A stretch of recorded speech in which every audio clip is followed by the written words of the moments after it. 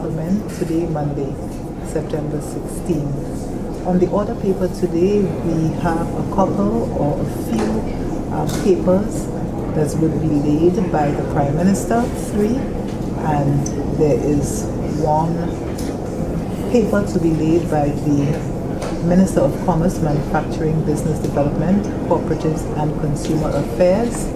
This will be followed by 2 bills, which will be tabled by the Prime Minister, of course the Minister for Finance, Economic Development and Youth Economy, and the Minister for Justice and National Security, that is Honorable Philip G. Pierre. And those 2 bills are the Insolvency Bill, which will be down for a second reading, and the second bill, Julian Alfred Day, which will be down for a first reading. And I know, Michael, welcome. This second bill perhaps catch your interest, as it did mine. Bon après-midi, Sainte-Lucie. Bon après-midi tout le monde qui a regardé la station télévision NTN. Nous avons bienvenue pour le programme Salah avec Julian, nous en Caïconsite. Comme la coutume, mais session Salah a continué après session semaine passée qui était en maison finance. Administration finance en la vigie, mais il était pour un petit moment. Mais aujourd'hui, quand il consiste la vie en place normale, quand il était ça c'est une ville qui a suivi. Avec aujourd'hui, comme vous dites, nous, il y a des petits documents et des papiers qui pour présenter un cas constitutionnel. Il y a l'année papier qui est Premier ministre, avec qui aussi c'est ministre pour Finance, Développement économique, l'économie jeunesse et puis ministère plus responsable des affaires justice et puis sécurité nationale. Ça c'est Premier ministre, c'est lui qui a présenté dans ces papiers documents là. Aussi nous avons ministère qui est responsable des affaires commerce, l'usine, développement business, coopérative et puis affaires consommateurs qui a présenté aussi papier qui pour t'habiller en caïconsite avec l'idée morceau de loi, ça nous a dit bills en anglais, par Premier ministre qui a présenté avec yon c'est insolvency. Ça fait insolvency avec l'autre là, c'est Julian Alfred D avec quand je veux dire ça là, ça me ni un child intérêt pour moi puisque c'est un loi qui le gouvernement a passé pour faire établir Julian Alfred. Ça c'est le Premier ministre a déclaré Julian, ça c'est le 27 septembre comme un holiday pour honorer Julian Alfred. Vous savez, Julian Alfred, c'est une jeune fille Sainte-Lucie qui gagne un médaille l'or avec d'argent en ses courses 100 mètres avec 200 mètres olympiques là avec Sainte-Lucie en chay on dit l'orgueil et croyance pour l'honneur ça là avec Sainte-Lucie qui a célébré les qui est venu à Sainte-Lucie les 24 mois ça là, ça c'est semaine prochaine quoi avec en chay différentes activités, différentes célébrations, il y a une rallye, ça y a dit côté assemblage, maman à l'école en différentes places.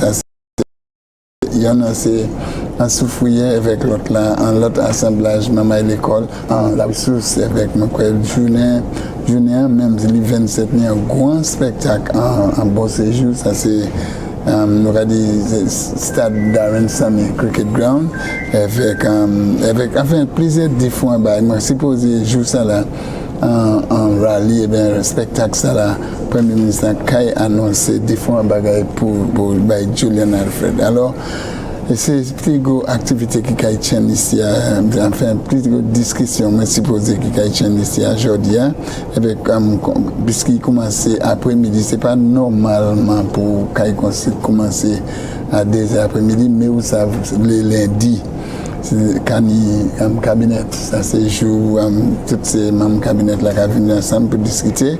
Et moi supposé après ça, j'ai décidé qu'il venir ici changer, nous avons aussi changé qui semaine passée a été annoncé que la Caïne Sénate demain qui m'a dit aussi pour peut-être pour ratifier ça qui est passé ici. Yes, and so we are waiting to start. And as Michael was saying, we're expecting some big announcements for the Julian Alfred Day. as Michael said, we're expecting Julian Alfred, our Olympic sprint queen, to arrive here on September 4th. And the government has scheduled a host of activities in recognition of her achievement in putting St. Lucia on the map. And I think there's much anticipation on what those announcements will be. St. Lucians have been opining on what they think, she should be given. But as Michael said, it is really a moment of pride for our St. Lucian people, for our culture. Julian has really placed us on the map, as it were. This single achievement of winning the gold medal in Paris has just, during that time, I think St. Lucia was trending on Google as the #1 researched item. So we are all indeed proud, and we are anticipating, with much excitement, some of the pronouncements which will take place here this afternoon when the Julian Alfred Bill is tabled later on.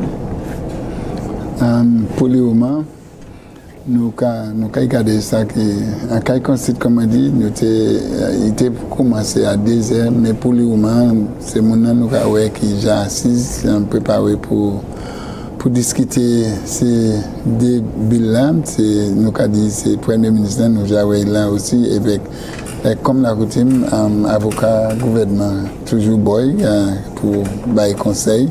Nous aussi, membre parlement pour Nord Denry, on est option Edward là aussi, avec membre parlement pour Nord Vieux-Fort, on est Moses Moussa Jean-Baptiste, qui aussi c'est ministère qui est responsable pour les affaires santé. Membre parlement pour Babono, on est Dr. Virginia Albert Poyot, il a aussi, et c'est aussi une responsabilité pour le service public. À ce côté, c'est membre parlement pour Gozile, qui c'est on est Kenson Kazimi, là aussi, avec l'autre façade, c'est à la façade droite, c'est membre parlement pour la ville catholique, ça nous va dire c'est Catholic Central, on est Richard Frederick, qui j'ai apparu, et aussi c'est membre qui ministère pour les affaires gouvernement local, avec les affaires caille, et nous aussi, quand membre parlement pour l'Anslawi Canawi, on est Wayne Girard, qui aussi qui travaille en ministère bureau Premier ministre qui est responsable des affaires finances. Peut-être Virgile vous a dit nous qu'il est-ce qu'il a encore? Yes, and all the way to Honorable Girard's right is the parliamentary representative for Dennery South. Alfred Prosper, and to his right is Dr. Kenny Anthony, the parliamentary representative for Vieux-Fort South, and next to him, of course, is the parliamentary representative for Choiseul Southwest, Honorable Bradley Felix, and to his right, the leader of the opposition and the parliamentary representative for Maycood South, the Honorable Alan Shastney, is here today. Well, just making his way in is the parliamentary representative for Maycood North, and that is Jeremiah Norbert. He has responsibility, of course, for crime and for persons with disabilities in the Prime Minister's office. His responsibility for crime prevention. Crime prevention. Okay. Yes, crime prevention and disabilities, persons with disabilities. Avec aussi l'autre monde pas derrière là, vous savez, l'autre monde peut-être qui pour bailler conseil, monde technical, monde qui travaille en différentes façons qui can supporter sa capacité à consulter la aujourd'hui. Ben nous supposons qui et puis un bill qu'on ça nous là avec Julian Alfred D. C'est mon âme supposé qu'il parlait en chair sur ça qui peut-être qu'il le Premier ministre qui a présenté, comme nous savons, mais nous supposons, même Parlement pour Gozile, qui est responsable pour jeunesse, export, ni achat pour dire. I would imagine the minister responsible for sports himself would have a lot to say. I think in the last sitting of Parliament, he did. Yes, he did make a statement. He did make a statement on Julian, Alfred, and some of the initial activities that was planned for upcoming. Right. And he did indicate that there would be further announcements, which is what I suppose we're anticipating this afternoon. Et aussi, à part du Premier ministre avec le ministère qui est responsable pour la jeunesse, nous avons aussi une parole pour le Parlement pour notre denrée, puisque c'est lui qui était un ministère qui était responsable pour la jeunesse en temps passé.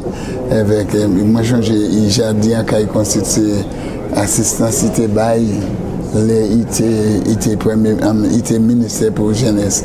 À manière il commençait à travailler et puis Julian Alfred, j'ai 4 ans, moi, quand il a tenu ça veut dire un halikasé comme en bas, il a créé le ministère des accounts, côté, ça a changé ça, côté, il a accusé, comme qu'il était servi l'argent mal, et il même expliqué que l'argent, ça là, c'était pour aider Julian Alfred pendant le temps il était en Jamaïque. Okay, yes, I do not recall too much detail of this incident. Yes, there has been a lot of talk of assistance, from both governments at the time. So, but it is really a moment of national pride. And when Julian Alfred won this gold medal, I mean, it was just a joy to behold. I mean, it was one of the few occasions where we saw St. Lucian citizens of both tribes, coming together and truly just reveling in that achievement.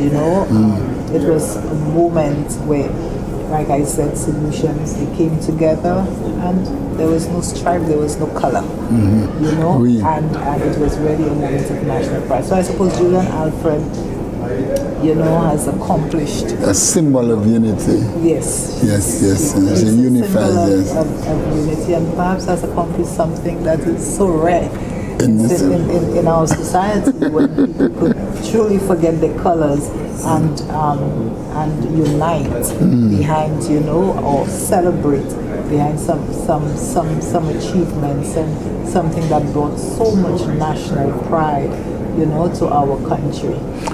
Oui, puis avec moi d'accord que avec un jeune petit fille 23 ans sorti en Cicéron qui a mené le pays ensemble, la qualité go accomplissement ça là, c'est un gros accomplissement qui, comme on dit tout à l'heure, c'est la première fois que nous avons joué un médaille l'or et un médaille d'argent, 10 médailles à dernière occasion. Et oui, seulement vendredi, il gagne un go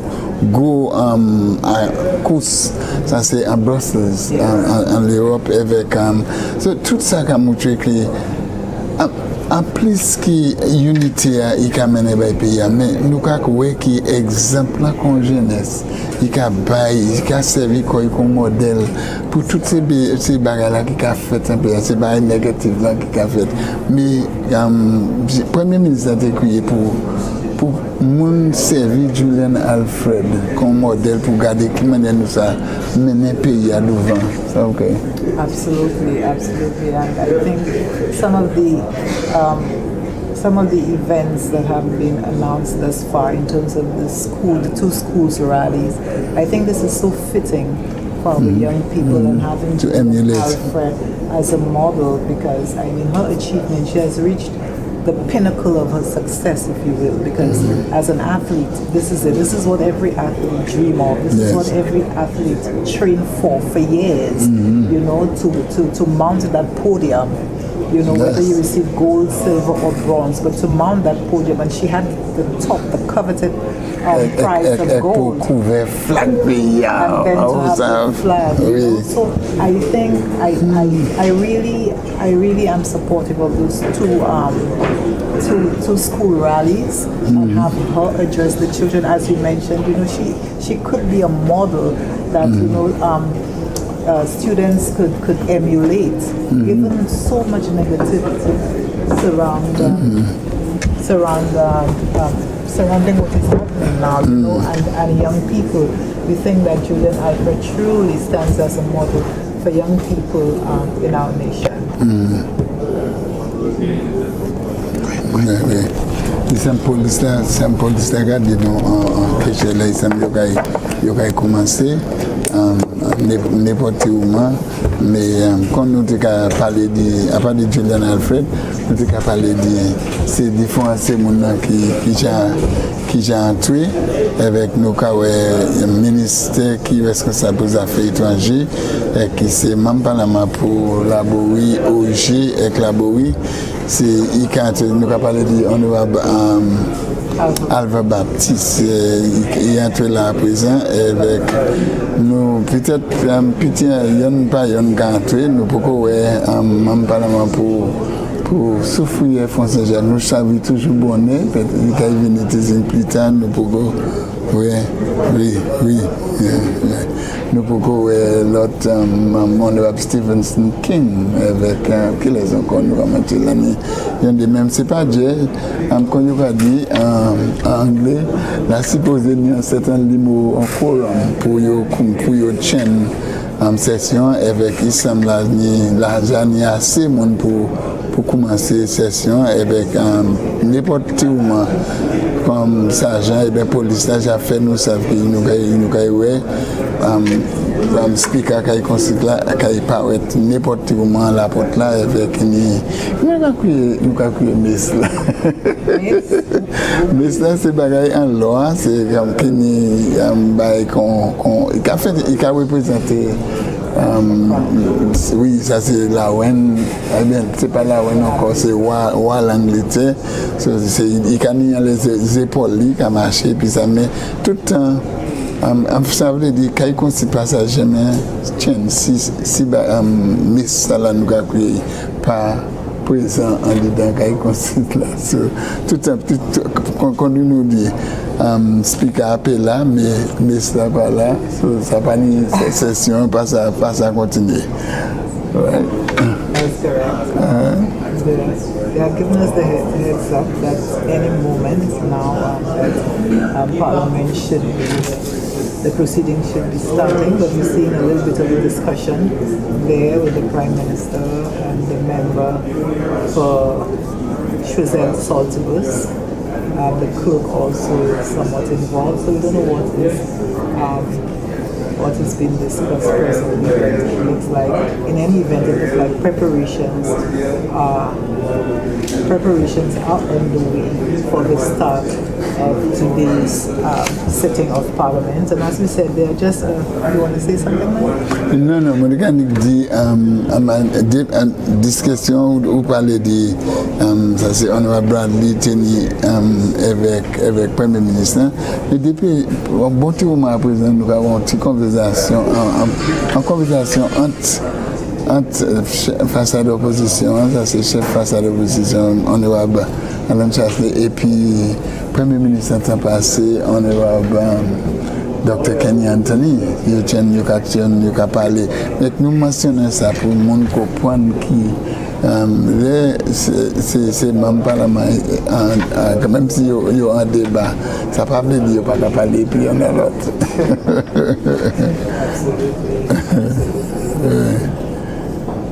Yes. And, so we were saying that what we can expect this afternoon is that the Prime Minister will be tabling 3 papers. He will be laying 3 papers, one having to do with the health and security levy, the second having to do with stamp duty amendments of Schedule 2 regulations. The third paper to be laid by the Prime Minister will be the statutory instrument number 125 of 2024, and this has to do with an excise tax amendment of Schedule 1 number 13 order. The Minister of Commerce, Manufacturing, Business Development, Cooperatives and Consumer Affairs will also lay a paper, and this has to do with the Price Control Amendment number 13 order. And as we mentioned earlier, again, the bills, the Insolvency Bill and the Julian Alfred Bill, we now go over to the chamber.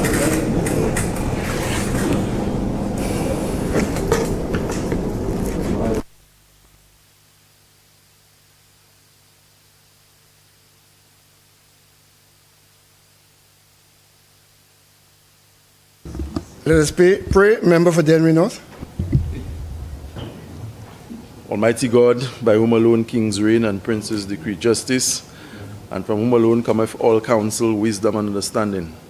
We, thy unworthy servants here gathered together in thy name, do most humbly beseech thee to send down thy heavenly wisdom from above, to direct and guide us in all our consultations.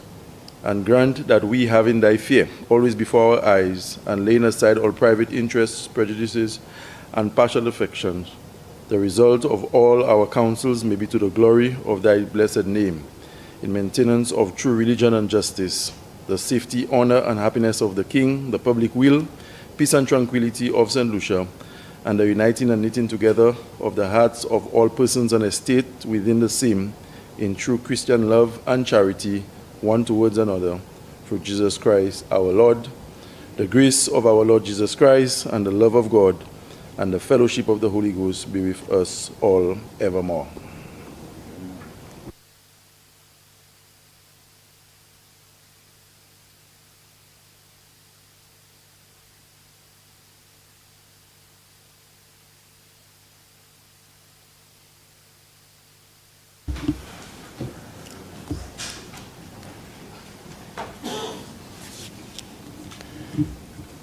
Good afternoon, members, and welcome back home. Members, you would note a difference in the air quality as a consequence of the repairs recently undertaken. To this end, let me thank the Prime Minister and Minister for Finance, who, when called upon by the Parliament Office, without hesitation, made available the funds necessary to complete the restoration of this building. That was done. Our own funds could not deal with it. It was a very large sum because apparently the Parliament had undergone some repairs following a hurricane, and that was not properly done. So water had seeped into the ceiling, was not noticeable, but when they removed the ceiling, it was like all hell had broken loose inside there. And the sums to repair it were indeed sizable, and without hesitation, the Minister for Finance approved the additional allocation. So thank you very much on behalf of the Parliament, Mr. Finance Minister.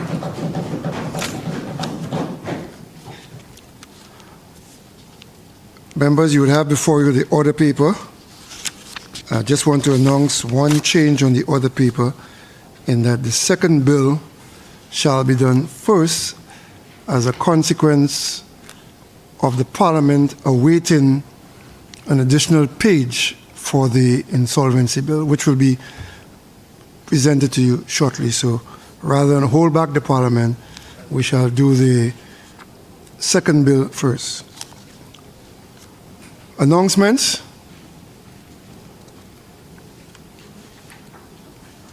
Statements from ministers.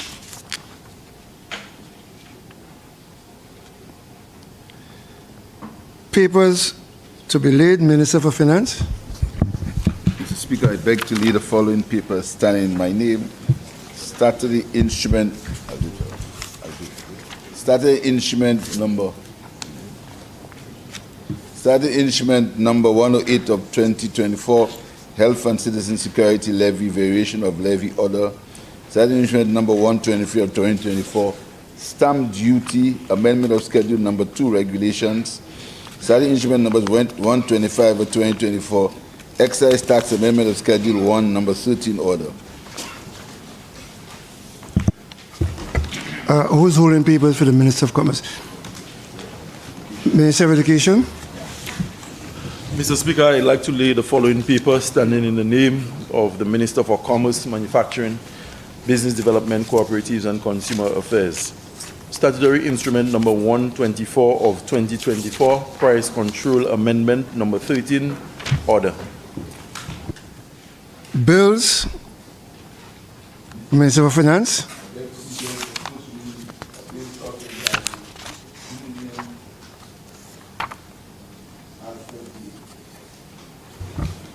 Julian Alfred Day.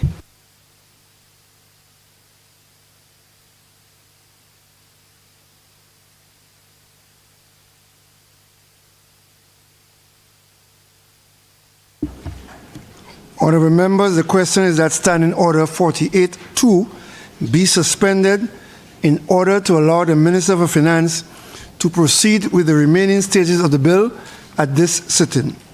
I now put the question. As many as of that opinion say aye. As many as of a contrary opinion say no. I think the ayes have it. The ayes have it. Leave is granted. Please proceed, Minister for Finance. Thank you very much, Mr. Speaker. Mr. Speaker, the bill for consideration of Parliament is the Julian Alfred Day Bill. Mr. Speaker, the purpose of the bill is to make provision for a Julian Alfred Day. Mr. Speaker, in the 2024 Olympics, Julian Alfred made St. Lucia, the region, and the world proud by winning a gold and a silver medal. She followed with winning a gold and a silver medal at the World Games in Europe. Mr. Speaker, this achievement was an inspiration for St. Lucia, for CARICOM, and for the entire small island development states.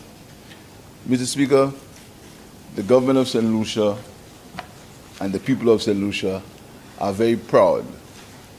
We feel elated that a young lady from St. Lucia, from Cicero to be exact, could rise and become a superstar. To run 100 meters in 10.77 seconds, Mr. Speaker, is really a remarkable, 10.72 seconds is a remarkable feat, Mr. Speaker. And if you envisage it, Mr. Speaker, and you go counting 1, 2, 3, 4, 5, 6, 7, 8, 9, 10, 100 meters, Mr. Speaker. If you just think about it, you realize what it takes, what kind of human being it takes to be able to achieve that, be able to achieve it, Mr. Speaker. We are very proud, and we hope that Julian Alfred serves as an inspiration to all the young people of St. Lucia in particular, and of CARICOM and the world, Mr. Speaker. The inspiration that shows that with discipline, with commitment, Mr. Speaker, you can achieve the highest heights. In this regard, Mr. Speaker, the government of St. Lucia and the people of St. Lucia are preparing to welcome Julian Alfred on the 24th of September.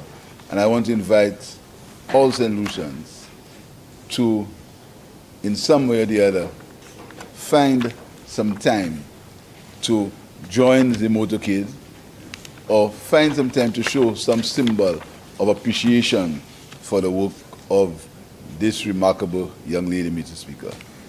In this regard, a committee has been formed which is co-chaired by the Minister for Sports and the Minister for Tourism, Mr. Speaker, to plan a series of activities from the day she arrives on the 24th till the Friday. And very shortly, the co-chairs will be announcing how we will celebrate the arrival of Miss Alfred. And I will announce how St. Lucia will show its gratitude towards this outstanding young lady. But Mr. Speaker, this cabinet has decided that we should have a Julian Alfred Day on the 27th of September 2024. So the 27th of September 2024 will be called the Julian Alfred Day. And it's a public holiday, Mr. Speaker, and the public holiday means it's declared as a public holiday, and that means it has to be observed by the banks. The banks have to observe the 27th of July as a public holiday, and that is in clause 5 of the bill. It has to be observed by public offices, Mr. Speaker, in clause 6 of the bill. The public holiday has to be observed by public offices, Mr. Speaker, and clause 7 of the bill, it allows us to appoint another day, Mr. Speaker, in place of September the 27th in a subsequent year as a public holiday to be celebrated, Mr. Speaker, as a day of excellence. And I will be calling for amendments if members will be kind enough to allow me to move for an amendment in that committee stage to amend Section 7 of the bill, Mr. Speaker. So it would read, appointment of another day in subsequent years. And the clause would read, Cabinet may, by order published in the Gazette, in relation to any subsequent year, appoint any day to be a day of national excellence. Declare that day as a public holiday. Because we may have another athlete that will win a gold medal. So we need to be able to get the flexibility. So that is why we've been calling for any day, the day as a day of excellence. But the 27th of September 2024 will always be known as the Julian Alfred Day. So, Mr. Speaker, we hope that we get the support for this bill, because we're seeing there are certain things that all of us should agree upon. There are already certain things that all of us should agree upon, Mr. Speaker. And the arrival of Julian Alfred is going to be a national celebration. The day is going to be a day of celebration, a day of recognition, a day of excellence, a day when we can aspire to be the best with the inspiration that she will create for the young people of St. Lucia, Mr. Speaker, particularly now. Because we tend always, Mr. Speaker, to sing that our young people do not produce, they do not achieve.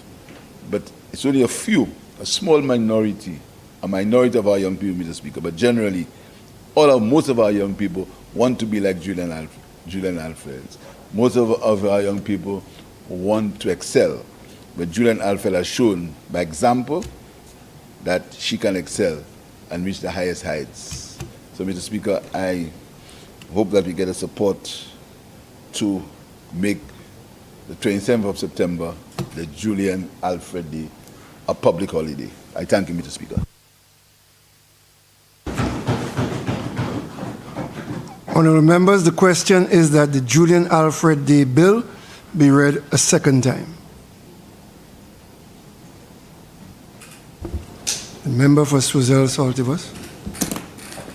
Mr. Speaker, thank you. Mr. Speaker, I just want to pretty much echo the sentiments of the Prime Minister with regards to celebrating a day to celebrate the excellence of Julian Alfred. I don't think on the days in question there was anyone living in St. Lucia or any St. Lucian overseas that did not feel a sense of pride in the achievement and her accomplishment, Mr. Speaker. But, Mr. Speaker, I just want to mention two things that have, in terms of conversations that have come up with regards to the whole Julian Alfred situation, Mr. Speaker, and that is, one, there's been a lot of conversation with regards to the consistency of our flag, the color of our flag. I think a lot more needs to be done to ensure that whatever formal ceremony, that the color of our flag is gotten right, Mr. Speaker, and also with regards to the playing of our national anthem. I happen to be at a few school graduations along with the Minister of Education, and I was very happy to have heard making a pronouncement that one of the things going forward he would like to see is that when the national anthem is being played at schools, the entire national anthem should be played and not just what we're used to when we go to various cultural functions. So I think these are things that we need to start taking seriously. I think it was an opportunity to build the pride in all of us as St. Lucians, and I look forward to many other athletes and other St. Lucians in their respective fields making us proud. There's just one disappointment, Mr. Speaker. I should mention it, Mr. Speaker, and that is in all of the celebration, there was no formal invitation to the opposition with regards to celebrating alongside the great achievement. So it must have been, I don't know if it's an oversight, Mr. Speaker, but I think it's something that we should recognize in times like this. Everybody should be partaking at. On that note, I thank you, Mr. Speaker. Thank you, member. Just for clarity, are you saying that the instrumental playing should be the entire thing? Because the entire, it's always sung in its entirety when you're singing it.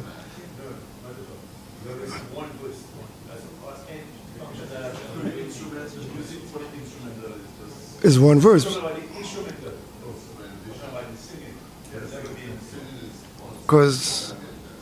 Because to me in 1997, the policy was adumbrated that when it comes to singing, the entire national anthem shall be sung.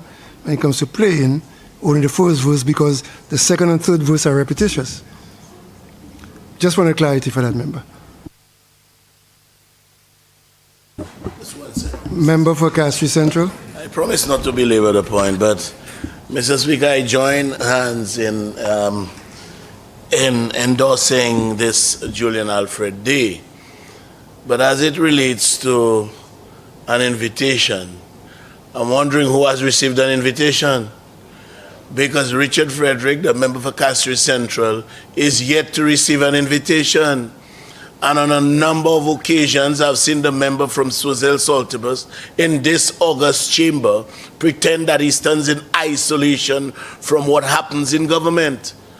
Only last week, Mr. Speaker, we heard him making some assertions that were untruth in both content and extent.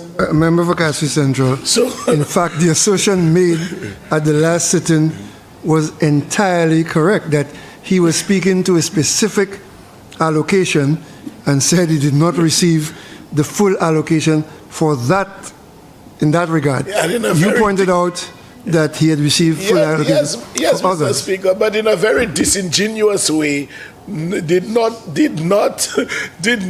allude to the fact that there was a previous one prior to the 100,000. You know, but I'm saying this, Mr. Speaker, I'm saying this. Somebody hearing this will repeat. You know what they're going to do? Yo bay se jan gouvernement invitation et yo pa bay jan opposition. Mr. Speaker, I want to state on record that no member of this government is yet to receive any invitation for any official celebration for Julian Alfred Day. I just want that on the record. Thank you, member for Castries Central.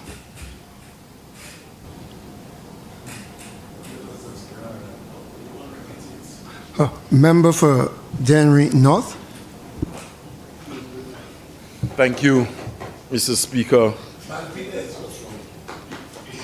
Mr. Speaker, I rise to lend my support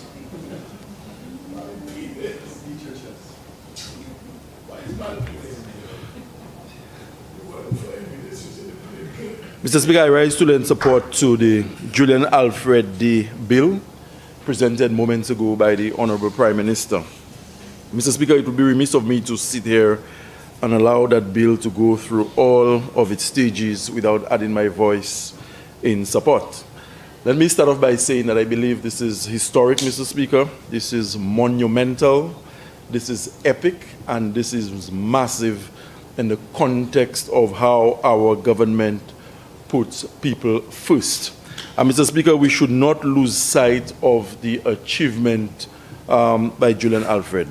The magnitude and the significance of this achievement must not be allowed to escape the people of St. Lucia. And it has to resonate in the psyche of our people, not just for the coming weeks and months, but for generations. Mr. Speaker, this is the first time that St. Lucia has recorded or has won a medal at the Olympics. And Julian did it in 100 meters, one of the most prestigious events at the Olympics. At a time, Mr. Speaker, I'm sure there were persons who doubted her ability to do it. And so the government has seen it necessary, the Prime Minister and the Cabinet, to actually set aside a day called Julian Alfred Day, where we can bring the national spotlight to bear on the achievement of this particular young lady. And Mr. Speaker, the bill is even more significant than just meeting legal requirements to declare a particular day a holiday. But as a result of what is happening here in this chamber this afternoon, Mr. Speaker, we are saying to the young people of this country that if you achieve and you demonstrate on the global stage your true potential, you have the full backing of the government of St. Lucia, led by this administration and the St. Lucia Labour Party. This achievement, Mr. Speaker, has given us an opportunity to reset as a people, and it is once again a reminder of what is possible when state resources can be placed at the disposal of people who have potential and ability, Mr. Speaker, to go out there and do well for themselves, their communities, and by extension, our nation.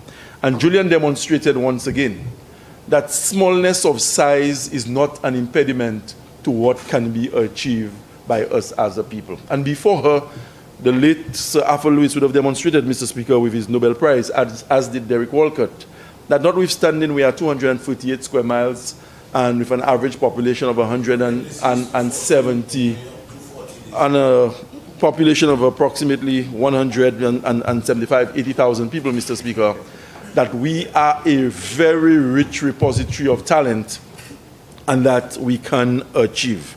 Mr. Speaker, je voulais dire that je vais supporter des démarches Premier ministre là Japon après-midi.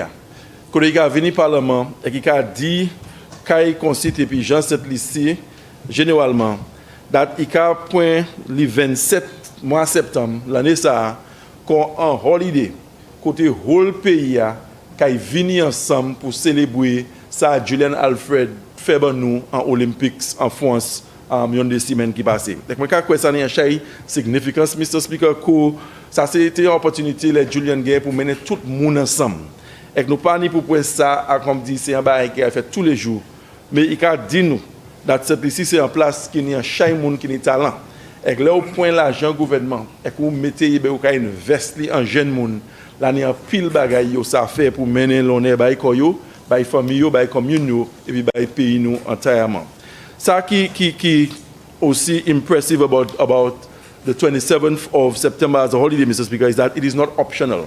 This isn't a case where persons who probably are sports enthusiasts can decide, well, yes, I will be a part of this. But the Prime Minister has deliberately said to all and sundry that irrespective of your religious beliefs, Mr. Speaker, your political persuasion, whether you are into sports or not, that this merits the full attention of the entire nation. And that is why the entire day has been set aside as a holiday where schools will be closed, business places will be closed, banks will not be operational on that day because we want to bring the entire spotlight and the collective focus of the nation on the achievements of Julian Alfred. And Mr. Speaker, given the fact that we are dealing with the bill at the second reading stage, I want to profit the opportunity to ask all St. Lucians who are able to come out on that day, Mr. Speaker, and show their appreciation for what this young lady would have done. And yes, the spotlight will be on Julian. Yes, we are celebrating her achievements, but therein, Mr. Speaker, lies an opportunity for us to vicariously engage the younger folk, whether they are in the sporting realm, they are in the creative industries, or in the realm of academia, that if they demonstrate true potential and ability, there is a government that can assist them to help them nurture their talent so that they too, like Julian, can project that natural ability on the global stage, of course bringing glory and honor to our country. So, Mr. Speaker, with this very brief contribution on behalf of the people of the Henry North, on whose behalf I speak whenever I take my position in this chamber, I want to support the proposed legislation to have the 27th of September as a holiday, a day on which we will all come out in large numbers and support the exploits and celebrate the achievements of Julian Alfred.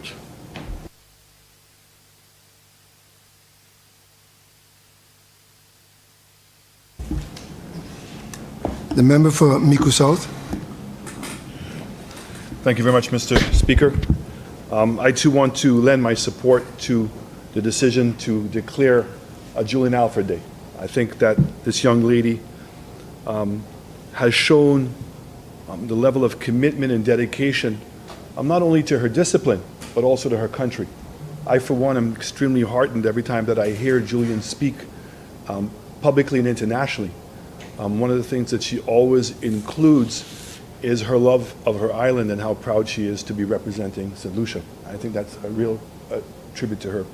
I also would like to certainly put on record, Mr. Speaker, that Julian didn't do this alone. I think that her mother and her upbringing circumstances, her coach in Jamaica, all should be sharing in this celebration, because to be successful, you need a group around you. And I think that knowing her mother and her family and what they have done to allow Julian to fulfill her dream really are attributable. I see so many parents with very humble means raising incredible kids. And I think that it's important that we also celebrate and recognize the support that they have given to them. And Julian clearly is an incredible individual, a rare gem. And I'm hoping that many of the attributes that she adopted and has embraced, that we can hope to see that many other young people would recognize to be successful, the level of dedication that it requires to do so. Even listening to her after she came second, the mental discipline, not to say that I'm competing against somebody who's just beaten me, but to try to always fulfill what I can do and to be best at. So there are so many attributes that Julian has shown beyond her running capability, but as a person, as a human being, and as an example and role model for so many other solutions, particularly the time that we're going through these difficult times with our young people, particularly in the area of crime. So again, I want to commend the government, and I want to support what is taking place. And I'm really hoping that more than just a day, that this can be symbolic to being a proud national of St. Lucia and doing everything that she can, which she did, and the sacrifices that she made, that this also be made sure that we include this in the tribute that we're going to be making to her, however the committee chooses to do so. Thank you.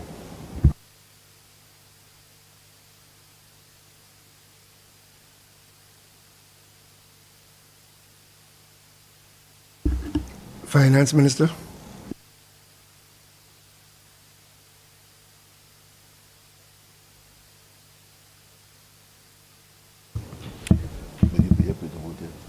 Mr. Speaker, I just want to thank everyone for supporting the bill.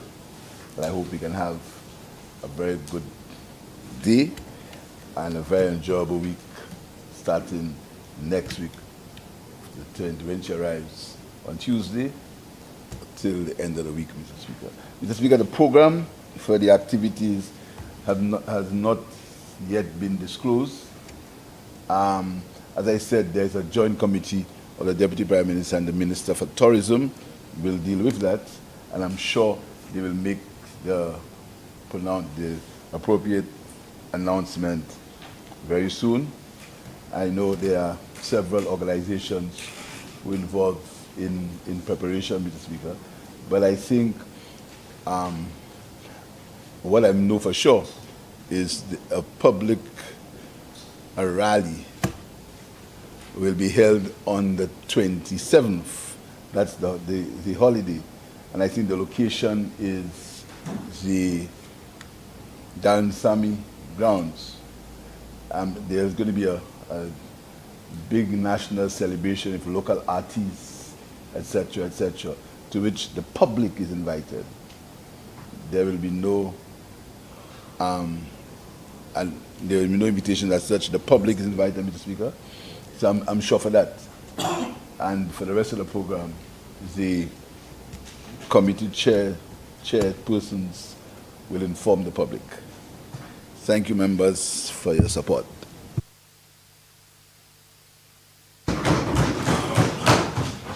Honourable members, the question is that the Julian Alfred Day Bill be read a second time. I now put the question. As many as of that opinion say aye. Aye. As many as the contrary opinion say no. I think the ayes have it. The ayes have it. An act to make provision for a Julian Alfred Day and for related matters.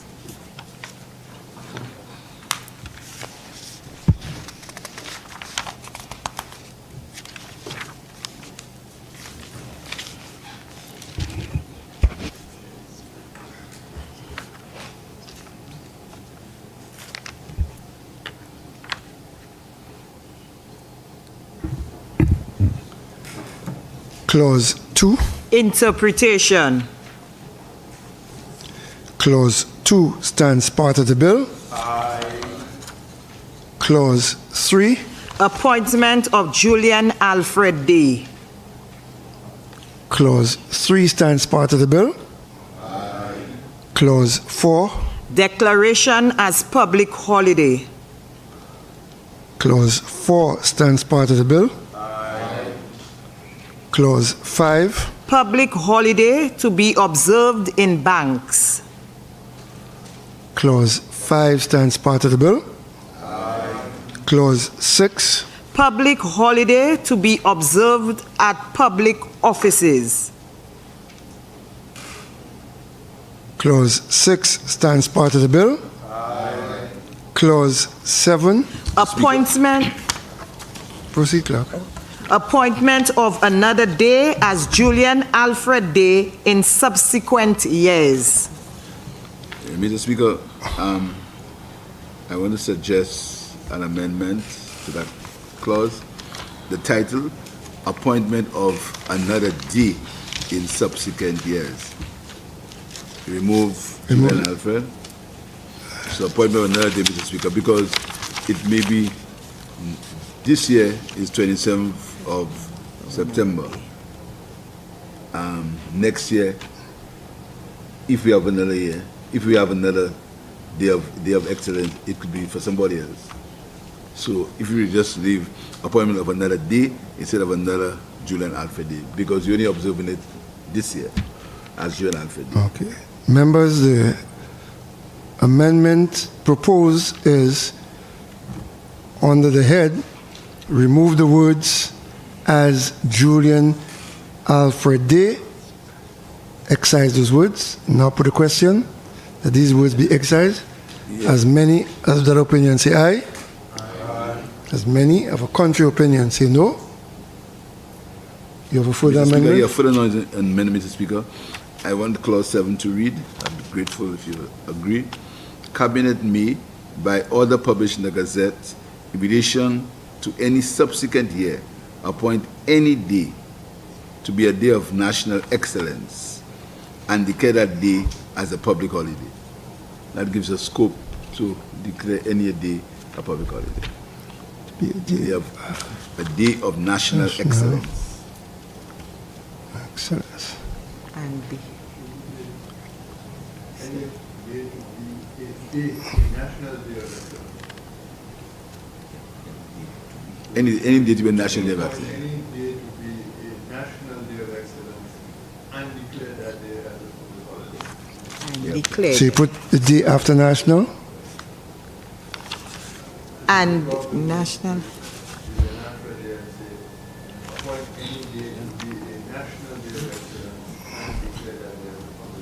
A national day of excellence. Members, the proposal is that on the clause 7, line 2, the words the Julian Alfred Day be excised and replaced by a National Day of Excellence. And be declared. And now put a question, as many as that opinion say yes. Aye. Just a minute. Because Dr. Anthony said also. Speak in the mic, please, for the record. It should say a day to be appoint any day to be a national day of excellence and declared. So we have. But that's already there. Oh, you read that? No, that's already in the. No, it's saying declare. So it's missing the D for declared. Oh, declared. Yeah, and okay. declared. Okay. Yeah. Am I correct, Dr. Anthony? No, it's declare is correct, not declare, because declare that day as a public holiday. So Okay. declare is correct. Okay. Okay. Yeah, declare is correct. So, members, the proposed amendment is clause 7, second line, the words the Julian Alfred Day be excised and replaced by a national day of excellence. And now put That day. wait, the rest is already there. Read the whole thing, Speaker. Now put the question: as many in favor of the amendment say aye. Read the whole thing. Yes. Okay, so it will now read: Cabinet may by order published in the Gazette in relation to any subsequent year appoint any day to be a national day of excellence and declare that day as a public holiday. I now put the question that the clause as amended be accepted. All in favor say aye. Aye. As many of a contrary opinion say no. I followed the member for Beaufort South. Clause 7 as amended stands part of the bill. Clause 1. Short title. Clause 1 stands part of the bill. Aye. Honorable members, the question is that the committee rises and the bill be reported. I now put the question: as many as of that opinion say aye. Aye. As many of a contrary opinion say no. I think the ayes have it. Ayes have it.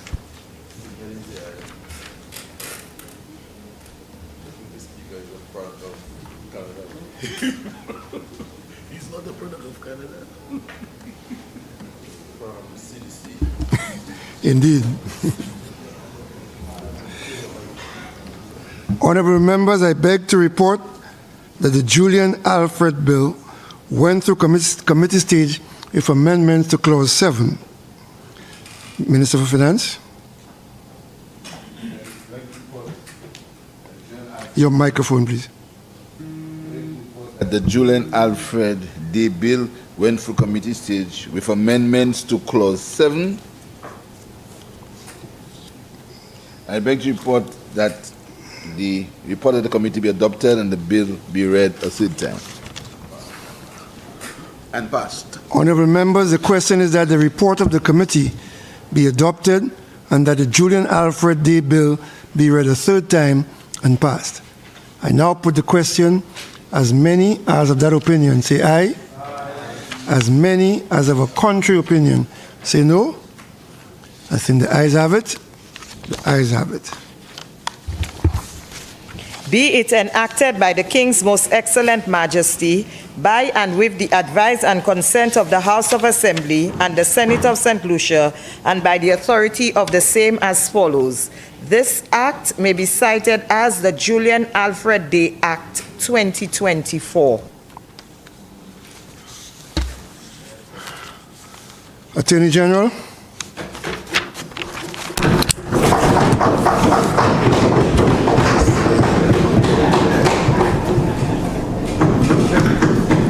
Mr. Speaker, I beg to present for second reading a bill shortly entitled Insolvency. May I have the Julian?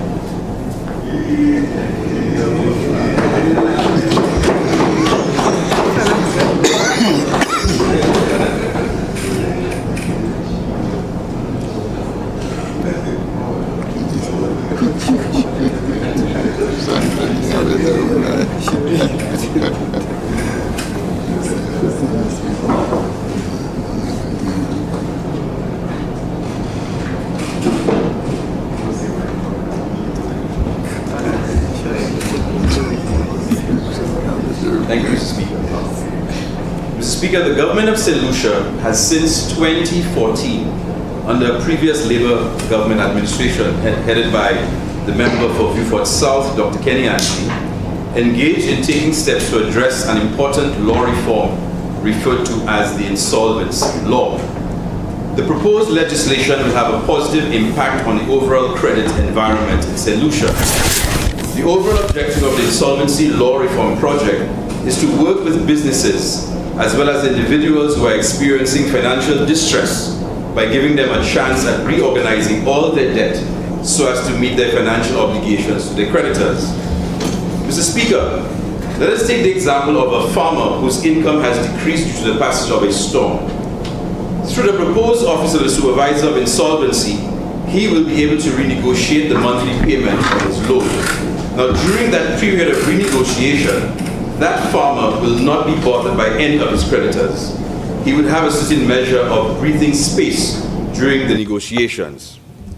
Mr. Speaker, though there is a lot of stigma attached to being insolvent or having an insolvent business, I reassure you that there are several advantages in adopting proper insolvency legislation, which benefits both consumers and creditors. Some of these advantages include A, a proper, comprehensive, and functional consumer-driven system for handling conflict between lenders and borrowers. B, a means of saving businesses which promotes the efficient growth of business enterprises in the private sector. C, it reduces the number of non-performing loans in the financial sector. D, creditors are more certain on the recovery of monies lent out, which has a positive effect on the cost of borrowing. E, a proper legal and regulatory framework which balances both the rights and interests of borrowers and lenders. F, the removal of overhanging debt from the borrower, giving them a fresh start and a chance to free their future income from past debt. Now, this bill consists of many advantages to consumers and offers a level of protection for them. These advantages include: 1, permits a borrower to negotiate a partial or total wipe-off of his debts. 2, establishes a low-cost, out-of-court restructuring process whereby borrowers can work with their creditors to negotiate a mutually beneficial solution. 3, gives borrowers the power to stop creditors from pursuing them. 4, permits borrowers to stop the sale of consumers' assets while they resolve their debt payments. And most importantly, now this one is the one which is very important to the Honourable Member for Castries East, Honourable Prime Minister, always says protection of the homestead, protection of the homestead. It allows for protection of the primary residence of a debtor, where a certain amount of a debtor's equity in their primary residence is exempt from creditors. This means that the primary residence can be sold to satisfy its creditors' needs. However, an amount is given to the debtor from the sale to help them start over. I direct members' attention to section 173 at page 133 of the bill under the heading Property of Bankrupt. I refer members to section 173(1), which refers to does not comprise, the property of the bankrupt does not comprise. You have property 1, property held by the bankrupt in trust for any other person. 2, Roman numeral 2, any property that as against the bankrupt is exempt from execution or seizure under any laws. But I direct members' attention to the new addition, Roman numeral 6, the prescribed amount to be paid out of the proceeds of sale of the principal residence. This is a new addition, it's where we're going to protect the homestead. The relevant amount that would be applicable will be determined after discussion with the relevant parties, being the Office of the Supervisor of Insolvency, the debtors, and the creditors. Like the law in other jurisdictions and other countries, a certain amount of the debtor's equity in the principal residence is exempt from the creditors. As such, the principal residence can be sold to satisfy creditors, but an amount is given to the debtor from the sale of the principal residence to help start over. Of course, the amount to be determined on a case-by-case basis, depending on the value of the property. For example, you may say, based on the particular property, you may need $50,000 to start your life over. Then, based on the discussion, you'll get $50,000. Now, for the avoidance of doubt, this bill is not geared towards taking poor people's homes. It's a bill to assist persons.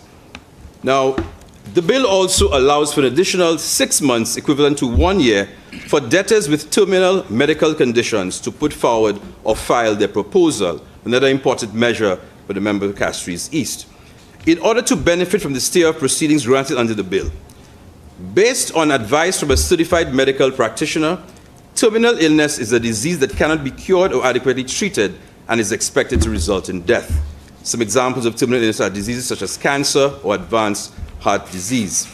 I direct members' attention to section 62.4, page 87, section 68.1 at page 92, section 71.1 and 2 at pages 93 and 94 of the bill, and section 73 at page 95.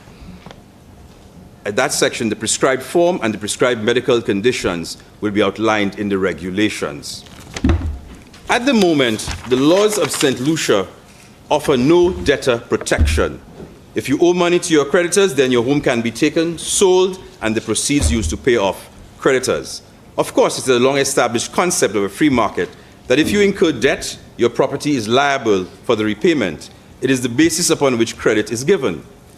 The task of the government is to balance the rights of the creditors, especially secured creditors, to recover their debts and give debtors the ability to save themselves and their property. The UN Model Law on Insolvency, which is the basis of this Insolvency Bill, attempts to balance these two competing interests without denying rights that have underpinned the credit market. Proposals. Proposals are the methods by which the Insolvency Bill gives a debtor the power to save themselves and their property. At present, a debtor has no way to stop a creditor from collecting on its debts. However, upon the filing of a proposal or a notice of intention to file a proposal, debtors can stop all creditors from enforcing their rights of collection. This power to stop creditors in their tracks does not exist anywhere but in this new Insolvency Bill. Now, there are two types of proposals. You have a general proposal and a consumer proposal. A general proposal is for companies and all individuals. A consumer proposal is for individuals only with smaller debts. I direct members' attention to the definition of a consumer debtor at page 42 of the bill.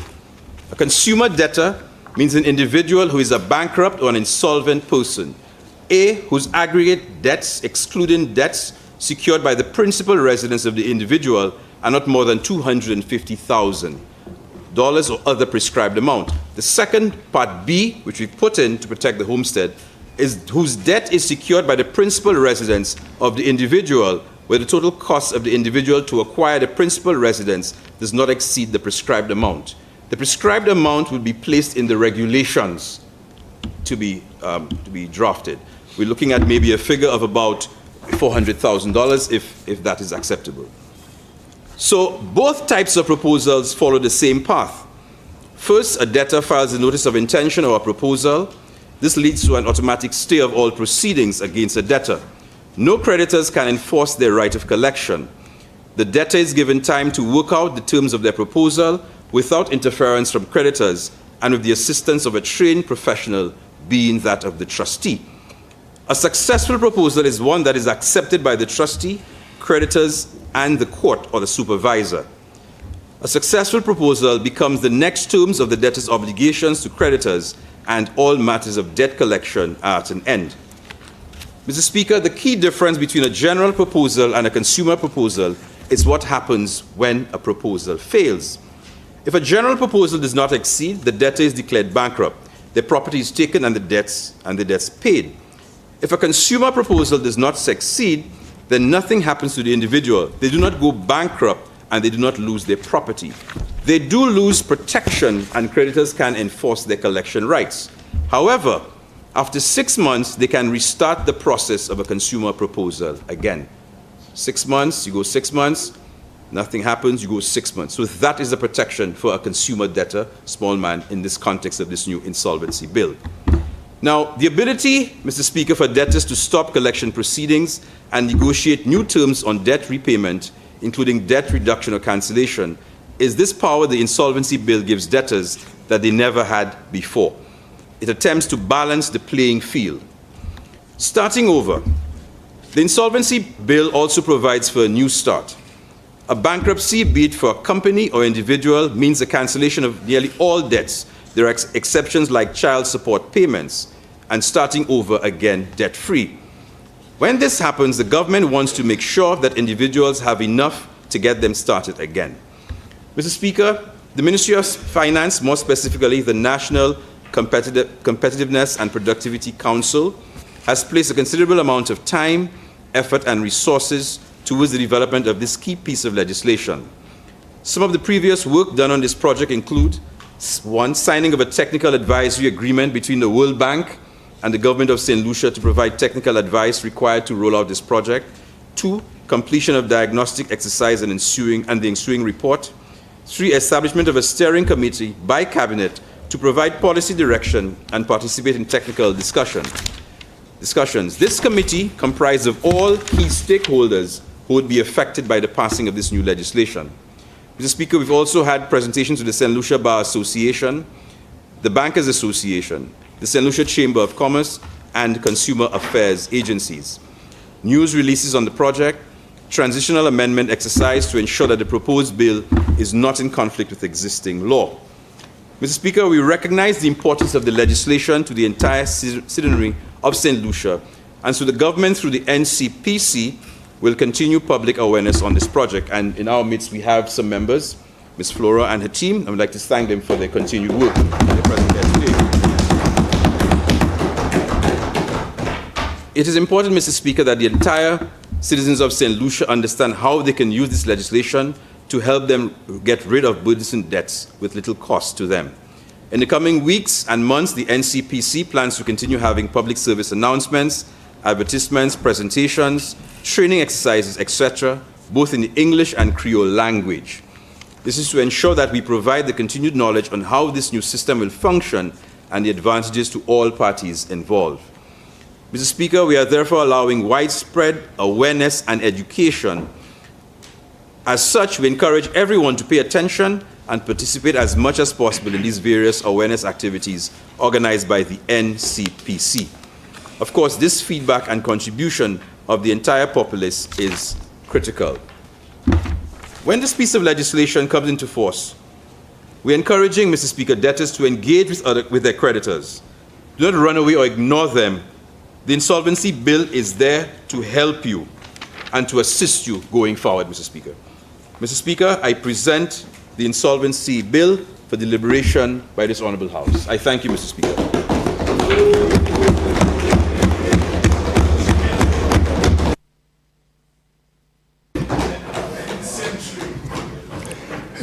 I see he brought a smile to the face of the member for Vieux-Fort South. Honorable members, the question is that the Insolvency Bill be read a second time. Member for Sozel Southwest. Thank you, Mr. Speaker. Mr. Speaker, 100%. let me first...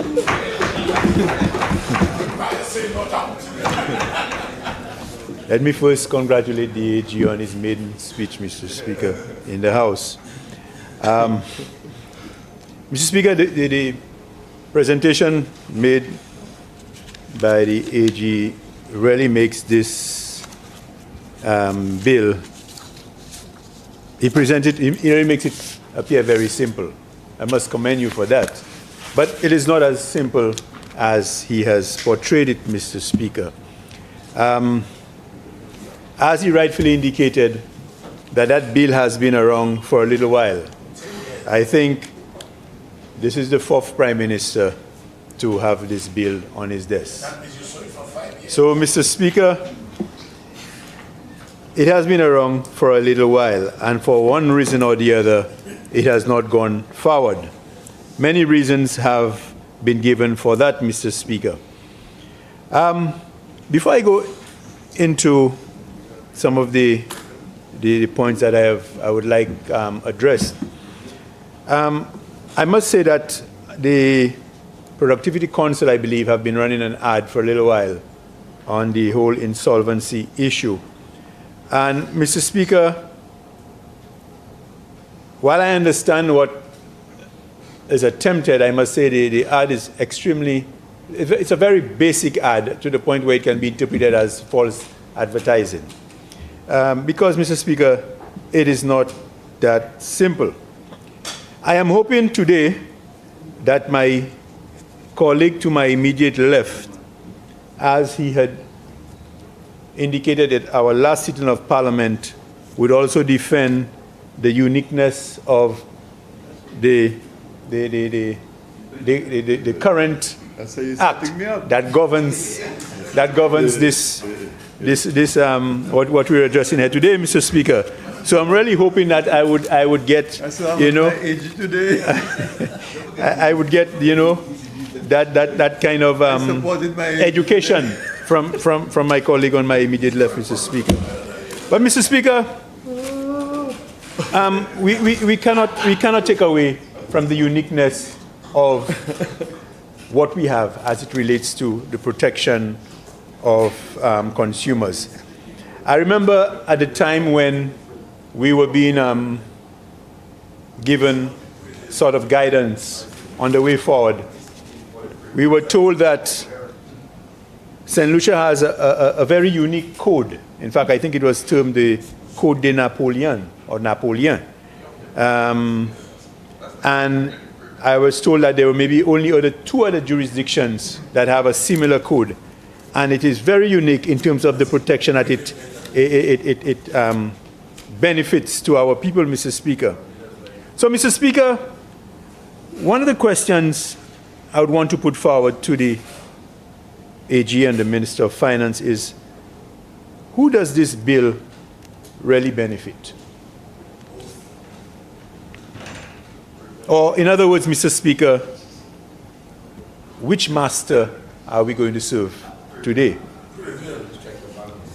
Are we going to serve the people, or are we going to serve the agencies that promote that we enact this legislation, Mr. Speaker?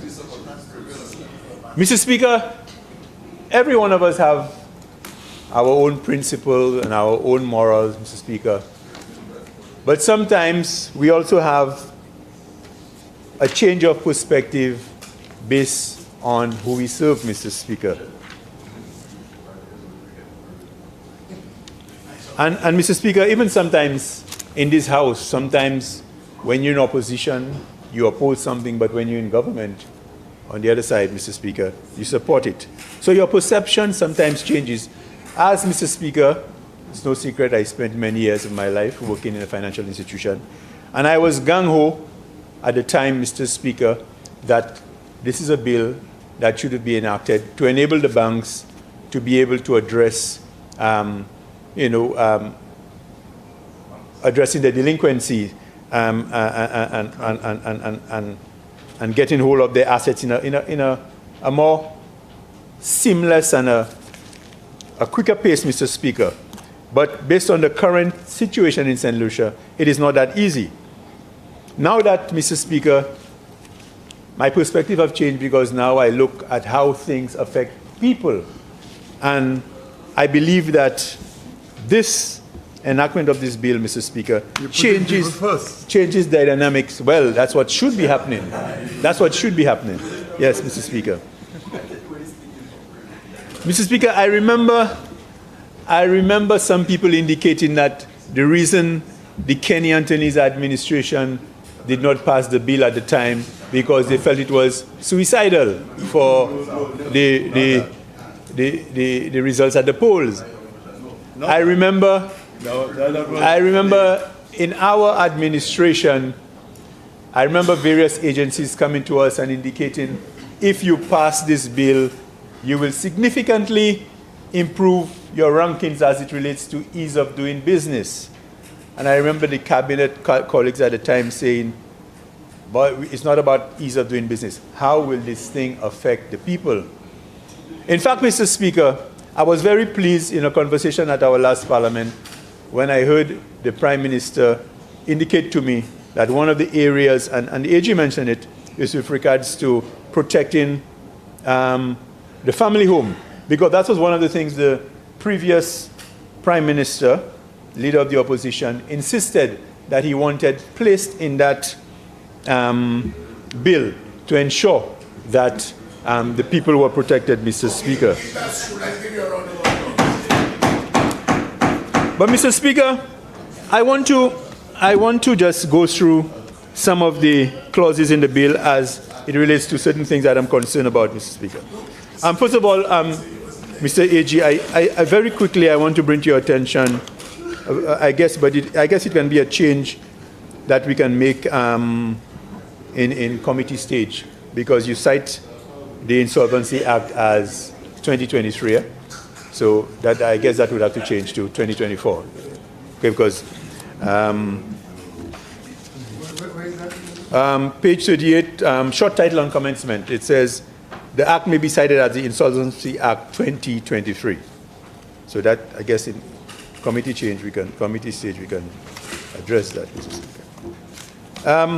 Mr. Speaker, as I spoke earlier, and I spoke about the uniqueness of our act, Mr. Speaker, and page 58, where it speaks to conflict of laws, section 4, it says that wherever there is any conflict between this act and the Civil Code of St. Lucia and any other enactment, this act prevails, Mr. Speaker.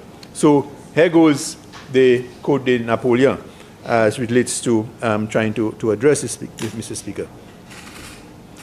Mr. Speaker, I'm also noting that under section 6, the appointment of a supervisor of bankruptcy and insolvency shall be the Public Service Commission shall appoint a supervisor of bankruptcy and insolvency within the ministry responsible for finance. It may be there, but maybe I missed it, but I did not get whether it was in terms of the contractual arrangements with regards to tenure of this individual. I didn't get that, Mr. Speaker. Mr. Speaker, under the powers of the supervisor, very, very sweeping powers. That's a very, very powerful position, Mr. Speaker. I direct your attention to page 60, clause 8, under section C2. The supervisor may direct a financial institution that holds a deposit account of a trustee. A trustee at the time is the person who's approached for some assistance, Mr. Speaker, or another person, Mr. Speaker. I think that is very, very, very sweeping to give for the supervisor to be able to direct a financial institution to freeze the account of another person. That's scary to me, Mr. Speaker. I also note, Mr. Speaker, in section 3 of that same clause, to enter and search the premises of the trustee or another person. So I'm extremely concerned about it, Mr. Speaker. What is the definition of premises, and who is the other person? Who is the other person? Could it be my sister? Remember, the other person is described on page 48. Okay, Mr. Speaker. No, I'm just directing. I'm not making any comment on it. But as I said, Mr. Speaker, I may have missed it. It's okay, on page 48. But I think it's very, very, very sweeping, Mr. Speaker. Also, Mr. Speaker, in terms of applications under page 64, clause 19, section E, it speaks to a person making an application for a license to act as a trustee under subsection 1 shall have the prescribed qualifications. Some elaboration as to what are the prescribed qualifications, Mr. Speaker. Have adequate office facilities, staff and systems in place, subject to subsection 4 having a valid insurance or policy, and F not being subject of a, well, before I go to F, Mr. Speaker, but this really speaks to the big established maybe legal companies, Mr. Speaker, and it really, to me, restricts who can act as a trustee. But under F, Mr. Speaker, it speaks to not being the subject of a conviction, decision, sentence or judgment, including a civil or criminal court decision, Mr. Speaker. So if an individual, for example, have maybe a traffic violation, Mr. Speaker, that person cannot qualify. I just thought that was so broad, Mr. Speaker, that, it's something that, we should pay attention to, Mr. Speaker.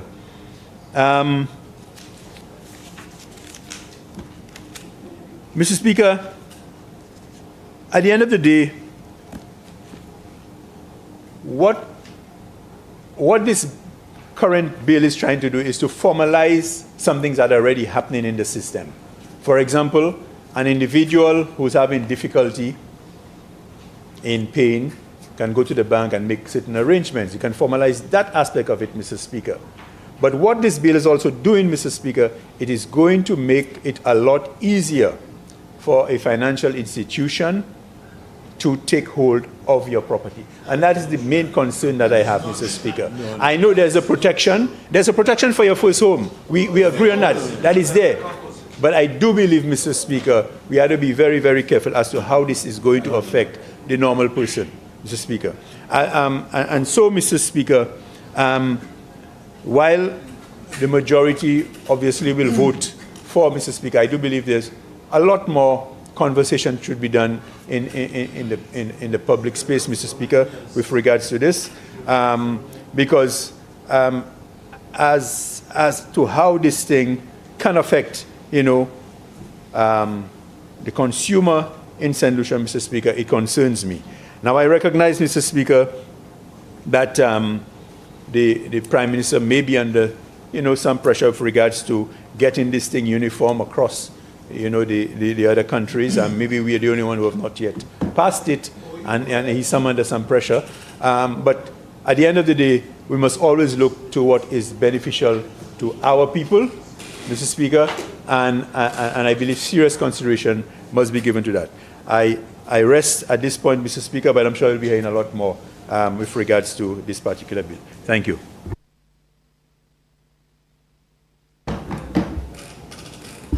Member for Dennery South. Thank you, Mr. Speaker. And let me say how pleased I was for the first time to hear our Attorney General presenting what I call a very important bill, Mr. Speaker. But, Mr. Speaker, before moving further, I want to take time to just express some condolences to some family members in my constituency. And the first one is Myers Justin. He was stabbed to death last week. The other one is Merlin Prince of Rocky Lane. And another young man called Shankar Shilvan James, Mr. Speaker, as parliamentary rep for Dennery South. I want to express my condolences to the families and to ask you to give them strength and courage as they go through this period of bereavement, Mr. Speaker. Mr. Speaker, I stand there and I listen to the Attorney General, and he has made it very simple for the layman to understand this bill, Mr. Speaker. And Mr. Speaker, while he was presenting the bill, I began thinking about fishers, our fishers, for example, in Dennery South, Mr. Speaker, who may have invested in a new home, Mr. Speaker, but for some reason they were not successful for a couple weeks or months in getting a good catch to be able to take care of the mortgage at the end of each month, Mr. Speaker. But now this bill, what it does, Mr. Speaker, it calls for engagement between the bank and the individual. So before, when a person would have to worry as to whether the bank would come in and seize my house, the bank will call you and you will be able to go in there, engage the bank, and have a discussion about protecting them.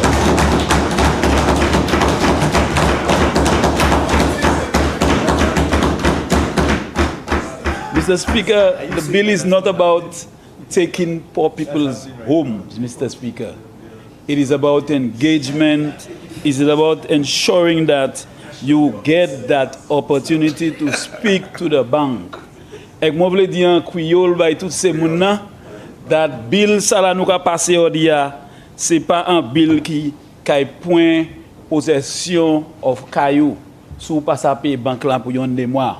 I kay kwa jou pour acide et puis banque là et disque ces situations so c'est pécheur c'est femme qui peut-être ni mortgage et qui une dans situation côté là dans hurricane là dans manière côté yo pas ça vendre produit et bien yo pas ça faire programme agricole, they will be able to sit, engage the bank and have a discussion. Mr. Speaker, imagine you take a mortgage of $100,000, Mr. Speaker, yon $100,000.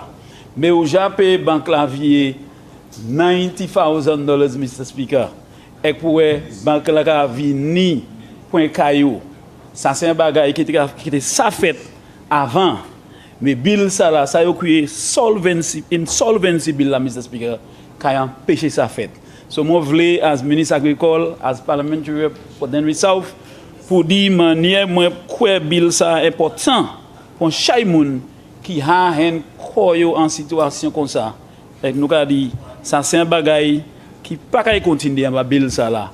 And Mr. Speaker, to end, I want to say I stand in support of the insolvency.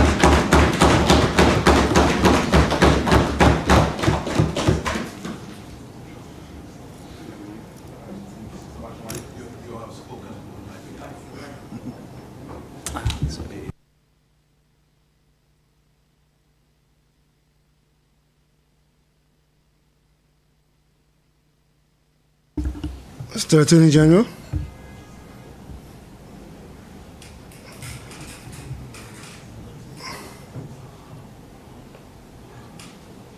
Are you prepared to yield, Mr. Attorney General? I'm not accepting this game things in this house. I looked Mr. around Speaker, 6 times. I yield to the member for Beaufort South. Yep. Speaker, I thank you for your intervention. And, Mr. Speaker, there can be no question that this is a major piece of legislation that seeks to remedy a major lacuna, that seeks to remedy a major problem in our commercial law and practice, and at the same time modernize commercial behavior and practice in St. Lucia and bring us up to speed with other jurisdictions. I think, Mr. Speaker, that the Attorney General drew our attention to the history of this bill, indicating that the idea of the bill was first presented to this House in a budget statement or throne speech sometime in 2014. And contrary to what has been said, there was no draft prepared by 2016 that one could have had an oversight of it, because it was a work in progress. And the former government also ought to be commended for indicating that they too had every intention to enact an insolvency bill, although at the time I had to remind the then Minister of Finance and the member for Miku South that in fact the idea of the insolvency bill came from the former Labour administration and that he was merely continuing what had started. Let me at the outset say that I wholeheartedly support this legislation. And like the member for Denry South who spoke a few minutes before me, I congratulate the Attorney General on what the member for Swazelle calls his maiden performance in the House, seeking to explain the bill, the history and the purpose of the legislation. But almost immediately I concur and say with him that this bill will require massive public education to explain the purpose of the bill, the provisions of the bill, and the implications of the bill. Because I sense there may be some misunderstanding of the purpose and objective of this piece of legislation. It's going to be very, very important that this be explained carefully to members of the public so that they understand its implications and the transformation that the bill is seeking to create in the society. So, Mr. Speaker, I wholeheartedly support this legislation. Whatever comments I make must not be taken to be any criticism of the bill. I mean, there are people, the moment you open your mouth and say something in this house, they tell you you're criticizing. Nah. But at the very outset, let me also say, Mr. Speaker, that I welcome the language of the legislation. Insolvency is a difficult and complex subject because it is part and parcel of the commercial law of this country. And there are, in fact, provisions in our old commercial code that this insolvency bill is effectively repealing. So it is not that we never had any kind of legislation. It's just that what we had become so, shall we say, so useless that there was no need for it. Commercial activity in this country had gone way past that. That was enacted way back in the past when St. Lucia was just trying to find its feet. So, Mr. Speaker, let's be very clear. Let's be very, very clear about. But to the credit of the drafters of this legislation, the provisions are drafted elegantly, simply, and I can also sense that great effort was made to edit this bill to minimize the potential for pitfalls and to minimize the potential for issues and to minimize the possibility that honorable members of the House may find gaps, lacunae, contradictions, infelicities, if I may use that word, Mr. Speaker. And the drafters are very proud of that accomplishment, Mr. Speaker. Very proud of it.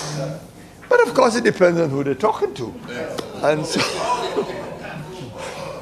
but Mr. Speaker, undeniably, Mr. Speaker, they have to be complimented because a great effort was made. And I did ask the Attorney General this morning in a passing conversation, well, where did you get your model legislation from? And he did give me some indication that some of the provisions came partly from UK legislation, but interestingly, a lot of the provisions apparently came from the Canadian legislation. And I am an admirer of the drafting style of the Canadians. The Canadians understand English.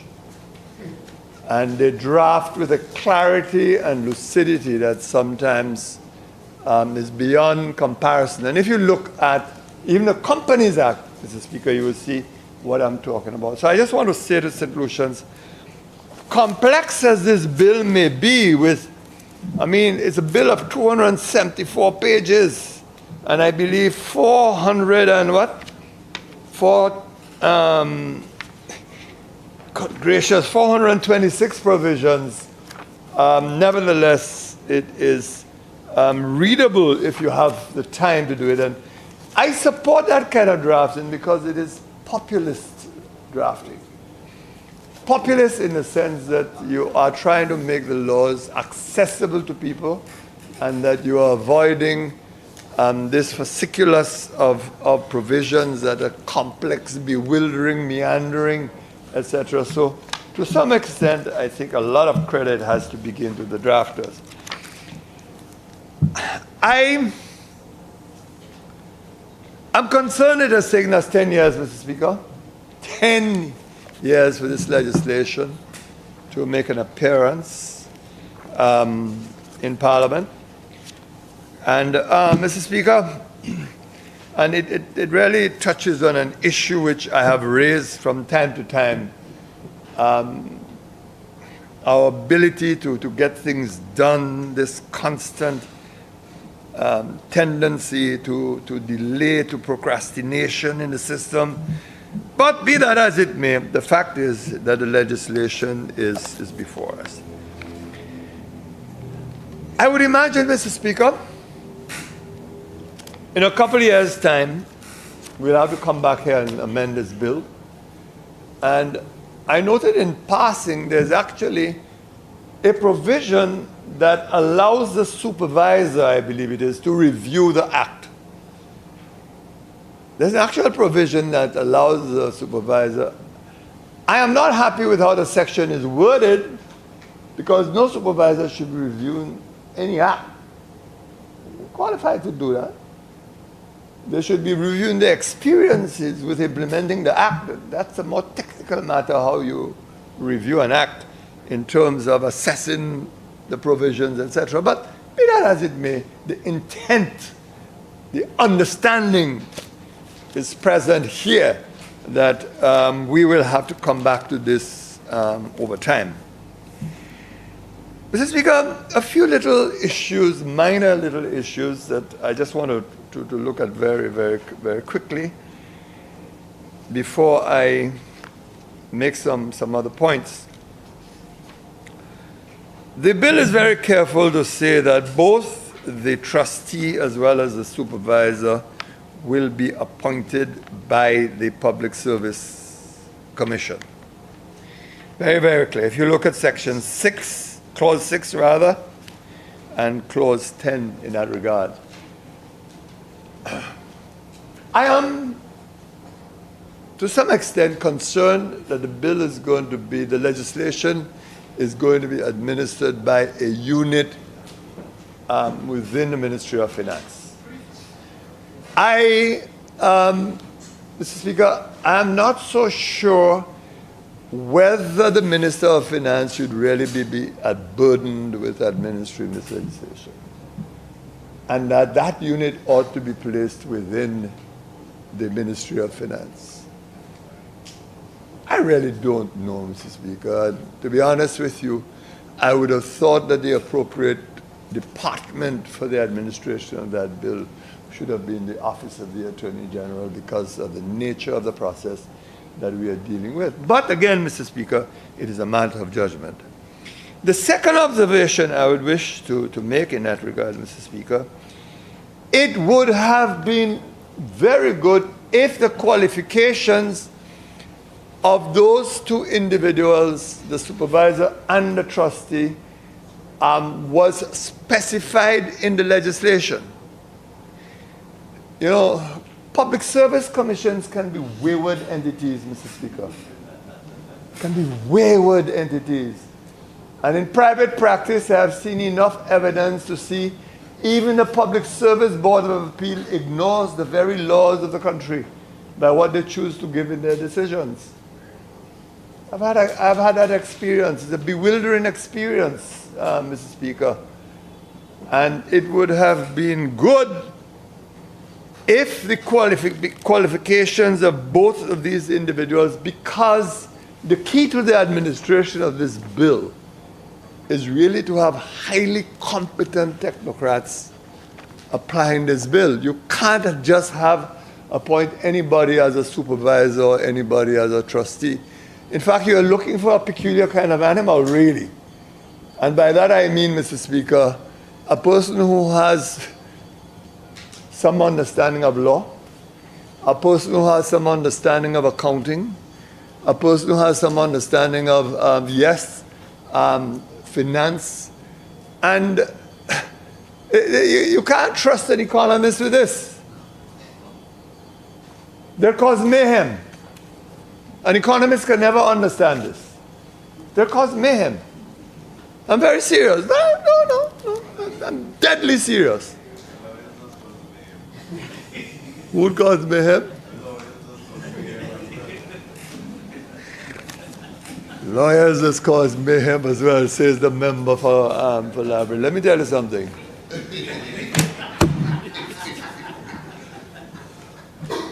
There are two professions in which that understand the lives of people and ordinary people: politicians and lawyers. That's why a lot of politicians want to be lawyers. That's why a lot of them wish they were lawyers. So the two of them meet at that point because they're concerned for people, Mr. Speaker. But, Mr. Speaker, I'll tell you this. And let me explain, Mr. Speaker. And you can see this philosophy at work here, you know, because in this bill,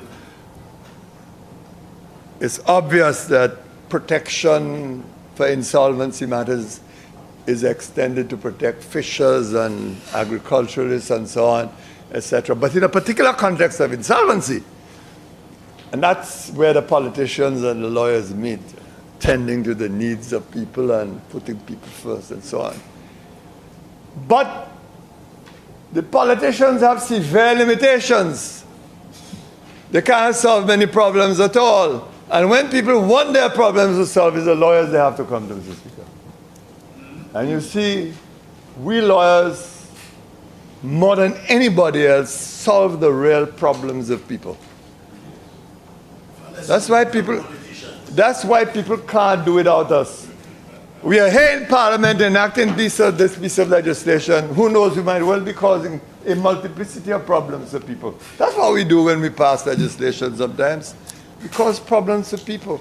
So member for Library, be cautious how you make such comments, because you add to the problems of the world. You don't add to the resolution of issues. Lawyers do. That's the big difference.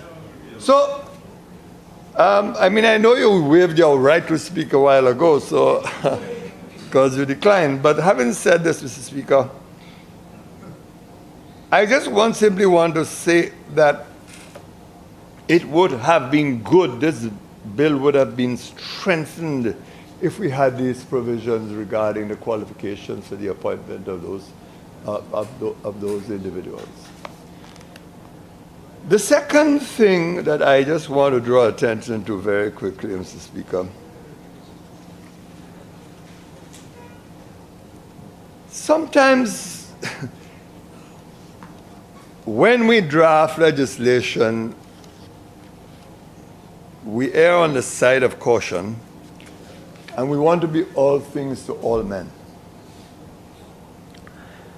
Administratively, it's going to be quite a challenge for this bill to work because of the checks and balances that are in this bill.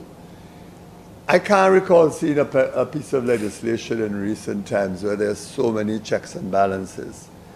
And to be honest with you, I am reminded of my constant criticism of previous legislation that we're not doing enough to protect people and empowering people.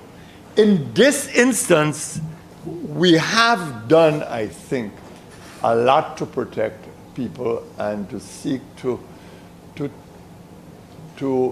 ensure that abuse is minimized. But you see, Mr. Speaker, while that is the case, on the other hand, it could be that we have gone overboard into the extent of the protections we have.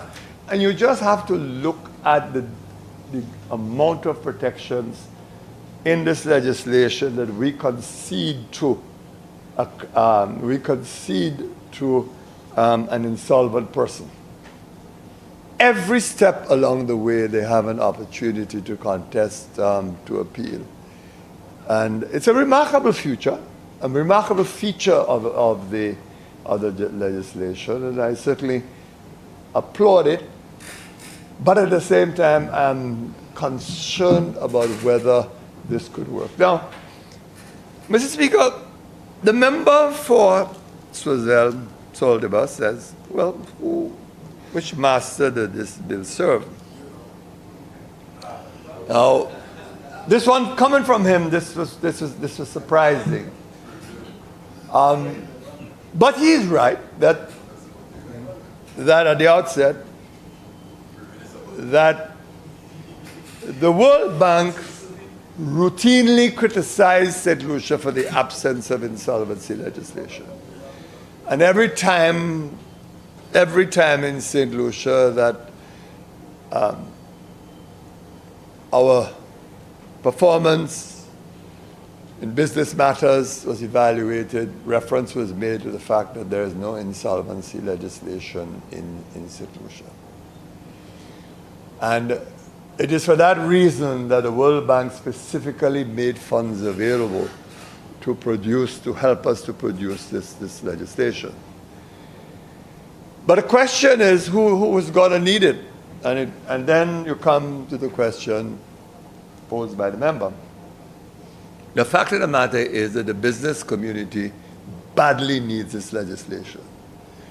Whether lawyers will be able to advise them correctly is the issue. But there's no question that the business community needs this legislation, because day in, day out in St. Lucia, there are companies and commercial entities who are going out of business because they cannot manage their debts, they are overwhelmed. At least what the legislation does is to offer some degree of protection so that if they then have to deal with their mountain of debt, that they can seek to get some protection under the insolvency provisions of the legislation. Now that is critical and that is crucial.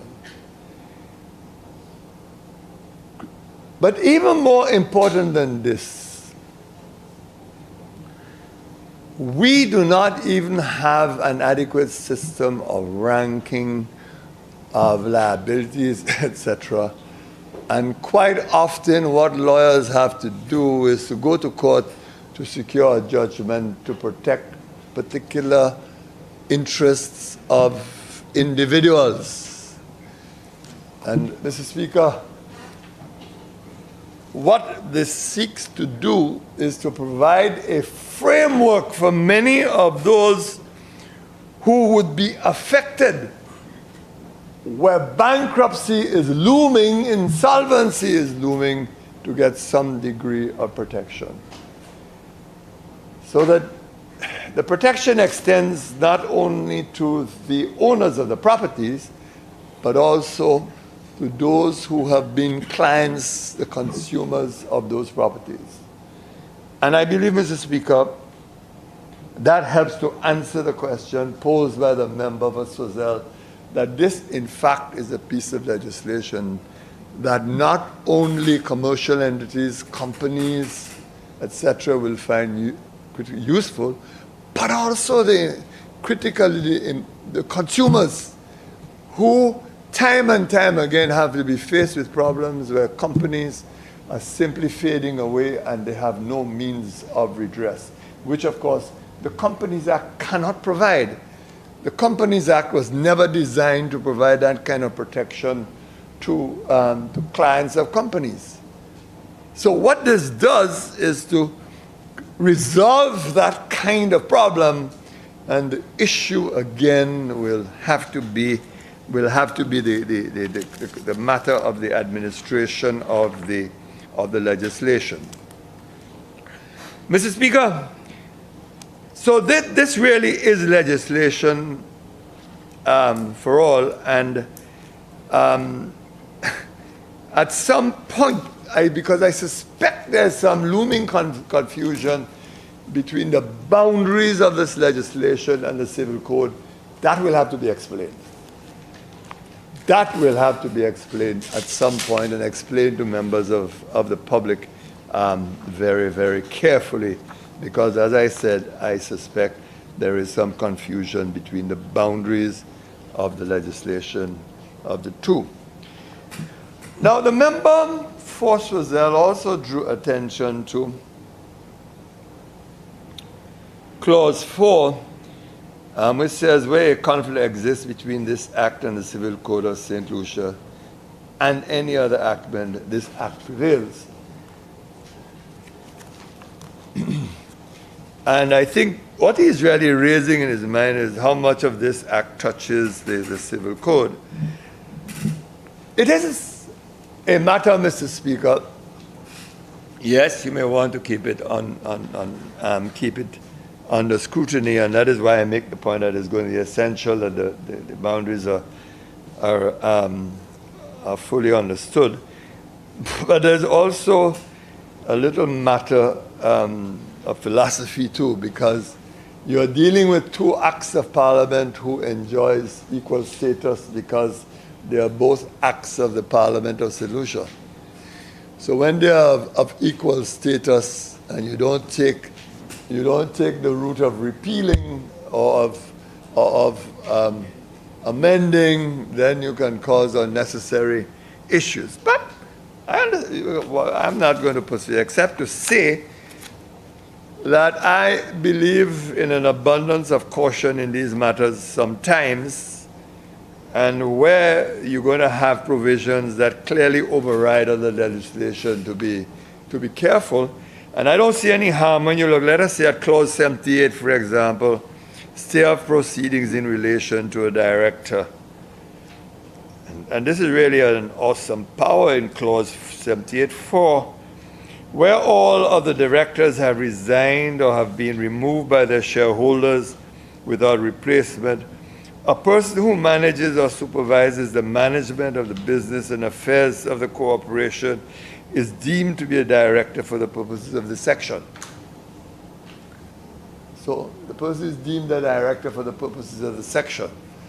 So this is overriding the Companies Act, telling the Companies Act you're in the abeyance. Now this is surprising. The logic I can understand, because directors, of course, have all vacated and the rest of it and don't want to be associated. But I would have erred on the side of caution, and I might have wanted to add the words after the section of the business and affairs of the corporation shall, notwithstanding the requirements of the Companies Act, is deemed to be a director for the purposes of the section. I'm looking at page 97. But of course the drafters will tell me I'm just playing with words. I mean, that is not necessary. It is already there. But you know, too often have I seen when we don't play with words to clarify words and we leave things for courts, we get into trouble of one kind or another. That reminds me, Mr. Speaker, I will tell you of an experience I had so you can understand what I'm talking about, Mr. Speaker. I don't know if honourable members, Mr. Speaker, will remember when we enacted, I believe it was a constituency, when we enacted the Labour Act, a Labour Code. And we had a provision in the Labour Code at the time to say that the Labour Act did not apply for servants of the Crown. I think the more precise language was to public servants. And when this bill was being debated in the House, I indicated to the House that the reason why the executive put that provision was to ensure that employees of corporations such as the Castries City Council, etc., did not fall within the jurisdiction of the Labour Code. I don't know whether honourable members will remember this conversation. That was said in Parliament, and that is why we didn't use the language, we used more precise language because the intention was to exclude it. Lo and behold, I proceeded to court to get a judicial review of a certain matter, and the judge on the threshold agreed with the arguments of counsel that in fact the Labour Code protected the employees of corporations despite the clear intention and the clear will of Parliament.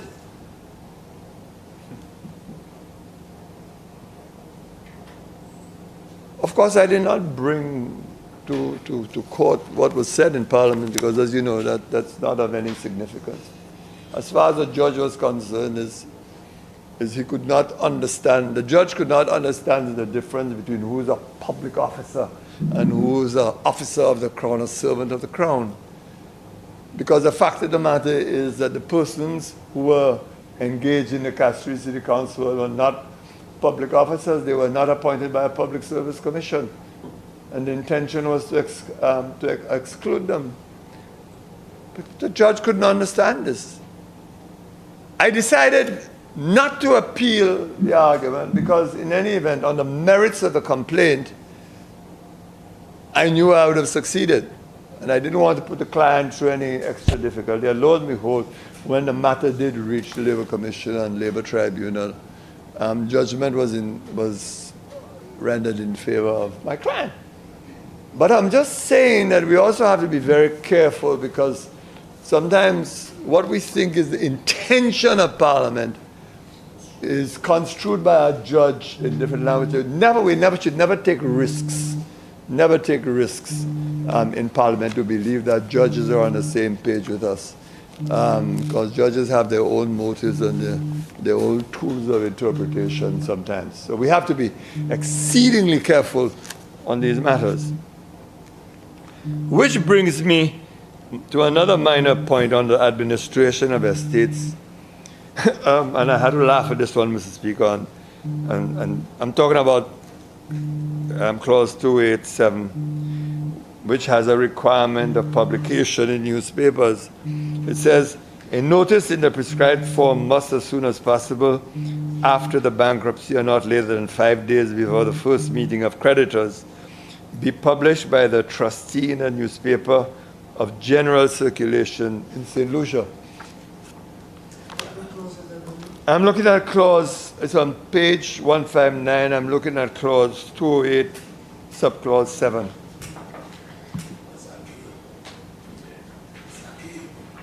Exactly. Newspapers, I don't know how much live newspapers have again, you know. They're ceasing to exist. Those that exist. They tried desperately to Yeah. the Star. Oh, my goodness, my goodness, my goodness. But, you know, I mean, little things like that we sometimes have to be a little careful about.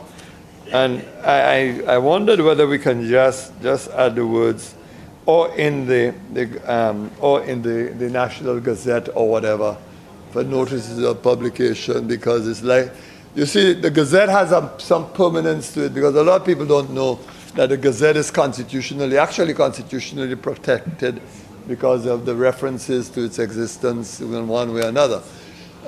So these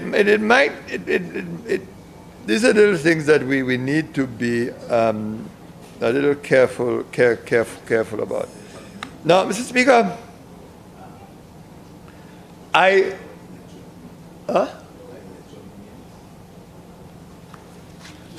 including the Gazette, or, well, I mean, it's better in the Gazette, really, because electronic means could be, so, yeah.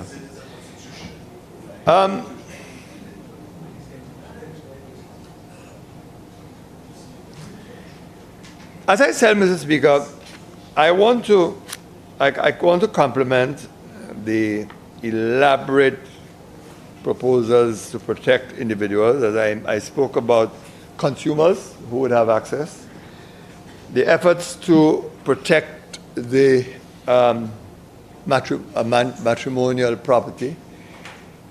But again, I believe that it's going to be very important that some education be done, because this can be confusing for people to understand the regime in our civil code as against the regime of protection under this.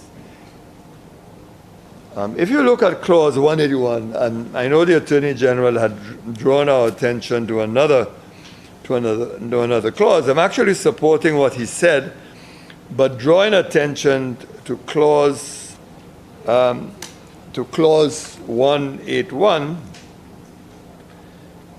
that helps his case. It says, where a debtor who is married in community is at the date of bankruptcy the sole registered owner of the immovable property on which the matrimonial home is located, and the immovable property does not exceed 1 acre, the spouse of the debtor may, within 21 days following the bankruptcy, claim an interest in the net proceeds from a sale or disposition by the trustee of the property after satisfaction of all valid and enforceable charges registered in the appropriate registry. again, some degree of protection, but accessing the law might well be a challenge. Because she too has to contend against the valid and enforceable charges. But I make the point that this explains the sensitivity, but the question then is really whether this is enough protection on its merits. But Mr. Attorney General, it is clearly a step in the right direction. Now, Mr. Speaker, in my earlier remarks, I wanted also to give credit to the drafters. I am always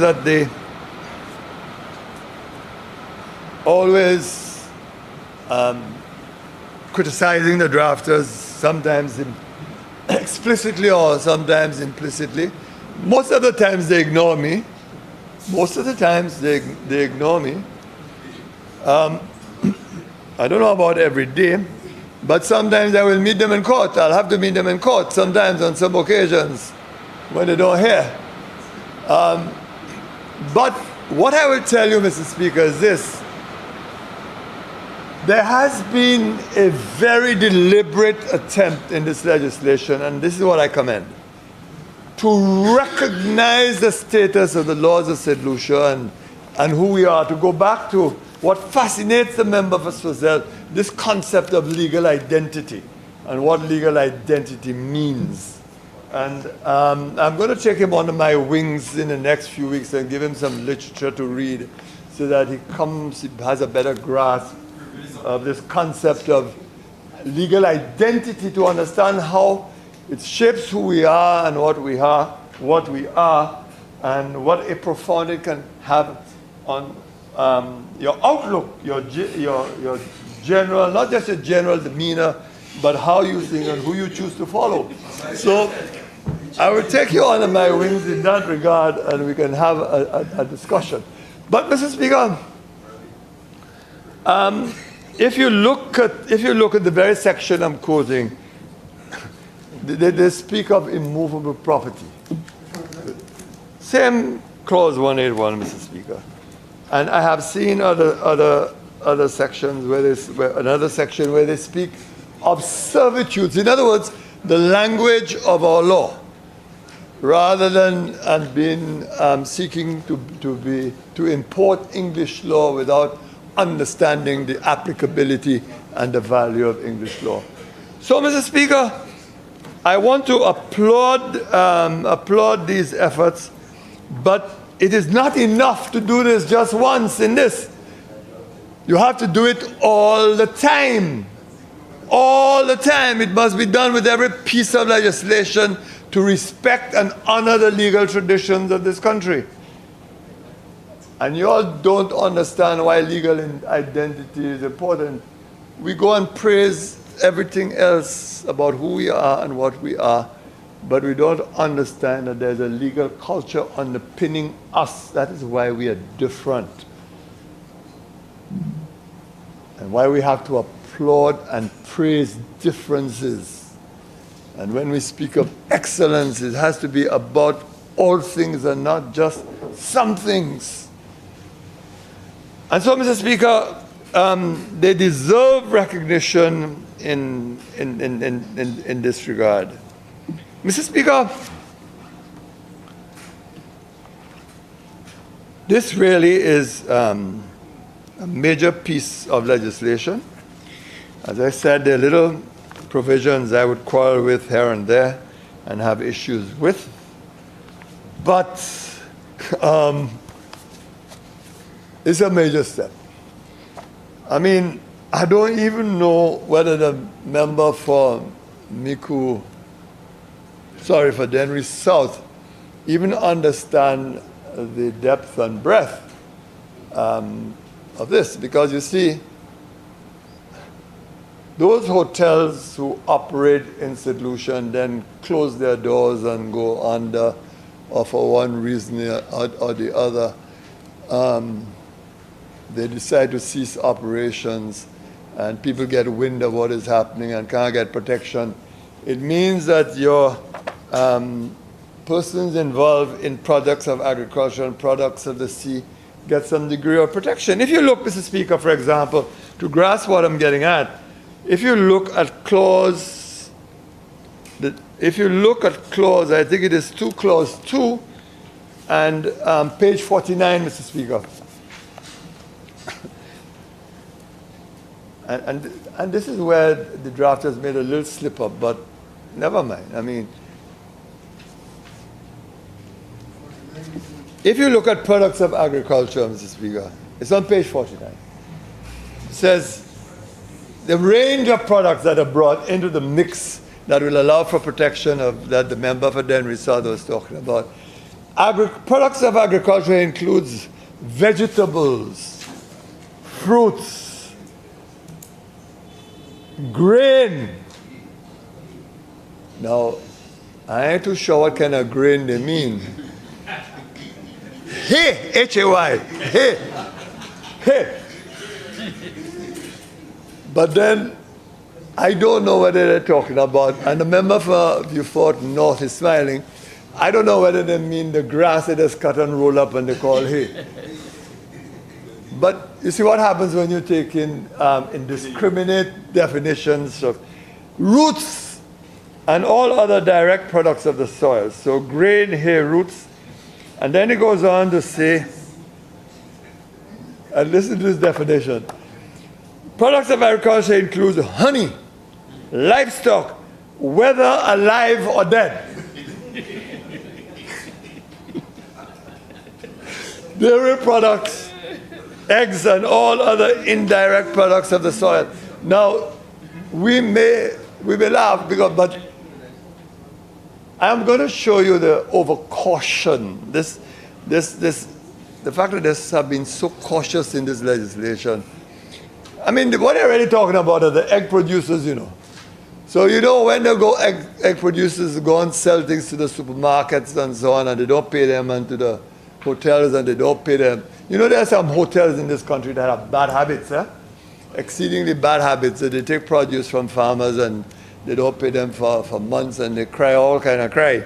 Then look at this definition. Products of the sea includes fish, marine, organic, and inorganic life, and a substance extracted or derived from the sea. Now, I don't know whether it meant sea moss. Must be sea moss they're talking about. So why didn't they put, What? I didn't hear that. I mean, I don't know why, before these sea moss farmers, I don't know why they didn't say sea moss.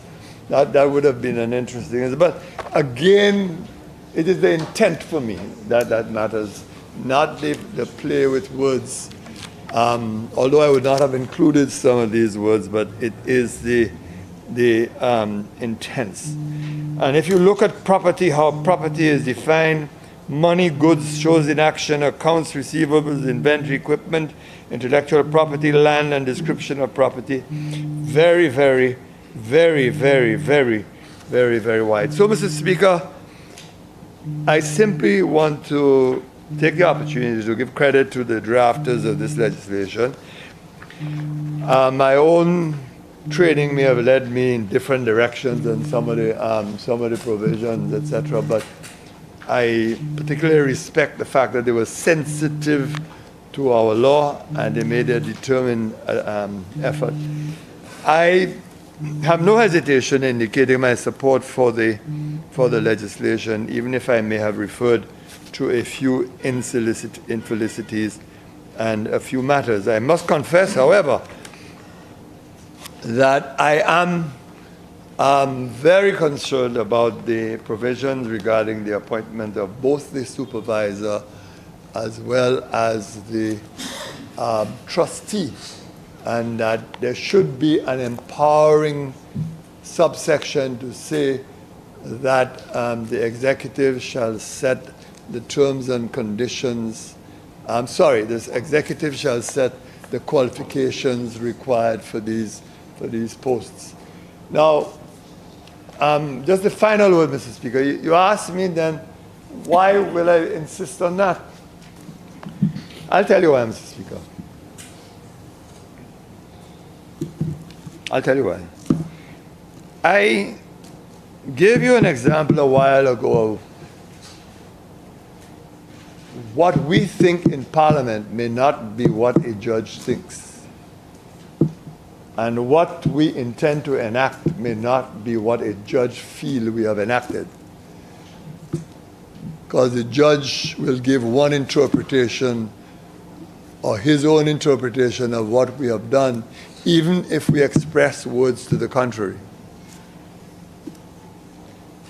We also have wayward governments. We have wayward governments. And the reality is that we sit as reasonable men and women and assume that everybody else would subscribe to the same beliefs and to the same ideas, only to discover that that is not so. Well, you may embellish the argument by, if you wish, by examples. Yes, but my point is that Parliament sometimes need to speak with great clarity. Yes, unequivocally. So that the intent of Parliament is very clear. That when we enact legislation, we must also enact it bearing in mind the future, because we cannot assume that what we believe the interpretation to be or what it is we have done will necessarily be honored 5-10 years down the road. It may be interpreted very differently. So my point is, Mr. Speaker, and there's a term that we use in law, ex abundante cautela, out of an abundance of caution. And as I said to you earlier on, I see it in court all the time, that what you believe a judgment is saying and what you believe Parliament is saying, that the judge is telling you, no, that's not what you meant. That you meant something differently, even though you sit in Parliament and you head of parliamentarians and you debate it. Because, as you know, while a judgment will quote what was said in Parliament, it will have no regard to what was said in Parliament, because judges dismiss politicians. Judges really are very contemptuous of politicians, you know. They dismiss you all. Anything you say in Parliament have no value. It doesn't matter who it comes from, whether it comes from the Prime Minister or the Attorney General in his debut speech or whatever. They will disregard him and dismiss him. They have no interest in him. Serious. Except what? Well, I assume pronouncements in Parliament, yes, where salaries are concerned, it would probably matter.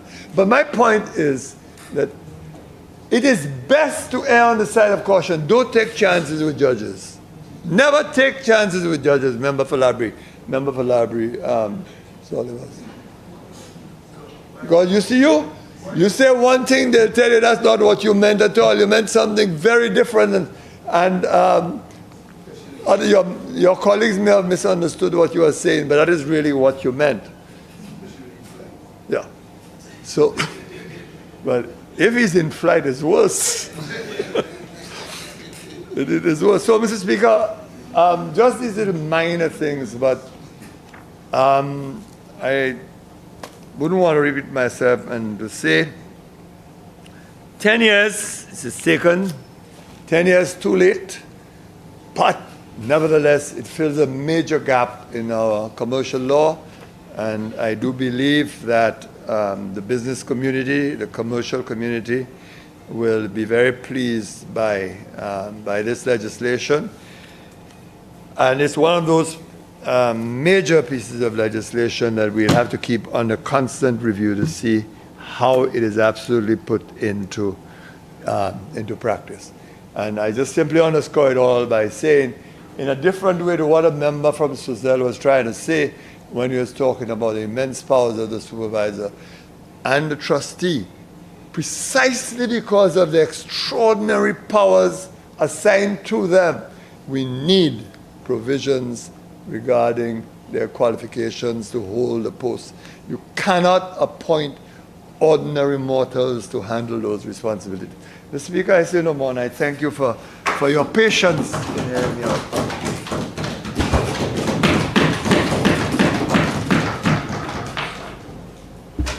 Member from Miku South, and I hope you don't bring as many smiles to my face as the Viewfoot South MP did. I'll try. Thank you very much, Mr. Speaker. I'm certainly very grateful that I exercised the patience today and allowed the member from Viewfort South to speak, because he certainly has made my job a lot easier. Mr. Speaker, there's no way that anyone can look at this document and describe it as easy. This is far from easy, Mr. Speaker. Certainly describing what the intention of the Insolvency Act is easy. But the reason why that this act has taken so long to get here today is because of the detail that has to go into it. And specifically, and the member from Viewfort South really alluded to it, that the detail of the uniqueness of St. Lucia, and to make sure that this act does not put people in a more egregious or more vulnerable position than they are today. Because, you know, Napoleonic Code and what has happened here in St. Lucia has been for many years. I mean, the member from Viewfort South and I were having a discussion about Haiti and about the constitution that exists in Haiti. And while we can look at it from a distance and say, why really should that presidential system that they have be there? But the fact is that that is what people have become accustomed to. They'd rather deal with the devil that they know than all of a sudden now have to rely on the devil that they don't know. So the fact is that many individuals and businesses in St. Lucia have found over the years a mechanism to protect themselves. In fact, I remember meeting a particular business person, well known to all of us, and actually it was at a funeral, and I was just saying to him that we had just started the dialogue to look at the Bankruptcy Act and the Insolvency Act. And the man got so upset with me. The guy got up and ranted and raved and walked away. And it was not until years afterwards, actually at a funeral, that actually he spoke to me again. This is a very personal thing for people, Mr. Speaker. Very, very personal. When you're speaking about people who have saved for years to build a home,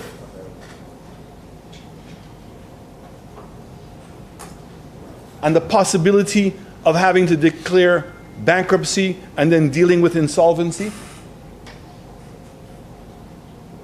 People with businesses,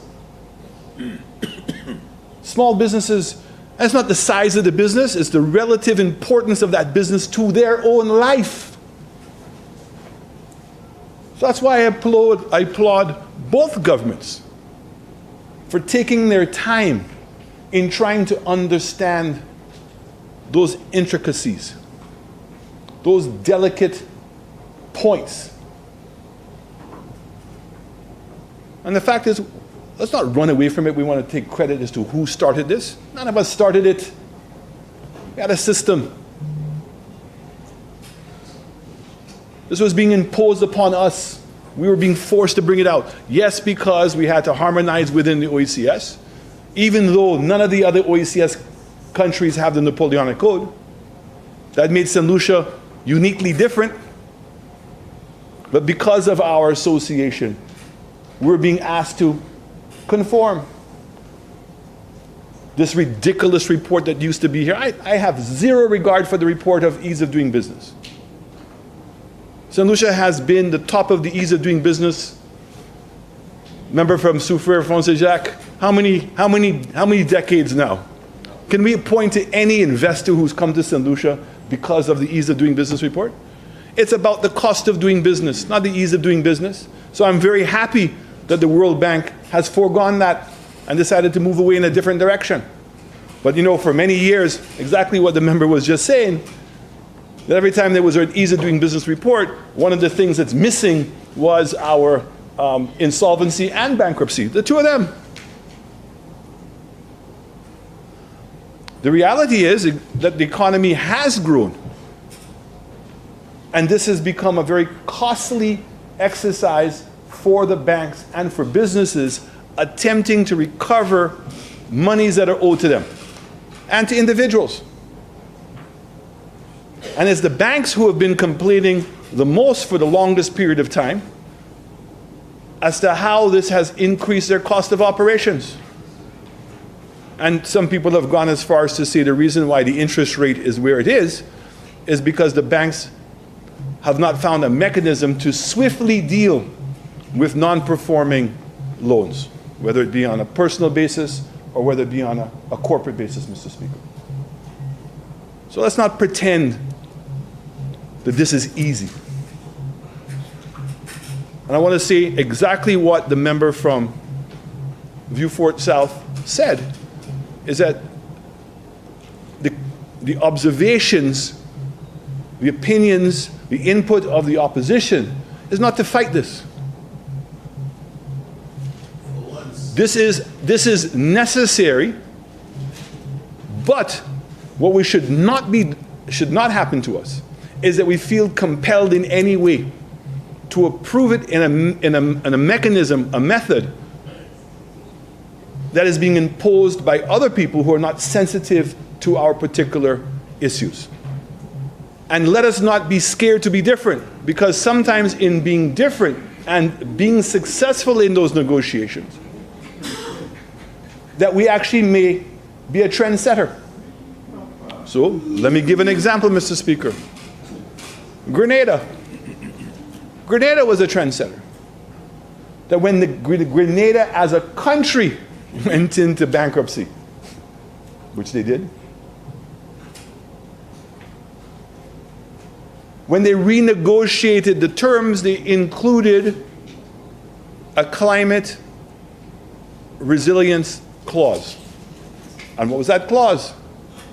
The clause was that if in fact that there was a catastrophic event in Grenada, that all of the loans that the government have would be suspended until a certain period of time. And I certainly want to take now the words from the member of Vieux-Fort South, that also had to be in detail as to what that is. What is a catastrophic event? How long are we allowed to put a moratorium on the repayments of the country? That didn't exist before,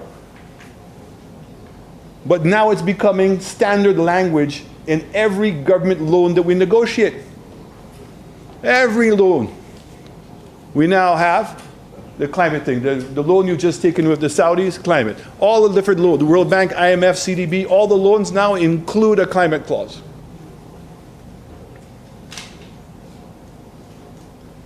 So my contribution today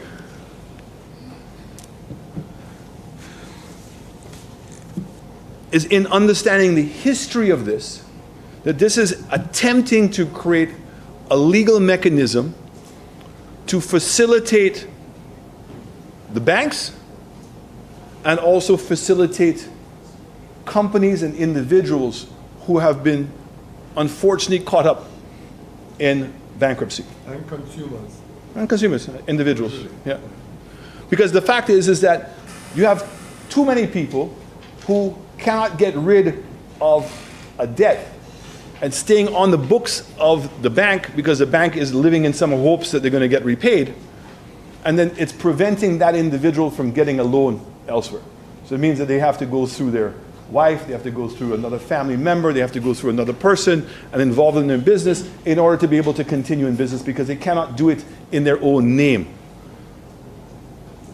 So this is a proven mechanism that allows all parties to be able to move on. Now I say move on, but not necessarily move on satisfactorily, because whenever there's bankruptcy, there's always going to be somebody who feels that they didn't get their fair share. So whether it's the bank who said, man, I should have gotten this because I lent you this and I'm having to forego the interest payments, and it's the individual who has debt and feels that there should be some level of empathy towards them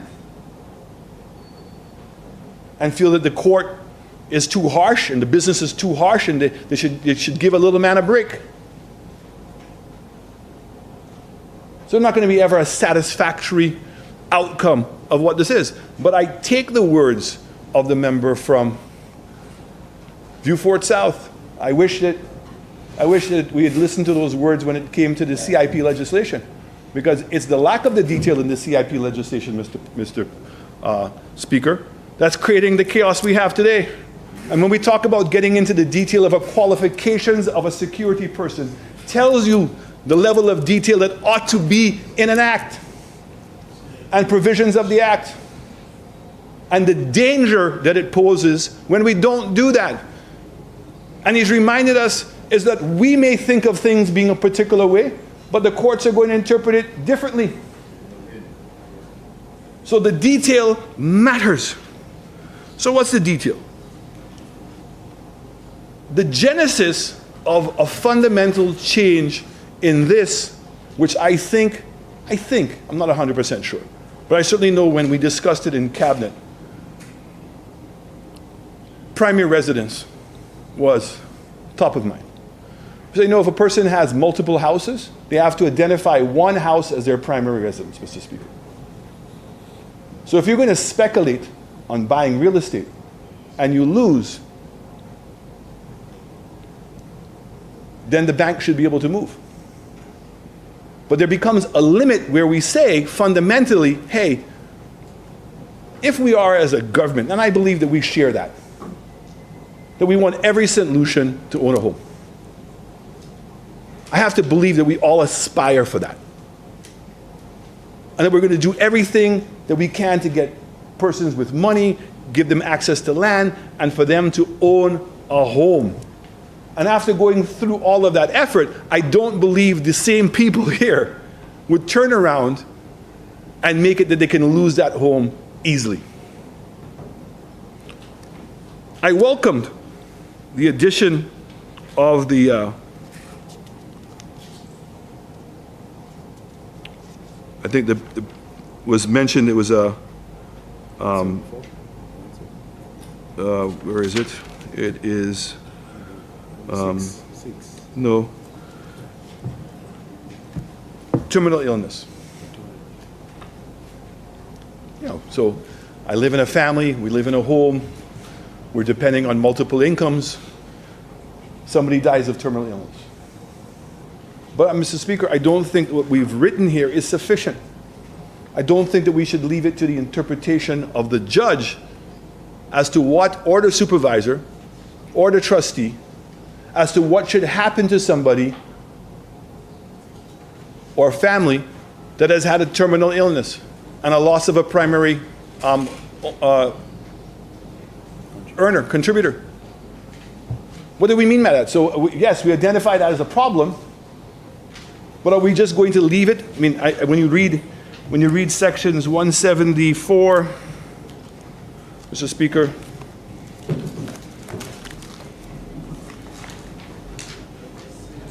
from 174, Mr. Speaker, all the way to 176, 177, it's always talking about their interpretation. There's no detail to it as to what those exceptions are, Mr. Speaker. And again, it's not a criticism, it's a constructive point, following up And that's why I said that the timing of the member from Vieux-Fort South's intervention was timely. Now, I noticed that, like most of the acts, it also includes a provision for regulations, right? And I think that the Attorney General made mention of the fact that the regulations are yet to come. I don't believe they've fully been drafted, I don't know. But the point is that maybe those can come in the regulations, and that there's some level of detail as to what the exception is. And the question is, if we're going to say that we're going to protect a person's primary home, should we not include other things because we live on a small island that is suspect to exogenous shocks? So, I have a small business. I've been paying for my home from the resources that I earn from the small business. My business burns down. We've all been through the process, or some of us have been through the process of when your house burns, you got to get the insurance company to go in. Sorry, I'm speaking to the expert on that, Mr. Speaker. I'm speaking to the converted. You know what the process is. Process has to be a claim. The job of the insurance company, that doesn't make them bad, is to try to give you as little as possible. The objective of the person who is insured is to make sure the insurance company gives you more. But there's always a subject to the detail of the insurance policy that you have. But the fact is, we know that this is not something that happens in 1 week. This takes time. Are we going? We had a great stress fund, over $6 million in 1 year. I'd like you to match that. I'm tired of hearing that nonsense about distress fund, Mr. Speaker. That's such rubbish, childish play. Here we're trying to have a significant discussion. I'm trying to contribute in a positive way. I'm saying to you, let us have more detail as to the exceptions that we're going to create for people to make sure that the idea of them securing and maintaining a primary residence, that we don't leave it to the interpretation and the whims of a judge or a trustee, because the way the language is written here, we're giving them all kinds of latitude as to what that amount is. The same thing as the Deputy Speaker. Mr. Speaker, Mr. Speaker, I really hope that you can get some of the people in your house to grow up, especially the member from Castries Central. I have never seen such childish behavior, right? Here we are talking about the lives of people you want to come and distract in typical way. We're talking about hard-working solutions who have a home, and we're passing legislation in which we're going to allow other people to interpret it. We've already said that we want to protect your primary, and we want to make exceptions for the primary home.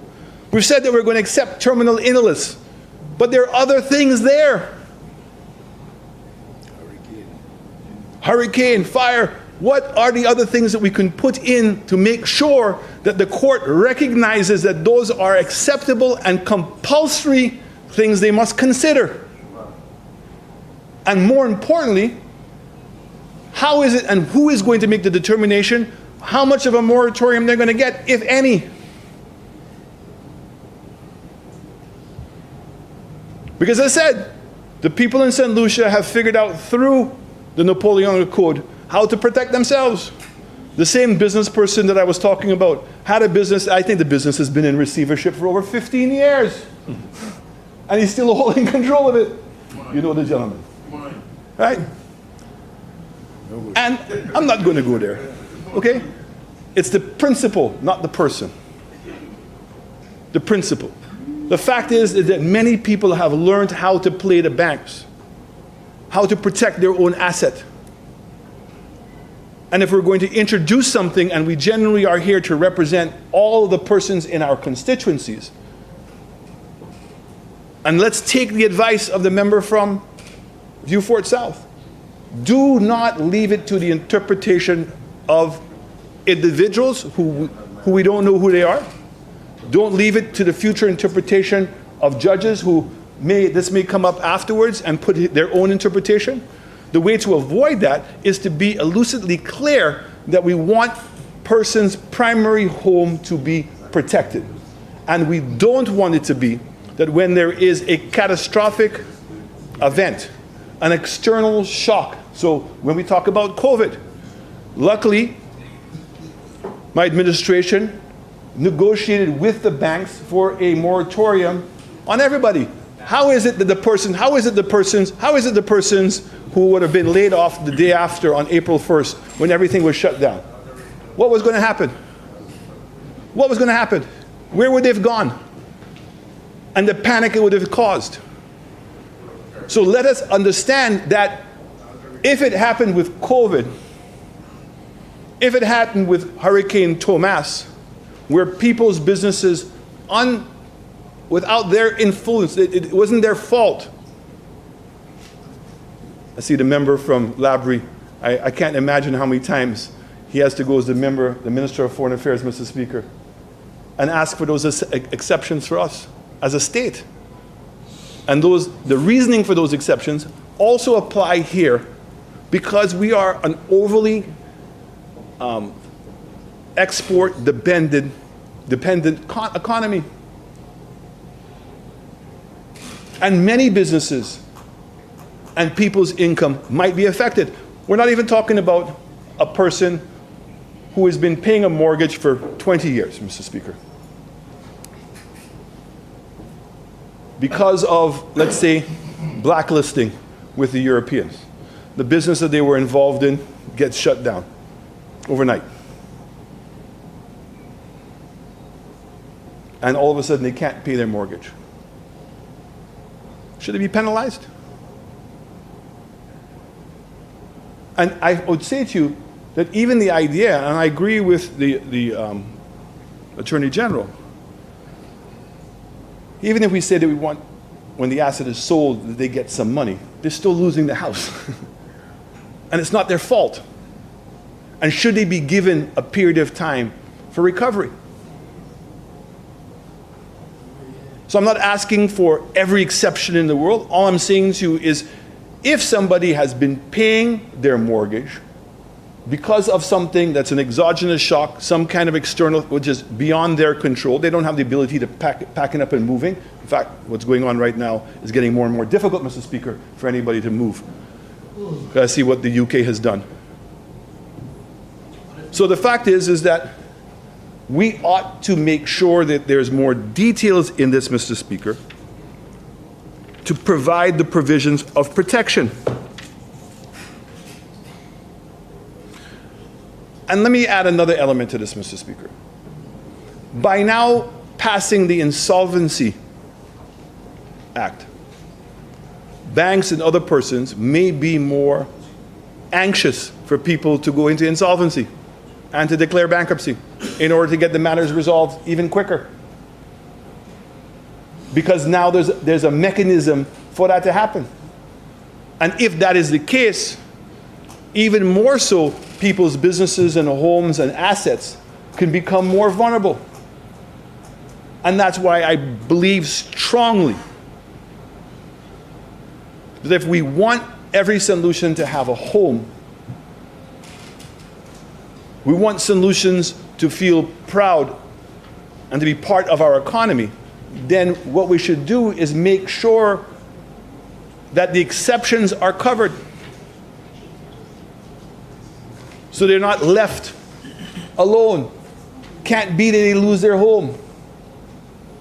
Can't be that they lose their small business because of something that they had no control over. I get it that businesses change. Now, why is that even more important in the context of St. Lucia? I certainly was not part or privy to your cabinet discussions. I can say to you the discussions that we were having is when the social net of our country is so weak. We don't have unemployment insurance in St. Lucia. So when somebody loses a job, all of a sudden, they're on their own, unless they've been saving money.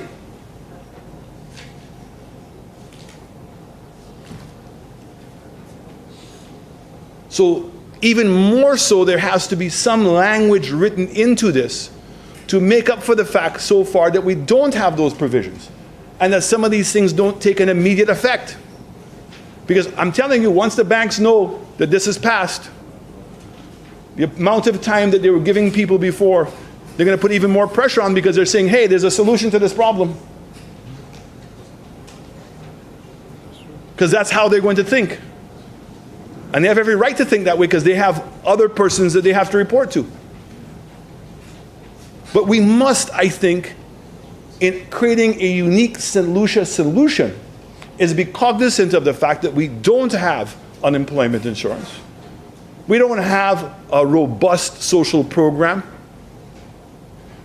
where we're giving people monies enough to be able to pay their mortgage. We're barely giving people enough money to feed themselves. That's no criticism of me, but that's what the reality is. And when we keep on thinking that subsidizing rice, flour, and sugar somehow is solving the problem, they still have to have the money to buy it.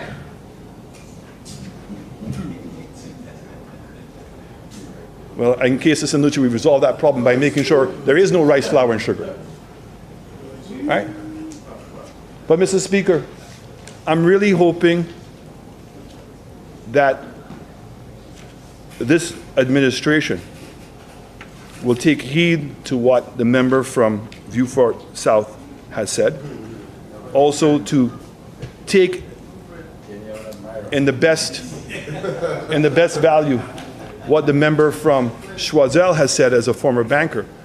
And certainly as the Prime Minister and the Minister of Finance under the former administration, explaining what we were doing and the pain that we were going through with regards to this particular bill. I mean, I think being able to get a St. Lucian, based in Canada, but a St. Lucian nonetheless, through the consultancy with the World Bank and the IMF, was good, because at least there was a level of nuance. I don't know if you know the individual member from... Okay.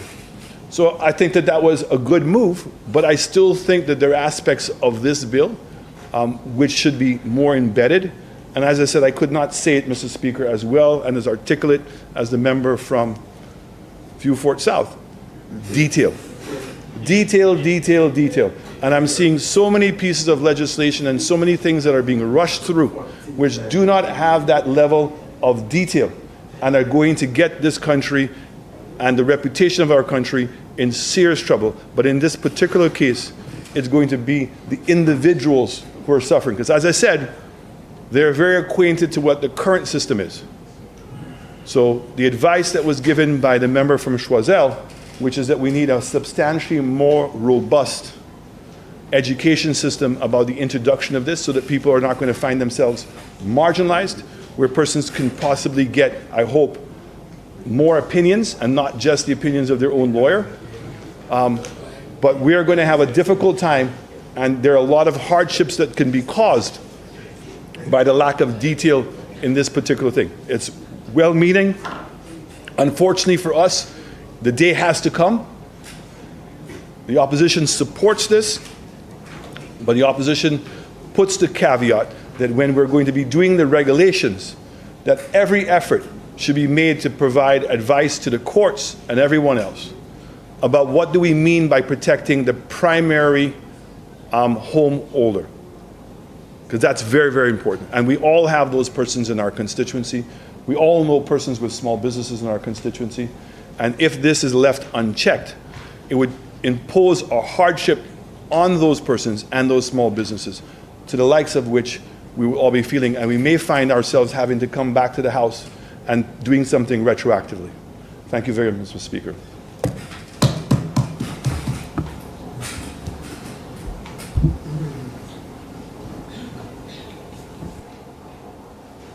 Member of Castries Central. Mr. Speaker, really and truly, given the inclemency of the weather, one would have thought that we would have departed from this forum with due dispatch. But, Mr. Speaker, I heard some utterances by the leader of the opposition. And the sad reality is, Mr. Speaker, if certain assertions are left unchecked, unchallenged, they go down the annals of belief. And I just want to take them one by one, as said by the leader of the opposition. First and foremost, Mr. Speaker, I'm sure you heard quite pellucidly, the leader of the opposition said, Grenada filed for bankruptcy. I heard correct, Mr. Speaker? Good. A simple Google search revealed this. Countries cannot become bankrupt whether they pay off their debts or not. There is no bankruptcy mechanism that operates at the national or international level. A country can default on its payment obligations, but it cannot be put into a bankruptcy process. I did not make it up. A simple, very, very simple Google search, Mr. Speaker. And that is what happens. The thing is, when it is said here, when it is said by the leader of the opposition. Member for Mico South. The member is misleading a House again, Mr. Speaker. We're speaking semantics, Mr. Speaker. When a country goes bankrupt, it goes to the IMF and has a restructuring program. And maybe I didn't say that in its detail, but that's exactly what took place in Grenada, which has taken place in Barbados, took place in St. Kitts. That is how countries declare bankruptcy. They go into a structural adjustment program, Mr. Speaker. Mr. Speaker, if the member wanted to say he speaks on a point of elucidation, I would probably understand. But to say I am misleading the House is to say I am speaking an untruth. It is clear that a country cannot be put through the bankruptcy process. How you open your mouth in Parliament for the world to hear that a country is filing for bankruptcy or has filed for bankruptcy, it is simply not true. It is not true. And a créole nous a dit ça pas vrai. Il pas vrai. Et qui va jamais vrai. That's the first one. Then, Mr. Speaker, he said he was in conversation with the member for Vieux-Fort South about Haiti. You know, about Haiti. I am just wondering if it's that very Haiti he stood on a political platform and said that Haitians are not proud to be from Haiti. I want to know if it's that same Haiti. And I also want to inform him, today we have a heroine in Julian Alfred. Who was a coach? Who was a coach? A Haitian. A Haitian was a coach, Mr. Speaker. So sometimes when we speak as though we stand alone. This world is interdependent, Mr. Speaker, and what goes around comes around. And oh, it does, Mr. Speaker.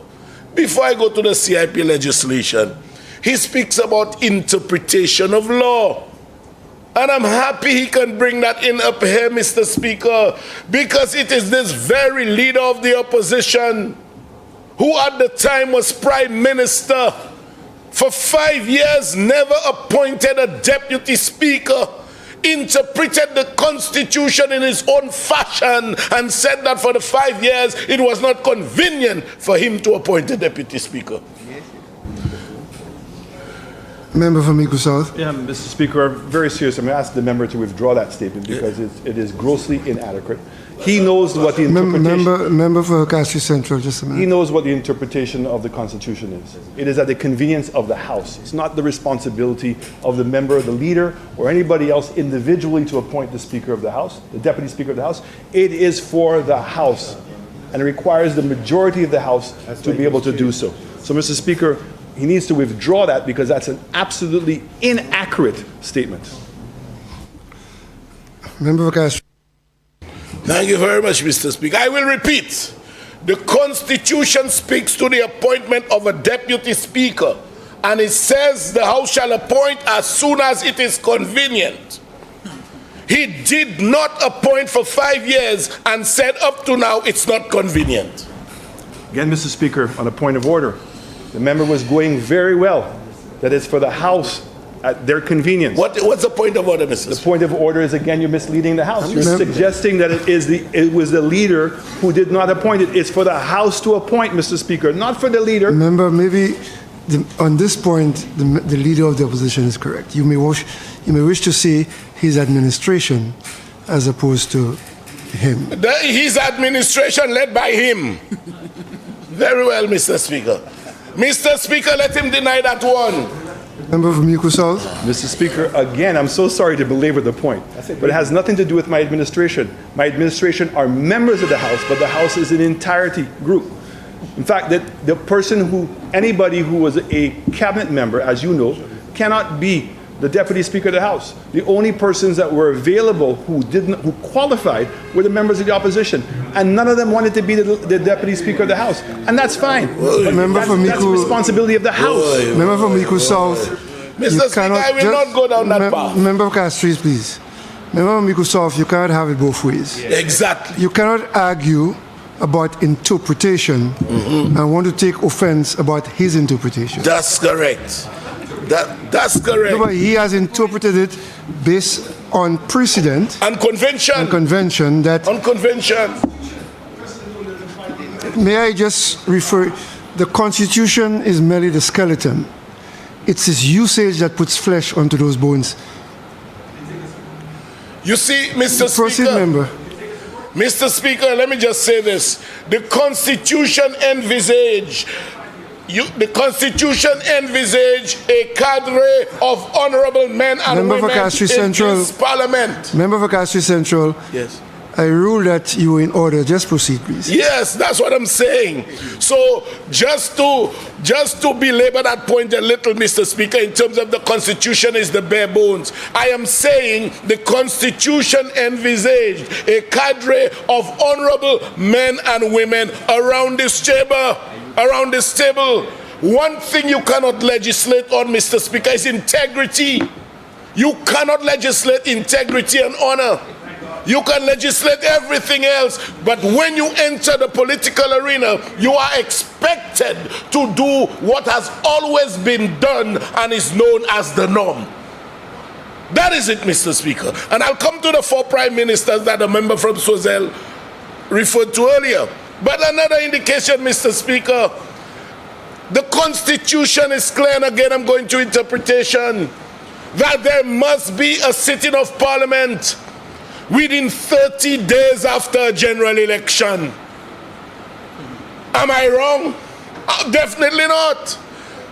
When the leader of the opposition was Prime Minister, he was asked about whether he does not know the Constitution, the most supreme law of our country, spoke to the convening of Parliament within 30 days.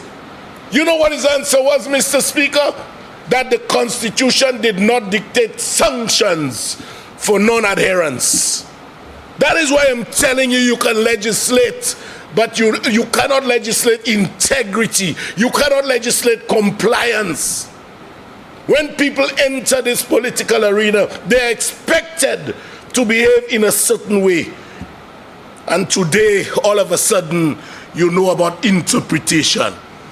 And then, Mr. Speaker, in a surreptitious way, he throws jabs at the CIP legislation. And I have to laugh. Again, CIP legislation. When the CIP legislation was passed, when the member for Viewfort South was Prime Minister, the terms and conditions were unequivocal. The number of passports were unequivocal. What did the member for Miku South do, Mr. Speaker? What did he do? What did he do? He changed the legislation. It was mandatory that the CIP money come into Parliament. You take it to Parliament and you disclose what you are going to use it for. That legislation was amended, Mr. Speaker, by a Miku South-led government when he was Prime Minister. He amended it so that no longer was it a legal requirement to come to Parliament to say what you're doing with the people's CIP money. But every day now is where the money gone, where the money gone. WTF, WTF. Member for Miku South.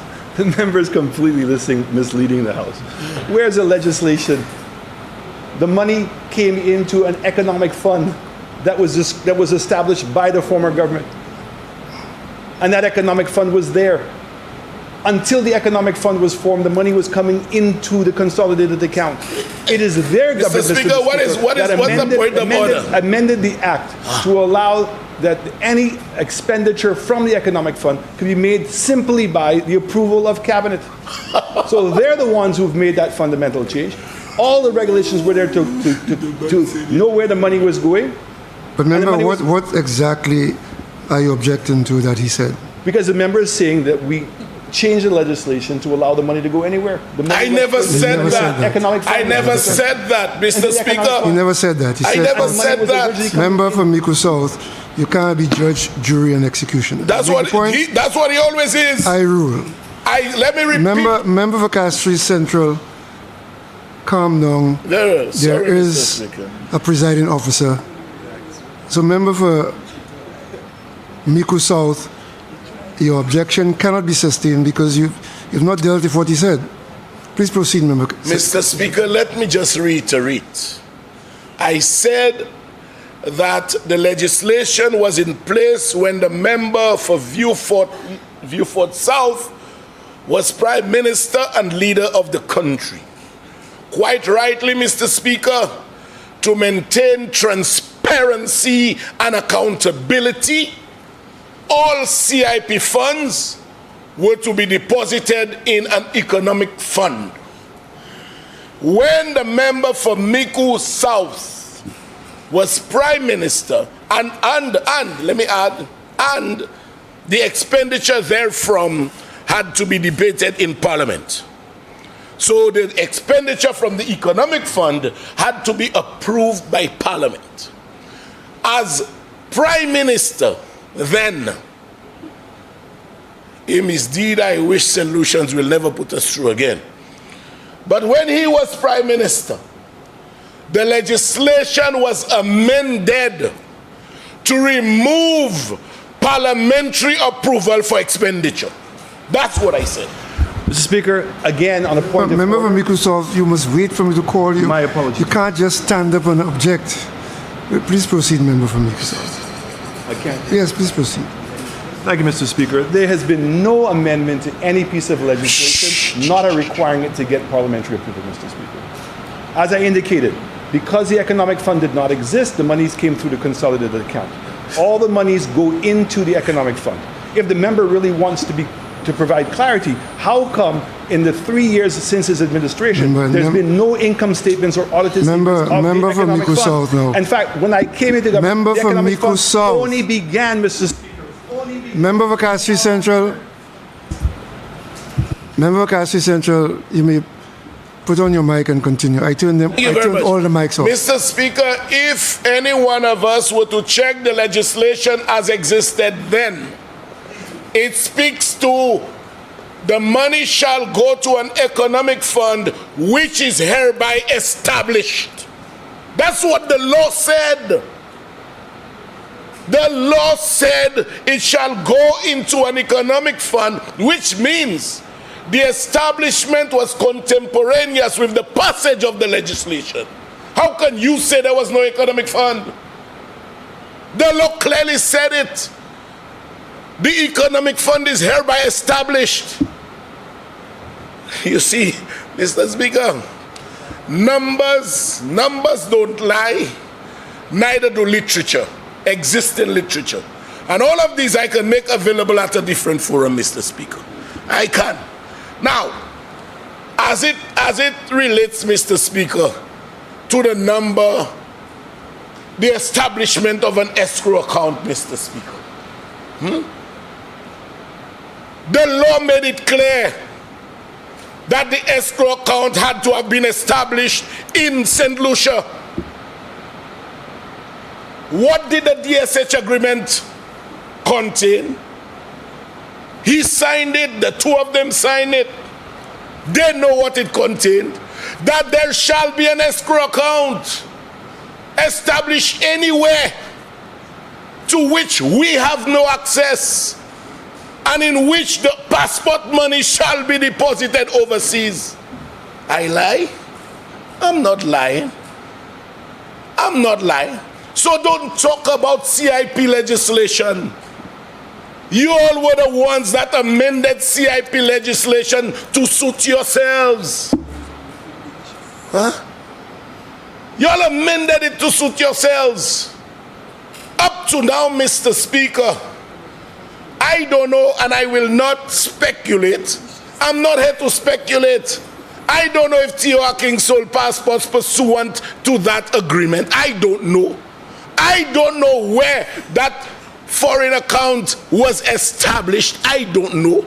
I don't know how much money was in there and how much was removed and how much was retained. I don't know. But the agreement provided for Member it. Castle Central, hold on. Member from Mico South. Mr. Speaker, this has been well debated. What is the point of order, member? The point of order is the member is misleading the House, Mr. Speaker. And how is he doing that? He's misleading the House because he is saying that there was an escrow account and that he's not referring to the fact that the act was changed to allow an escrow account to be held overseas. And the fact is the minister from CIP has acknowledged that he found the account and he's found all the money in the account. So that is completely different member than from what the Mico member is South. insinuating. Member from Mico South. Yes, member. The member said he does not know. What does the fact that the minister or any other minister says anything about his it? Cabinet. Member, how could he not know? Member, It's been well done. He has his own show. He doesn't know. The fellas know when you signed the DSH agreement.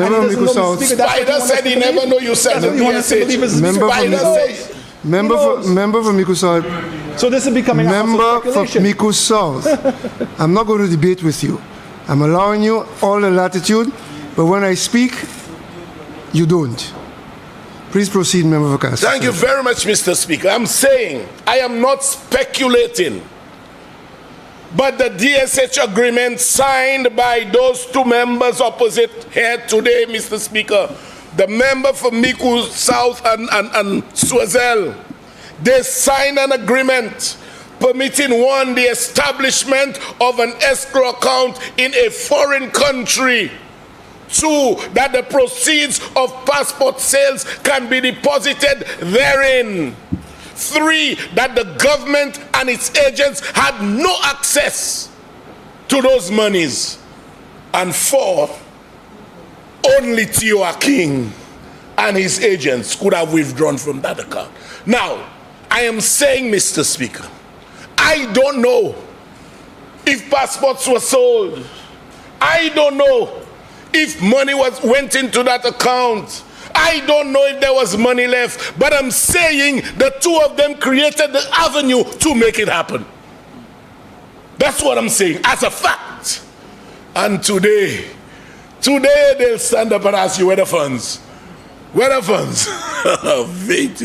Where the funds?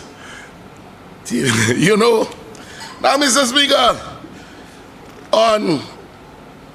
he spoke of subsidizing rice, flour, and sugar.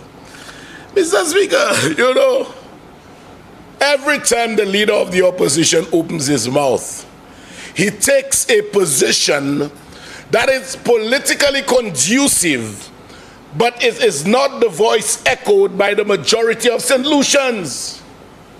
When that 2.5%, the health and security levy, Mr. Speaker, was established, he had a big brouhaha. Oh, health and security levy, there'll be thousands of people at our march. If he wanted to know what a walk for progress was, I know he was in hiding, but he saw the clips. He saw the clips of over 15,000 people applauding the government for what it's doing, Mr. Speaker. Okay? So don't come with your brouhaha. And the people of St. Lucia, the people of St. Lucia, people of St. Lucia, who? You alone are the people of St. Lucia? Because we are doing so well, you cannot deal with it. Mr. Speaker, it is not only the subsidization of rice, flour, and sugar that has found the economy of this country in the good state that it is. Mr. Speaker, since we lost our protection on the European market for our bananas 32 years ago, 1992, the economy of this country has not grown by 3% for any 3 consecutive years. Guess what? Under this administration, Mr. Speaker, we have gone that far, and we are projecting economic growth of between 7 and 7.5% for this financial year and about 4% for the next financial year. It will be the first time, Mr. Speaker, that the country would have grown by more than 3% in each of the 5 years of any given administration, Mr. Speaker. That is what economic performance is. That is what leadership is, Mr. Speaker. And Mr. Speaker, I was very heartened I was heartened when the governor of the ECCB came to cabinet and he actually gave us the numbers. He gave us the numbers. We didn't ask him to manufacture the numbers for us. And I asked him, Mr. Speaker, sadly he wasn't at the meeting on Thursday, or when was it? Last week he wasn't there. You know, I don't know where he was. But Mr. Speaker, I was heartened. And I asked him, will you show the leader of the opposition those numbers? He said, yes, I must. He said, yes, I must. Because, Mr. Speaker,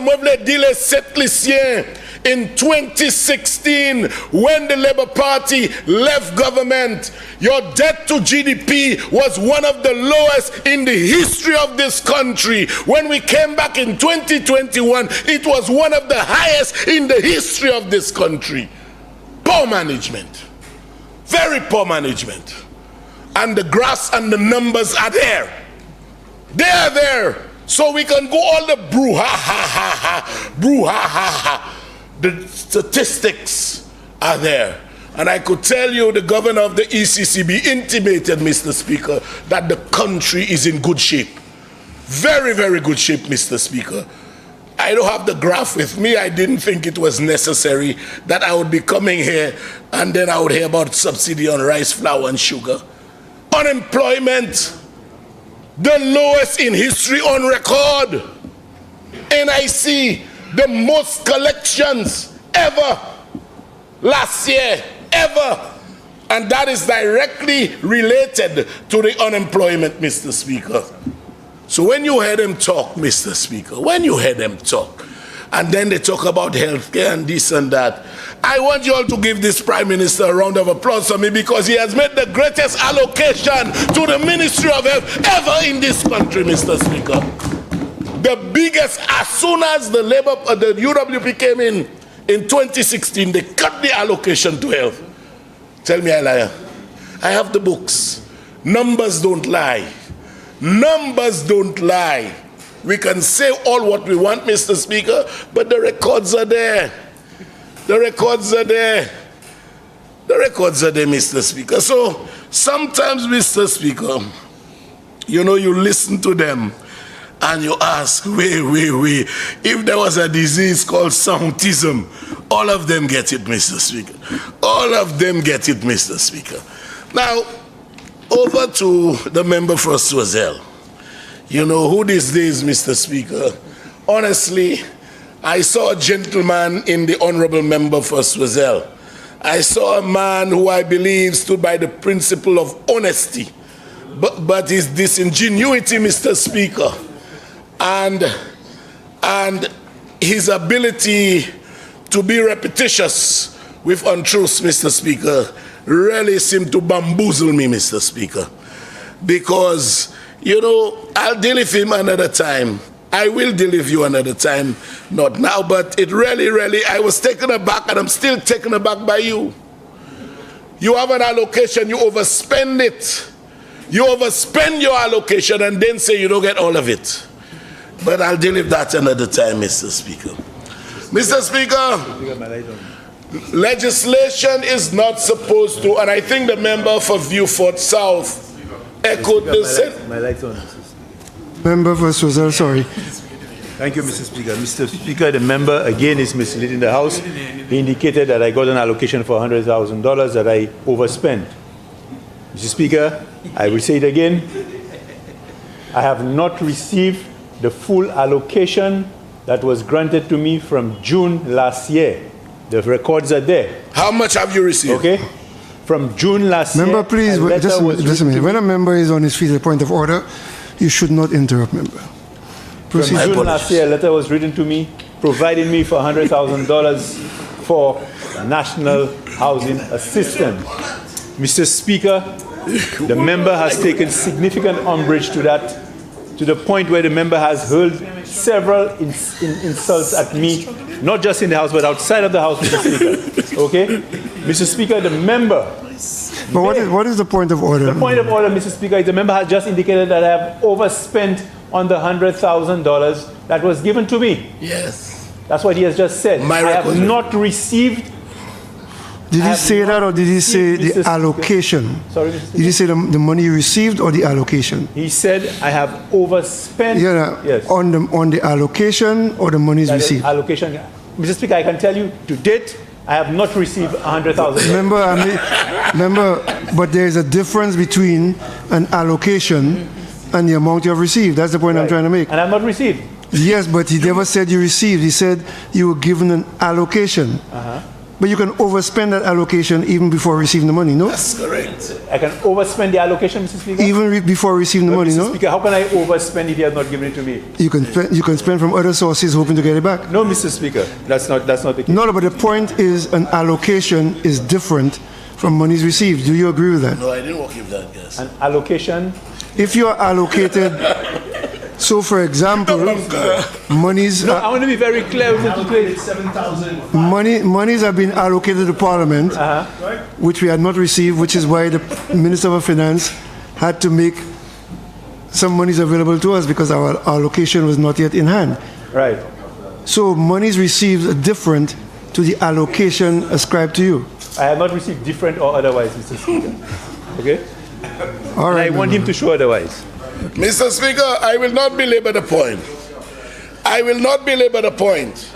But remember, he speaks only of 100,000, not saying that he has another allocation, a previous allocation of 60,000 that he overspent by about 2,000.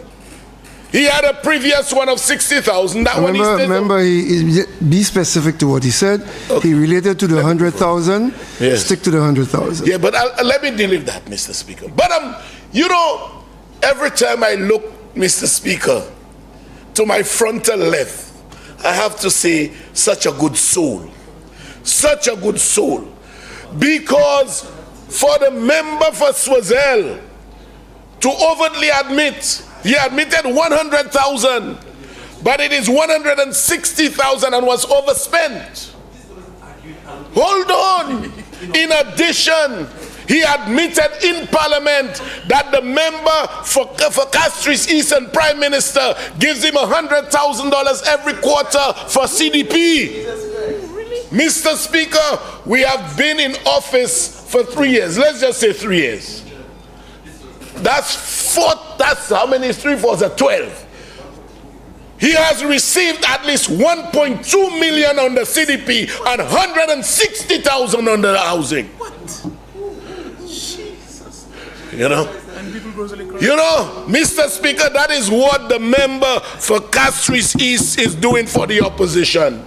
And yet, when there was a little to be done in Castries East, they used the vehicle of the person who they believe would have unseated the current Prime Minister. And then she coined this famous doctrine: if you don't support us and you don't abide by our principles, then we cannot give you the goodies. You know, so I am happy to know that the member for Swazel has received over $1.3 million from this government. And the man sitting to his right must be ashamed of himself, Mr. Speaker, because the resources of this country don't belong to you. They belong to the people of this country. And this Prime Minister understands that. So even if they didn't subscribe to his political philosophies, he said, no, I shall treat you with respect and give you your share of the pie. That is how you lead, Mr. Speaker. In Denry North, Pame was Saxima. You know, and today, y'all have the audacity, y'all can stand there in a verbose manner and speak to allocation as though it's a point of entitlement. You know, and that is why, Mr. Speaker, I just wish persons like the leader of the opposition, you take him into a political confession box before the next election and ask him, if you will you give the opposition? He'll say yes. He'll say yes. He'll say yes to seize the levers of power. But within his conscience, Mr. Speaker, that would be a far-fetched utterance from reality. So, Mr. Speaker, Mr. Speaker, I arresting vendors. Mr. Speaker, you see, Mr. Speaker, don't touch my vendors. Mr. Speaker, let me say this. We all knew what existed outside Parliament. We all knew the ghetto installation that was happening right there. We all know what was happening. The place was in a mess. Today it's raining, Mr. Speaker. No vendor has to run with their stuff for sale. Every vendor is sheltered. Every vendor can lock a house and go home whilst the things are secured. You want to talk about don't touch my vendors? I wasn't Prime Minister on 2 consecutive Mother's Day. 2 consecutive Mother's Day, Mr. Speaker. They took all the artillery, all the vending facets of the vendors, and when they dumped it at Masha. And then the member for Castries, he called the fire service and said, look, I see people dumping a lot of garbage there. If they catch it on fire, the whole of Masha gone. And you have the audacity to talk about vendors? Huh? I wasn't the one who treated vendors like that. I treated vendors with respect and dignity and gave them a better enabling environment to operate from, Mr. Speaker. And Mr. Speaker, as he said, that it brings me to the fishermen. It brings me to the fishermen who are now operating by the market, where we are building this really nice place, Mr. Speaker, for the tourists straight from the sheep and blah, blah, blah. Mr. Speaker, I am currently engaged in the construction of a fish vending facility. It is now under construction as I speak at the fisheries, so that I can remove the fishermen there without ice, without running water, and give them a proper sanitary place to vend fish from the fish vending facility. That's how I operate. That's how I operate. That's how I operate. That's correct. I gave the vendors good places, proper places.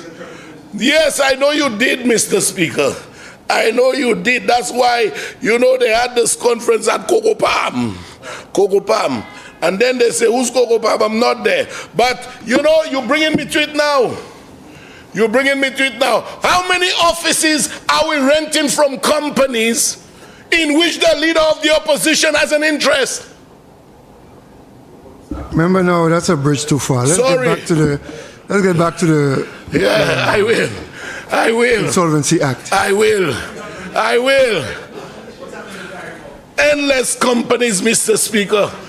Renting to himself, Mr. Speaker. So, Mr. Speaker, no, I had to do that.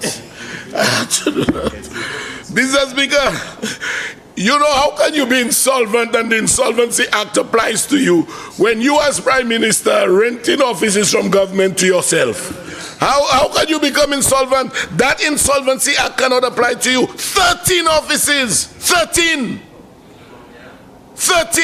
And each of them, the leader of the opposition has 25% interest in them. 25% interest, Mr. Speaker. So that Insolvency Act can apply to you, Mr. Speaker. Mr. Speaker, all in all, I want to say that I support, it was never my intention. I saw this as being so protective. This whole piece of legislation is meant to call people to the table to engage in dialogue. That's what it is. It has been on the table for 10 years, Mr. Speaker. As the member for Swazel said, 4 prime ministers went through it. 4. And that reminds me of St. Jude. There are 4 prime ministers, and the current prime minister on St. Jude. 3 of them went in one direction as to continue St. Jude. There was one standalone. Guess which one? The cheese. The cheese. And I was heartened when the member for Beaufort South came in. Please. When the member for Beaufort South came in, he piggybacked on what the member for Beaufort from Castries North had started, and they continued because the people of this country were priority to both of them as prime ministers. And then they came another hurricane. Another hurricane that was clothed as a prime minister. And guess what the hurricane did? Demolished 2 buildings that cost us $7 million. And then came a fourth prime minister who understood what the 2 former prime ministers were doing and continued thereon. So you have 4 prime ministers. 1 went in one direction and 3 went in a different direction. So, Mr. Speaker, it's clear. And as far as it relates to the economy, talking about subsidizing rice and flour and sugar, into misinterpretation of this and that and the other, the CIP legislation, guilty as charged, Mr. Speaker, guilty as charged. So I support, Mr. Speaker, this act encourages conversation. It will save homes. It will save businesses, Mr. Speaker. And most of all, it balances the interests of debtor and creditor. For too often, Mr. Speaker, I have witnessed properties worth millions of dollars, no upset price applied for, and those properties go for less than $100,000, Mr. The T.O.R. Kingland at $3.71 a square foot. And our mall that was worth 60 million, you sell for 13.5. And our Cabot lands, you took our pensioners' money and lent it to them to buy it. At a higher interest rate. High interest rate. The fellas paid a loan, but Mr. Speaker, high interest rate.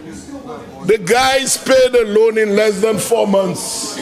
They have paid the loan long and the millions come to them with a high interest rate. You know? So Mr. Speaker, you'll understand the frustration. You understand the frustration, Mr. Speaker. And I understand the frustration because this chair, called the Prime Ministerial Chair, has totally become foreign, shall remain foreign, Mr. Speaker, to this leader of the opposition who is now representing the people of Miku South. Bonjour Miku South, n'a parlé pas sur 1 minute. Jean-Michel South, nous ka passe une loi qui a protégé zot. Si ou a payé les cailloux, bakla passagers vin saisi, bakla ne peut pas aller by bakla kay parler ba ou, zokay try resolve bagay la. Zokay essayer resolve li. Mais pas quitter pes moun kwene ou. Pas quitter moun vini ek lang dou encore. Pas quitter koule waya la kodi josi fais offre rien qui pas bon. Pas fait. Because pour se l'année la tenir community center là. Yo bayo lot toute la han fait au community center qui vite pour vite. Ek sa diga pas fait. Moi ka fait sa diga by se diga. Okay? Mr. Speaker, I support the legislation. Jean-Michel South, pas fait nous encore souple. N'a demandé bon Dieu pour les bagailles la vini, hectare vini, pour zordi monsieur, I vous en. Mr. Speaker, I support the legislation. I thank you very much, Mr. Speaker.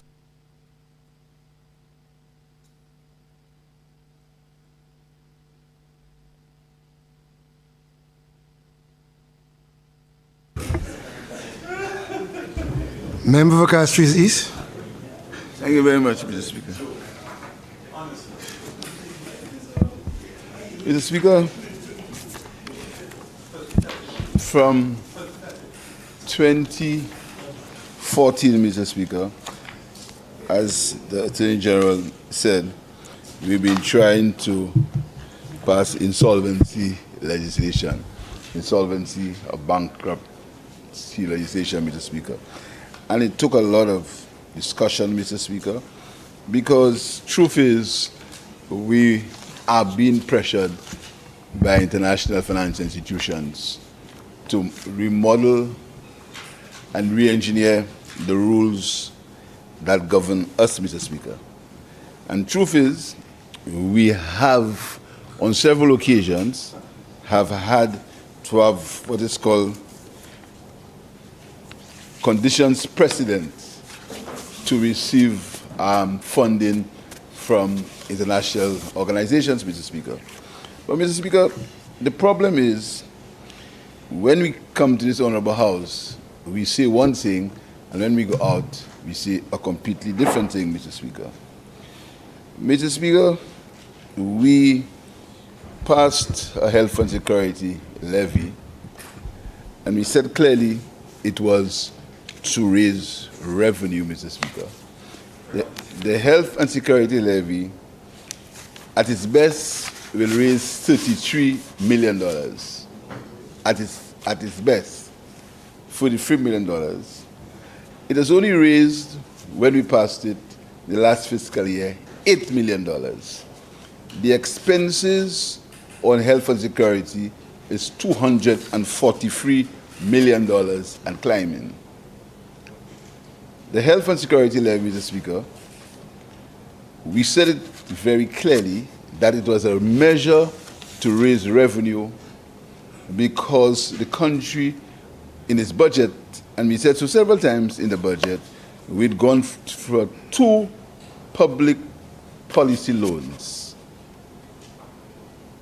The same way, when we had taken another public policy loan, there was an increase of $1.50 on gasoline to increase revenue. But suddenly, Mr. Speaker, the 2.5% was sold as if it was money, it was separate money. All in a sudden, calling people liar and that kind of thing, Speaker, because money is different, you know. So to raise revenue, I mean, it is, when you really think about it, Mr. Speaker, it is something that I have chosen, because, you know, the idea is to take us off focus, Mr. Speaker. When money goes into consolidated fund, it doesn't go into the consolidated fund and you see it goes there for health and security. It goes to the consolidated fund and there's an allocation for health and security. We never put the money in a black box. The only time when money goes in a particular place is when you proclaim that's in a black box. When I came here and I passed, we asked members to support the 2.5%, we said it was going into the consolidated fund. But suddenly, even though we said that we had to raise revenue, the argument was, oh, you said 2.5% was not to get a loan. But we said that part of the conditions of the loan was to raise revenue. So how you raise revenue, if you raise it by 2.5%, if you raise it by increasing income tax, if you raise it by $1.50 on gas, you have to raise revenue. We didn't say it went specifically into a black box. I was asked that before. I said, no, it will go into the consolidated fund. But a whole yawn cry, because you know, the idea is to use fancy words to put you off focus. So, Mr. Speaker, I'm saying all that to come to the Insolvency Bill, Mr. Speaker. Mr. Speaker, institutions, World Bank, IMF, CDB, have always asked for laws as it relates to insolvency in the country. When I had the pleasure to sit in the cabinet of the member for Vieux-Fort South, and we discussed it, I made one singular point, that you have to protect a person's household, a house, their residence, where they raise their family. I made that point consistently and persistently, all the time. Even in that legislation, when I want to just move out of me to congratulate and to thank the people in the NCPC for the work that they have done as far as this legislation is concerned, Mr. Speaker. Mr. Speaker, we have many competent public servants, very competent public servants. And you know, public servants will tell you that this Minister of Finance never pretends that he knows more than them. Never. What I do, I have meetings with them, I give them the government's policy, and they give me their opinions, and I come to a judgment based on the policy of the government. I never pretend to know more than them, or never tell them it's not their business and let me run the country. That's how I operate. When it comes to crime, I talk to the professionals, listen to what they say, and I take action. When it comes to St. Jude Hospital, we form a committee, listen to the professionals, and we take action. So in terms of the insolvency bill, we had discussions, Mr. Speaker, for years. I think they've made the NCPC, they've presented the cabinet probably twice, I'm sure twice, possibly more times than that, Mr. Speaker. The drafter who worked on that bill, Mr. Speaker, he's spoken to the cabinet 3 times to guide us as to which way that we were going. And I always said to him all the time, we need to protect the house where somebody raises their family, Mr. Speaker. So, Mr. Speaker, this act is an act that was needed, is an act that the government had the courage, because the idea started, Mr. Speaker, and the member for Beaufort South always speaks about courage, Mr. Speaker. So in 2014, when that discussion started, Mr. Speaker, it started in 2014 and we lost in 2016.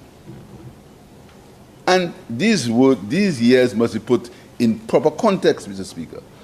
2014, we lost in 2016, we won again in 2021, and we have the courage to bring it to Parliament in 2024. And that is crucial and important, because that is how our policies flow, Mr. Speaker. So when all the diversions come, and Mr. Speaker, I have not already had my say in many things, you know. I've allowed this thing to go along, people talk and slander me, and I haven't had my say in many of these things, because, you know, I have a job to do. My job is to remain focused. I have a job to do. So I don't get carried away with all the things that have been said, Mr. Speaker. So 2014, Dr. Member for Beaufort South as Prime Minister, we have the discussion. And Mr. Speaker, I think, and correct me if I'm wrong, Mr. Member for Beaufort South, wasn't it our government that set up the NCPC?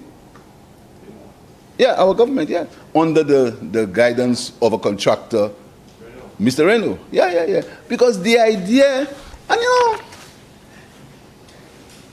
when I leave Mr. Speaker, I'm going to write a book. I'm going to write a book, Mr. Speaker. Because too much of St. Lucia's history and too much of facts, Reno was the one who was chairman, and that came under us. Because, Mr. Speaker, when you talk about government that say about the private sector, it was under our government with a guy called, what's his name? Agent O'Shea. We set up the private council, setting up, remember the private council, and they attacked us for? When we set up the private sector, Office of Private Sector Relations, Mr. Speaker. Because we were always interested in bringing the private sector on board to help in the governance of this country. It was under us, Mr. Speaker, that we dealt with money, marketing for small hotels. We called it STEP. The office was upstairs, the Ministry of Tourism, in the corner where the entrance is, Mr. Speaker, right now. If you go into the Ministry of Tourism now, on that side, we had a STEP office, marketing for small hotels. Because under this government, Mr. Speaker, most of the incentives for the private sector came under the Labour Party government when we were in government. Most of them, if not all, including now the largest tax amnesty ever in this country. So, Mr. Speaker, when the history would be written, it would be shown that a government that has always protected the people, but also left elbow room and created the environment for the growth of the private sector is the government of the St. Lucia Labour Party, regardless of what is said, Mr. Speaker. We have never, this Prime Minister has never gone to any chamber meeting and chastised members of the chamber or members of the Hotel and Tourism Association. Never. They may not like me, because I have no big store. But we've never chastised them. We've always listened to them. We've always discussed with them. We've always said to them, give us your opinion and we'll come to a logical conclusion, Mr. Speaker. So this insolvency bill is the result of endless consultation. Consultation from 2014, Bar Association, Bank Association, credit unions.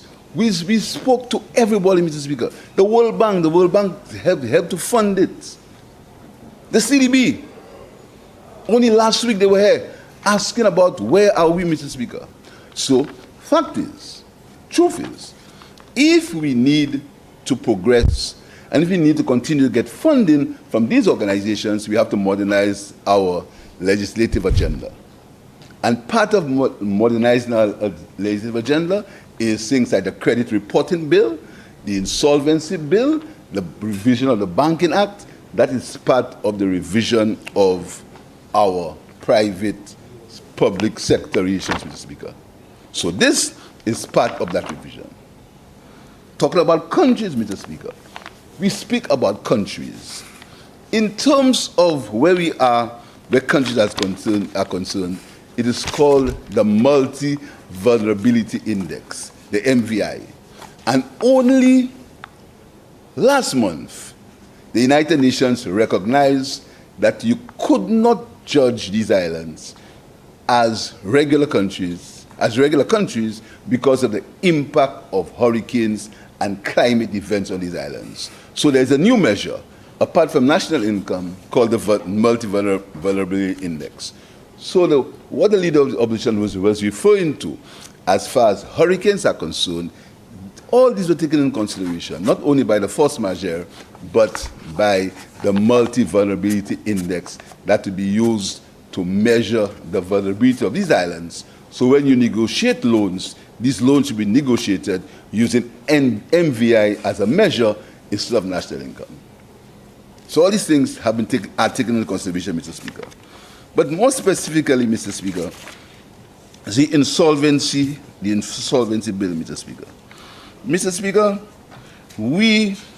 right now, Mr. Speaker, the Insolvency Act that we hope that we get approval from this Honorable House to pass, Mr. Speaker, will create a situation where a few things will happen. We will modernize the credit sector in the country. We will modernize the relationship between creditors and debtors. Right now, the relationship is almost like, it's just helter-skelter. Sometimes it's who you know. Sometimes it's who you know. Sometimes people get breaks because of who they are. That's a fact. Sometimes the banks will have a lot of patience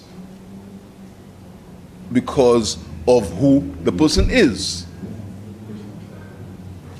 What that will do is this legislation, Mr. Speaker, will modernize the entire environment so that when someone, a business or an individual is under pressure, Mr. Speaker, he will be able to go and speak to his creditor and say that I am under pressure.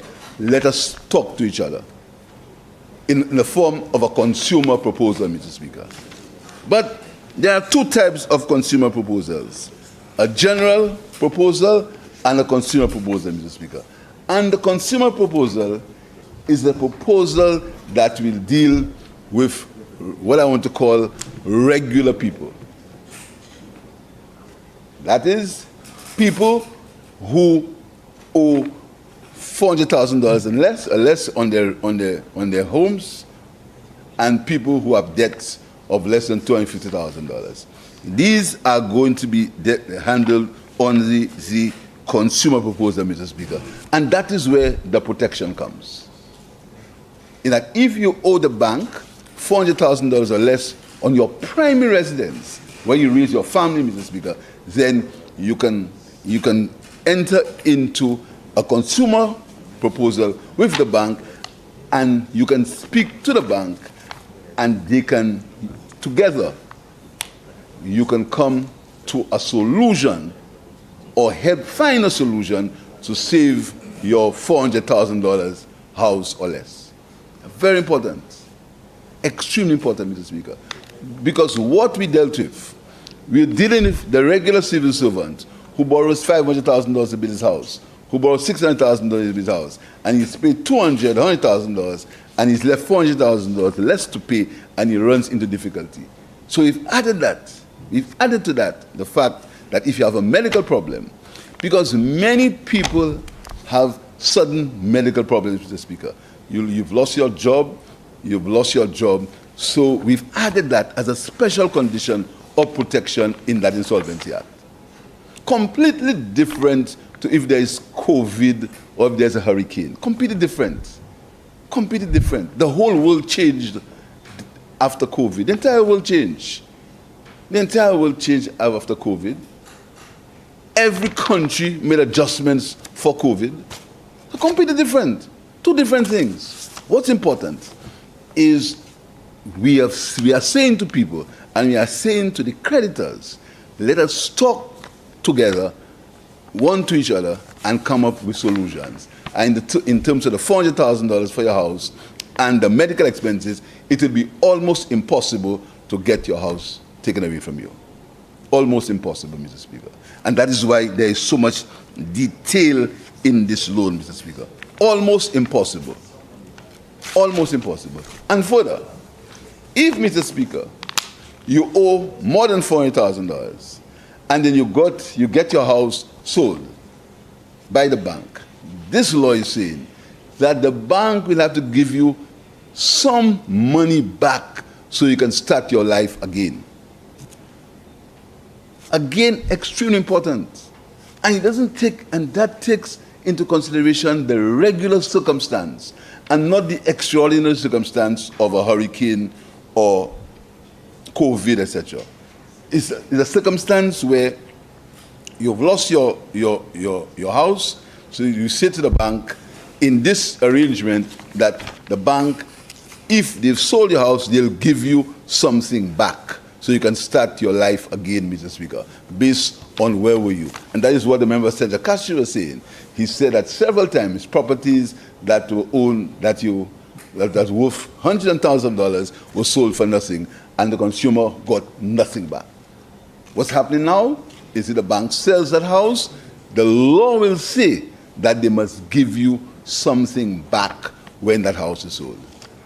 Completely different to if there's a hurricane or if there's and. Further, Mr. Speaker, that arrangement is going to be supervised by a trustee or a supervisor. As to the way that person is appointed, Mr. Speaker, I think in the transitional areas, page what? Page.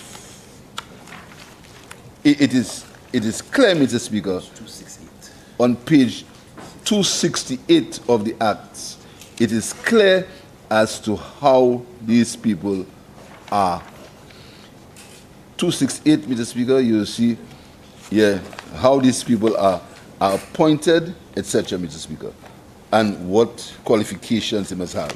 And further, qualifications of a trustee is clear as to who the trustee can be and what the qualification of the trustee, and also it says that the priority of payment, Mr. Speaker, which again is extremely important. Who comes first, second, and third in the priority of payment, Mr. Speaker, when a sale takes place? Mr. Speaker, what I think is important is that the public gets educated, and I want to urge the NCPC to continue that education, Mr. Speaker, so the public can know. Many times when a bank calls on you, you get so afraid, and he who feels it most knows it, Mr. Speaker. He who feels it most knows it. Many of us do not know the trauma of when a bank calls on you to tell you pay up. Many of us haven't gone through that, so we don't understand the importance of protecting people when the bank calls on them, Mr. Speaker. What we're saying for what? What? What the bank, when the bank calls on me, Mr. Speaker, what we're saying to the public, when the bank calls on you, you go and speak to them.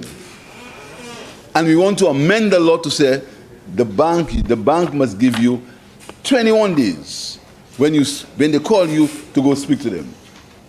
Because many people, when the bank calls them, they get petrified, Mr. Speaker. They get petrified. So this act will say to the consumer, you have protection under this act. Go speak to the bank, and the supervisor or the trustee will be a kind of check and balance on you, so that the proposal can have terms and conditions that can benefit both the creditor and the debtor, Mr. Speaker. So this legislation, Mr. Speaker, is necessary. It's very necessary because it will determine our relationship with the financial institutions internally and globally. World Bank, CDB, IMF, Mr. Speaker. So, Mr. Speaker, we understand that many of these laws are the playing field is not equal. The goalpost shifts all the time. Shifts all the time. They blacklist you for something, remove it the other time, etc. They shift all the time, Mr. Speaker.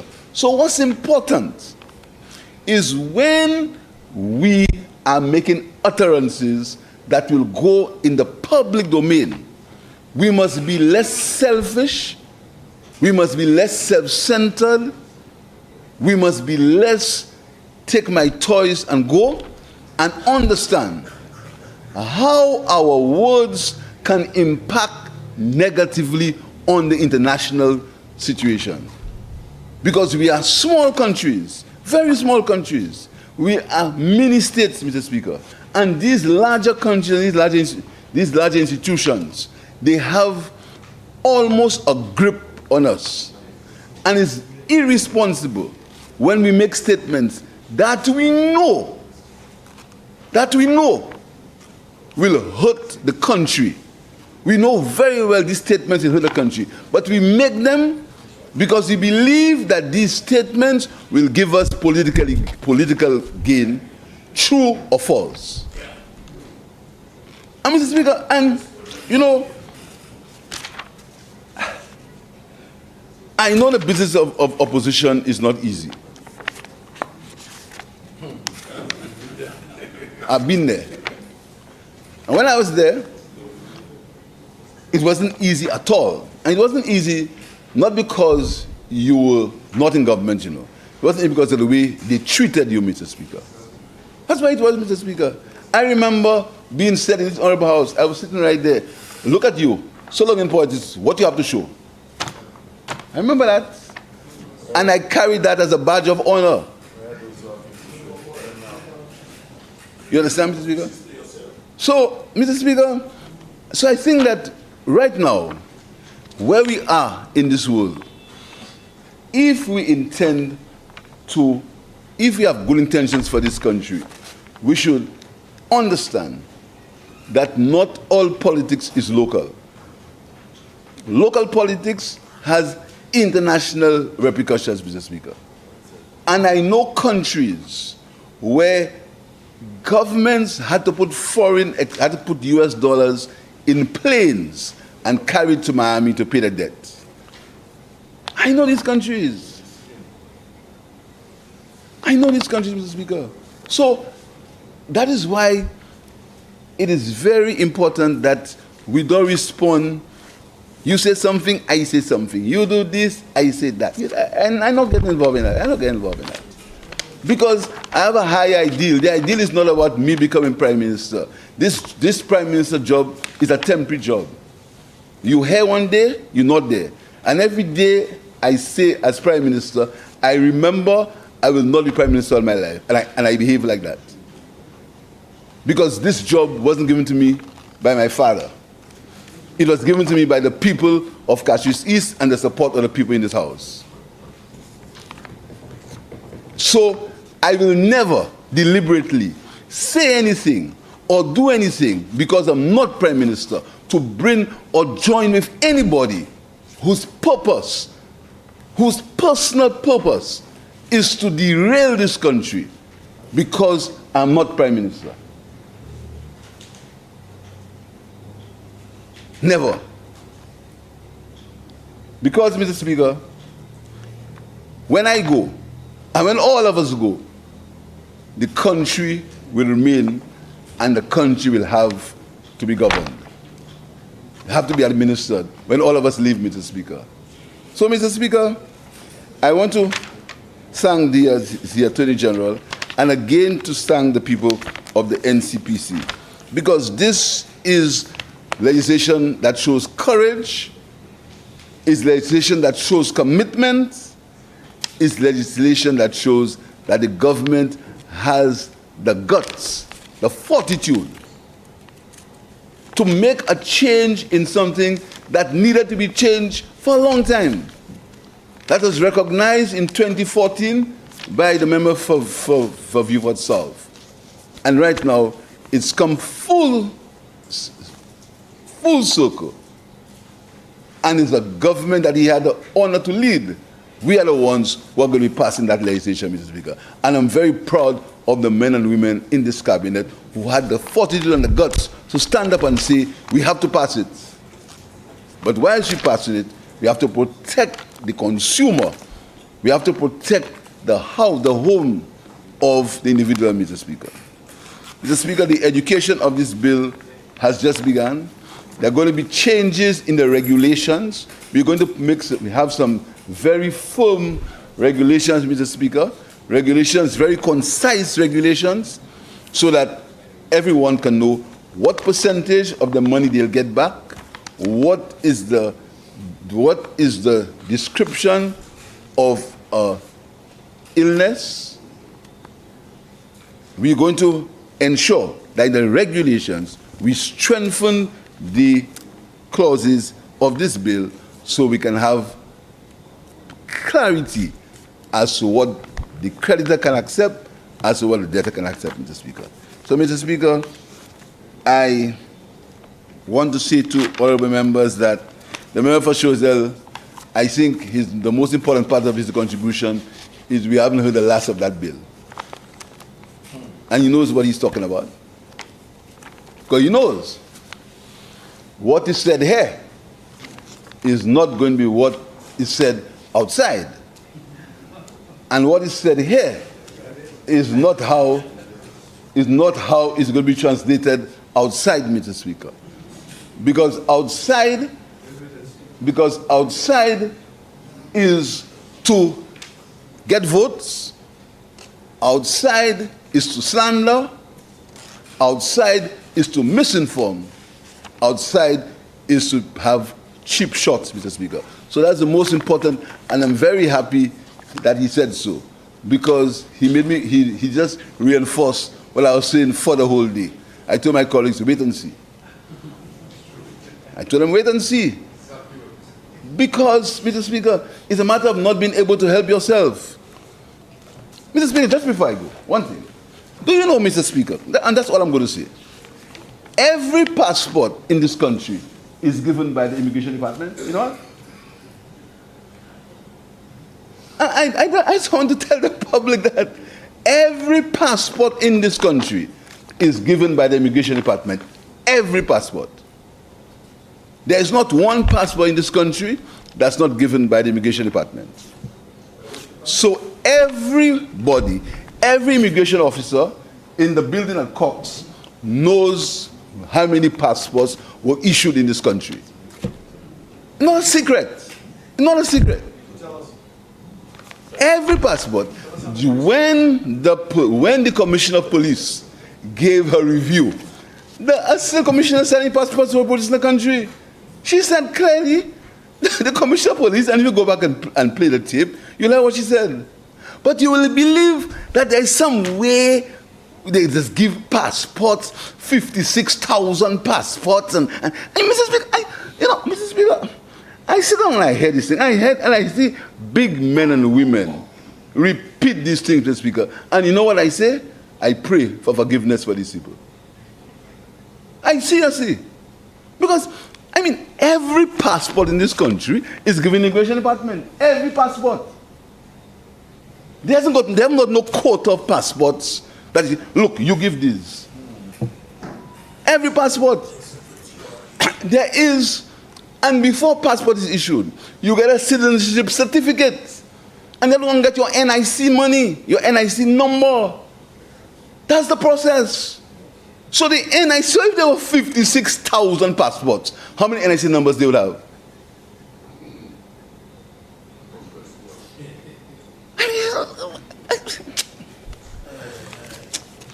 56,000 passports. So it's supposed to have 56,000 NIC numbers. Everybody NIC, you know how you get an NIC number? A clerk give it to you. A clerk. You bring your certificate, and you fill a form, and a clerk give you an NIC number. A little card, a clerk give it to you. So you mean tell me all these clerks inside there would not know that there were 56,000 passports given? And you repeat that, and people believe that, and slander people in that? 56,000 passports? And you multiply it by, how much you multiply it by? 100 and say $2.1 billion. Come on. Anyhow, Mr. Speaker, I promise on this thing, my position remains clear. There is a matter in court, let the court decide. My position remains clear. And you can say whatever you want. You can do whatever you want. You can cause anybody to write whatever you want. My position remains clear. There is a court matter. Let the court decide on the matter. Tell the people the truth. So, Mr. Speaker. Prime Minister, tell the people the truth. How many passports have been allocated? Tell us. How many Tiwaki sold? None. Mr. Speaker. Again, Mr. Speaker. You've been here for 3 years. Absolute misinformation. Zero. Passports are not allocated. I just said every person has an NIC number. So when you do a CIP program, you don't get an Member for Mico South, if you wish to intervene, you shall rise on a point of order, elucidation. Speaker, but that's not intervening. I'm not intervening. if you wish, No, it doesn't wish to be. What that's doing is playing to the gallery. You know, we taught him how to heckle in Parliament, but he doesn't have the skill or the technique or the information to heckle. If you want to learn to heckle, let's show you how to heckle. We are kings of heckling. So we're not giving. So what is trying to do? What? What he's trying to do? He's trying to out-labor us. We are the masters. That's why when you. That's why when we decide to put people on the streets, we put 10, 12,000 people on the streets. And if you want to see street power, again, we'll show you power on the streets. That's our sin. We are a party of people, we are a Labour Party. That's what we made of. Our politics is street politics. Our politics is the politics of debate, of conversation. That's our party. We are masters at that. Nobody can beat us in that. That's our politics. That is why I'm confident. That's why I'm not replying to all them things. By the way, on the 28th of September, I'll be speaking to St. Lucians in New York.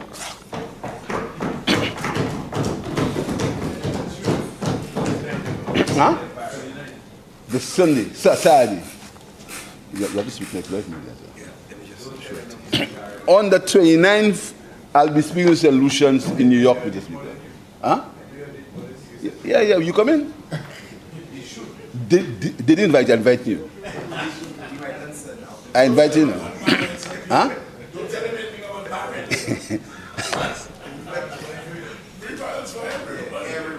So, Mr. Speaker, on the 29th of September, I'm going to be in New York speaking to St. Lucians, Mr. Speaker. And then we will discuss issues as they relate to St. Lucia. I can assure you there will be no slander. I can assure you there will be no mention of people's children. I can assure you there will be absolutely no character assassination. what we're going to do in New York is we're going to speak to the people of the diaspora. We're going to tell them what we are doing to have the second generation citizenship, how that's going. We're going to tell them how we intend to have a special incentive regime for them when they want to come back to invest in. That's what we're going to tell them. There's going to be absolutely no character assassination. There's not going to be absolutely no name calling. Not in this nation, Mr. Speaker. Because we know, even though, and I said to members of my side, I want them to read a book called The Ministry of Truth. I asked them to read, Member of Social, you want one? I ordered it. I bring for you. Because, Mr. Speaker, if you read that book, Mr. Speaker, The Ministry of Truth, just give me a little leeway. You know, Mr. Speaker, I can tell you, and I speak to my colleagues all the time, I can tell you what's the next move. I know the next move. Because it's just working on a specific game plan. You know, it's a game plan that we've set and we've put together, so you know the next move. You know the next move. You know the next move. It's so transparent, Mr. Speaker, that it doesn't even hurt any longer. Because it's transparent. I mean, we speak about it all the time. What's the next move? Listen to what the member of Shows has said. He said, you haven't heard the last of that. That's what we said this morning. That's what it is. Because, Mr. Speaker, and to Mr. Speaker, predictable. So you're going to hear three things before you go. One of them is you have to try to rewrite history. So you rewrite history. You write things that never happened. Two, you have to get people to say that history for you. The history that you've rewritten. So how do you do that? You go on Facebook, you have all kind of blogs, you have all kind of sensational headlines. People writing a history that people are recalling the history that never happened. Three, you have to be shameless. You must say things and look at straight and say, listen to me, that didn't happen. And you know it happened. Shameless. And the fourth thing, Mr. Speaker, in that style is that you must repeat. Repetition. Say the same thing over and over again. Where's the funds? Where's the funds? WTF? Where's the funds? 56,000 passport. Same thing. Just say it all the time, Mr. Speaker. Now, when you say things, Mr. Speaker, especially when they're not true. But the difference between us and them is that the people can relate to us. The people can relate to us, Mr. Speaker. So, Mr. Speaker, members, thank you. Members. Thank you very much, Mr. Speaker, and thank you to members, Mr. Speaker, for their support, Mr. Speaker. Member for Microsoft, please. For the support, Mr. Speaker. Again, let me thank the civil servants. Mr. Speaker. And let us decide. Member for Castries Central, the same applies. Please allow the member for Castries East to continue.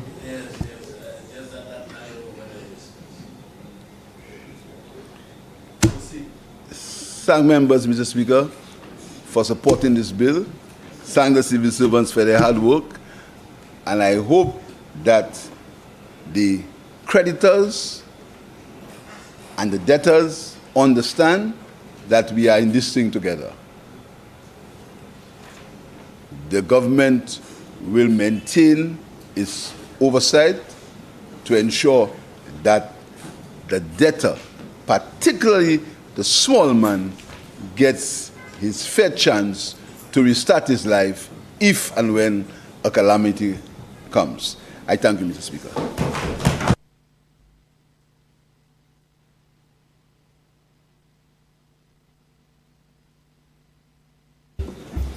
Attorney General. Thank you, Mr. Speaker. Mr. Speaker, by way of final comments, I just want to thank members for their support of the bill, and also just put on record, Mr. Speaker, that I've heard the comments coming from all members, especially the opposition as it relates to the bill, and will take on board going forward, Mr. Speaker. Thank you very much, Mr. Speaker.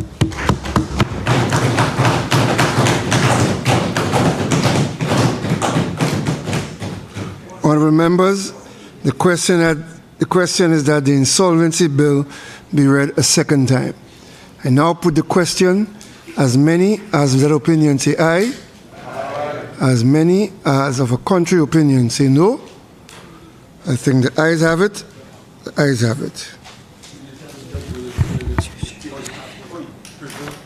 An act to provide for the appointment of a supervisory of bankruptcy and insolvency and a government trustee, licensing of trustees, bankruptcy orders, assignments, administration of estates, international insolvencies, the regulation of corporate and individual insolvencies, the rehabilitation of an insolvent debtor, and for related matters.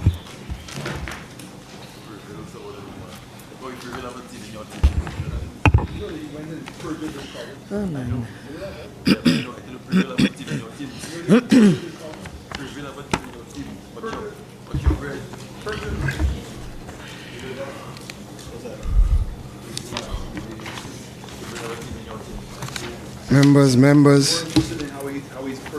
Members, we are at committee stage. Let's get serious now. Clause 2. Interpretation. Clause 2 stands part of the bill. Aye. Clause 3. Application and non-application of this act. Clause 3 stands part of the bill. Aye. Clause 4. Conflict of laws. Clause 4 stands part of the bill. Aye. Clause 5. Act binds the crown. Clause 5 stands part of the bill. Aye. Part 1, clauses 6 to 15. Administration. Mr. Speaker, I wish to make an amendment to clause 6. So clause 6. What page? Page 58. Clause 6, as it stands, becomes clause 6.1, Mr. Speaker, and I wish to move clause 426 to Page 58? Yes. Yeah, your page numbers are different. So section 6. Section 6 as it stands becomes section 6.1. I intend to add a further section 6.2. And that section 6.2, I'm taking it from section 426A. I'd like to push it forward, please. 426A? 426A. Mm-hmm. The supervisor shall possess, and the qualifications, I'd like to bring it to the front of the bill, Mr. Speaker. 42 as in 42? 426, subsection 2A. 426, 2A. Let me just get this. Yes, please. 426. I think the bill I have is different. 2A. Yeah, the transitional. Yes, please. So I'd like to move 426 2A. The supervisor shall possess Roman numeral 1 to 4 to make it a 6.2. Yes. So you're removing it from here completely? Yes, please. And bringing it to the front of the bill to make it section 6.2. So you're amending both clauses, clause 6 yes. and yes, please. 426? Yes, please.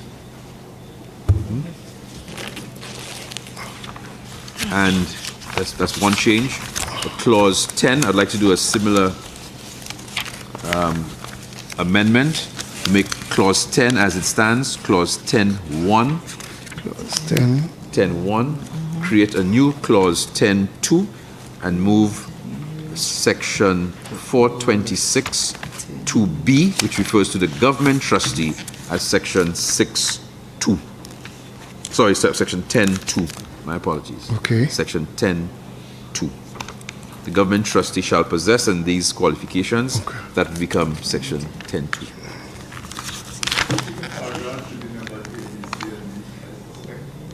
Yes, we can number it paragraph. Yeah, paragraphs A, B, yeah, A, B, C. The Roman numerals, yeah, we can do that. Well, perhaps the Roman numeral should stay because there are A and B of the 426 as A and B. No, I'm taking it I out. see, but when you take it out, yes. I'm taking it out and bringing it yes, forward, yes. Okay. Yes. It loses the A and B, correct? Yes. Okay. Yes, Mr. Speaker. These are the two amendments? Under part 1. Yes, please, Mr. Speaker. So, even as we are still under part 1, clauses 6 to 15, the amendments add to clause 10, clause 6, and clause 426. Yes. All in favor of the proposed amendment, say aye. Aye. Anyone against, say no. I think the ayes have it. The ayes have it. Part 1, clauses 6 to 15 as amended stands part of the bill. Aye. Part 2, clauses 16 to 33. Licensing of trustee.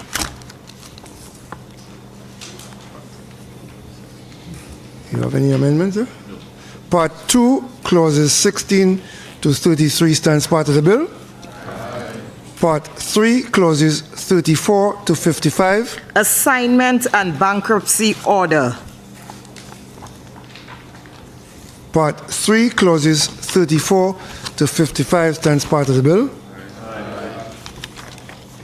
Part 4, clauses 56 to 172. Proposal. Member for Beaufort South, were these some of the areas you wanted touched on? No? Part 4, clauses 56 to 172 stands part of the bill. Aye. Part 5, clauses 173 to 207. Effect of bankruptcy on the property of the bankrupt. Part 5, clauses 173 to 207 stands part of the bill. Aye. Part 6, clauses 208 to 276. Administration of estates. Mr. Speaker, in relation to part 6 at clause 208, specifically clause... Just let me get that first. Yes. AG. 208. Yeah, clause 208, subsection 7. I wish to add or in the Gazette. 7. Yes. 207. So what would it read by the trustee? In the prescribed form must, as soon as possible after bankruptcy, and not later than 5 days before the first meeting of creditors, be published by the trustee in a newspaper of general circulation in St. Lucia or in the National Gazette. Gazette. Or both. Oh yes, or both. Or both. Okay. That's the only amendment, yeah? Part 8, clauses 208 to 276, as amended, stands part of the bill. If I may, the director said it's just Gazette, not National, just the Gazette. Gazette, yeah, okay. Part 7, clauses 277 to 307. Bankrupt.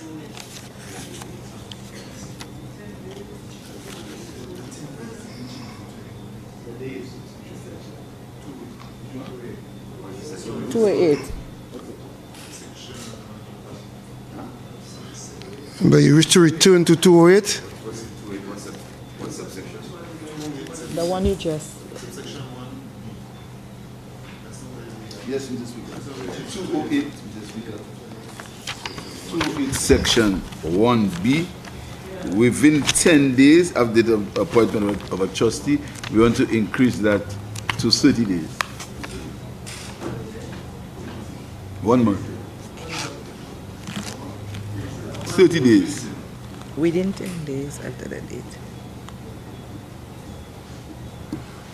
Okay. So instead of within 10 days, within 30 days. So we return to Part 6, clauses 208 to 276 as amended, stands part of the bill. Part 7, clauses 277 to 307. Bankrupt.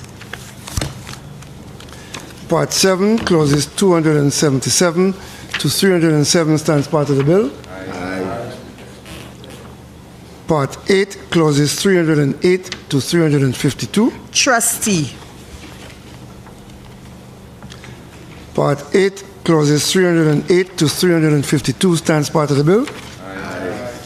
Part 9, clauses 353 to 361. Enforcement. Part 9, clauses 353 to 361 stands part of the bill. Part 10, clauses 362 to 368. Interim receiver. Part 10, clauses 362 to 368 stands part of the bill. Part 11, clauses 369 to 379. Secured creditor.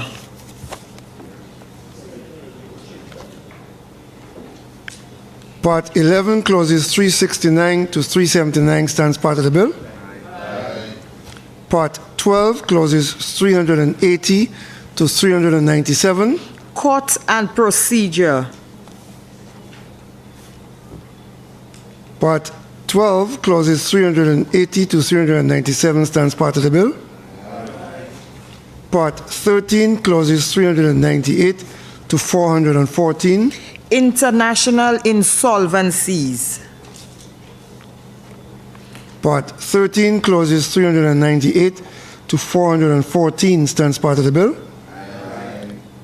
Part 14, clauses 415 to 426. Miscellaneous. So, Mr. Speaker, sorry. Member of your out. I didn't raise this in the debate.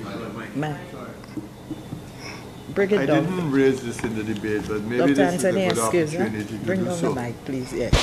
Thanks. Yeah. Maybe this is a good opportunity to do so. I don't know what is the intention of clause 419 2B. 419? Yes, 2B. It says rules made under subsection 1 may provide for sittings of the court, blah, blah, blah. Then it says on the B, must not extend the jurisdiction of the court. But the reality is that these are rules made by the court. And yes, surely the assumption has to be that the court will, in any event, operate within its jurisdiction. And how do you judge when a court extends or not extends jurisdiction? Suppose the court gives a constitutional ruling. But why do we need it? I don't understand. And if it is, a version of it is needed, what exactly is the intention?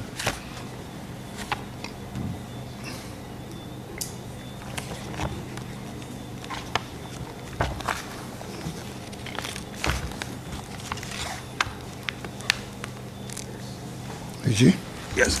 Mr. Speaker, we'll delete that B. Yeah, we'll be Yes, deleting good. 419. I think it should be deleted. Yeah, we're deleting Yes. it. Yes, Yeah. thank you. Thank you. 419. And the full stop should be after proceedings. Yeah, full stop. Right. Okay. And the Speaker, the section, the 426, just for the record that we've actually removed. Yes, we have removed So those. for the yes. record, remove that, at least two Yes. provisions. Yes, thank you, Mr. Speaker. Part 14, clauses 415 to 426 as amended, stands part of the bill. Schedule 1. Qualification of a trustee. Schedule 1 stands part of the bill. Aye. Schedule 2. Priority of payment. Schedule 2 stands part of the bill. Clause 1. Short title and commencement. Clause Go ahead. Mr. Speaker, Clause 1, change 2023 to 2024. Clause 1. Okay. Clause 1. 2023 to 2024. As suggested by the member for Choiseul. Member for Choiseul pointed it out. Clause 1 as amended stands part of the bill. Aye. Honourable members, the question is that the committee rises and the bill be reported. I now put the question. As many as of that opinion say aye. Aye. As many as of the contrary opinion say no. I think the ayes have it. The ayes have it.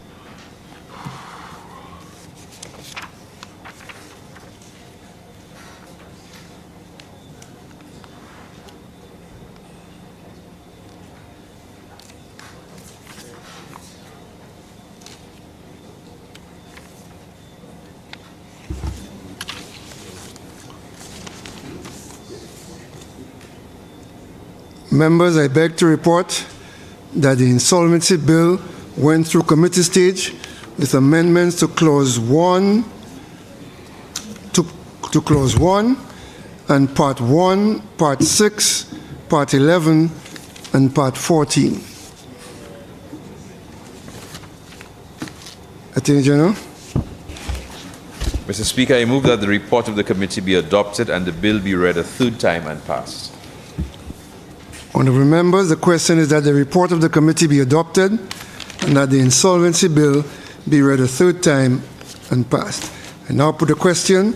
As many as of that opinion say aye. Aye. As many as of a contrary opinion say no. I think the ayes have it. The ayes have it.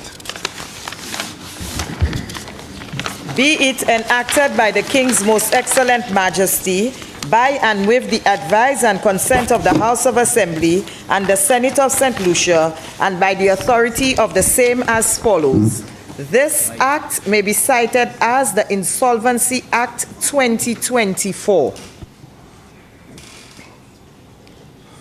Member for Dennery North. Mr. Speaker, I move that the House stands adjourned. Send it aye. Honourable members, the question is that the House do stand adjourned sine die. I now put the question. As many of that opinion say aye. Aye. As many as of contrary opinion say no. I think the ayes have it. The ayes have it. Sitting adjourned. All right.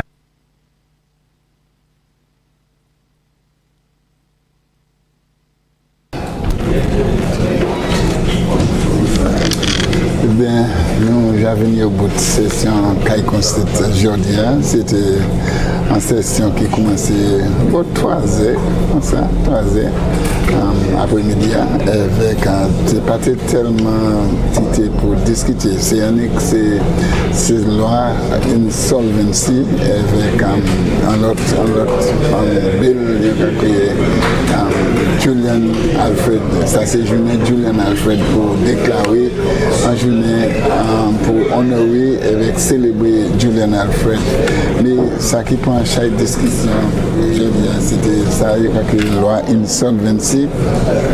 C'est vraiment une loi qui a bail monde qui a prêté l'argent, qui a un business, en plus droit avec en plus liberté pour passer en temps passé côté là où prêter l'argent là où pour tirer quand ça l'argent enfin mon prêter l'argent sous pas ça payer pour saisir l'argent ça la dévier et bien point dévier avec loi ça la fait difficile pour l'empire ça il a fait engagement entre mon qui prêter avec mon qui prêter l'argent ça là c'est vraiment ça qui a fait là avec ça nous dit aujourd'hui ça c'est une loi qui commence à travailler depuis un temps docteur Kenny Anthony était premier ministre ça c'est en l'année 2014 avec un chaitan qui loi ça là qu'a essayé mais aussi c'est un gros morceau de loi qui signé chaque différent page avec chaque bagage pour garder. Virgil? Yes, as you were saying, two bills which took up most of the discussion today had to do with the Julian Alfred Day, and it is a bill where September 27th has been declared a public holiday. And of course we knew that already, but there were some legal requirements that necessitated that the government come into the House to legislate it. The important thing about the bill, as mentioned by the Prime Minister, is that the Julian Alfred Day, although it will be celebrated on the 27th of September this year, subsequently the day could be not necessarily on the 27th, but it could shift just to acknowledge any day of excellence, any other achievement worthy of celebration and worthy of praise, if you will. And so the Prime Minister and the other members who contributed to this bill just encourage the public to come out and support a great motorcade which will be happening on the 24th when Julian Alfred makes her way to St. Lucia. And of course the members encouraged all of St. Lucia to represent on the 27th, Julian Alfred Day, and to come out to the grand concert that will be held, I think, on both issues. So it was in recognition of her achievement. He said that the Prime Minister, that young people ought to just emulate her accomplishments and her achievements and her discipline and her commitment and her hard work. And the second bill, as you said, had to do with insolvency. And insolvency basically has to do with one's inability to pay their debt. Basically, if you're bankrupt and you're not able to pay your debt, this bill was passed to kind of bring a sense of fairness to both the creditor, the lender of the thing, and the debtor. I think the bill allows for some cushion for the person who is bankrupt and is perhaps facing a repossession of their property or their business. It allows them, I know some of the provisions is that it allows them some room, I think 21 days, breathing space where they could meet with the creditor and discussions, could be had. There's another provision, for instance, that says if you are going to lose your house and the bank has to repossess your house, then the bill makes allowances that the bank must pay to the person, to the bankrupt individual, some amount of money to just allow them to start over, So the bill had some amendments. I think the member Michael for Beaufort North, he pinpointed, he had high praise for the bill. He said Beaufort South. He had high praise for the bill. I think it was started under his watch as Prime Minister in a former Labour Party administration. He had high praise for it. He said there was so many complications and matters to be considered. This is why it took that long. But then he made a suggestion to one of the things that came up was that he made a suggestion to put some qualifications for those people who would already be administering. I think it was a trustee and a supervisor, and to which the Attorney General, who made his maiden presentation in piloting the bill, he agreed to it. I also want to mention the contribution by the leader of the opposition, the member for Micoud South, that is Alan Chasney, and he echoed everything. Sorry. Excuse me. And he was saying a lot of the things that Kenny Anthony.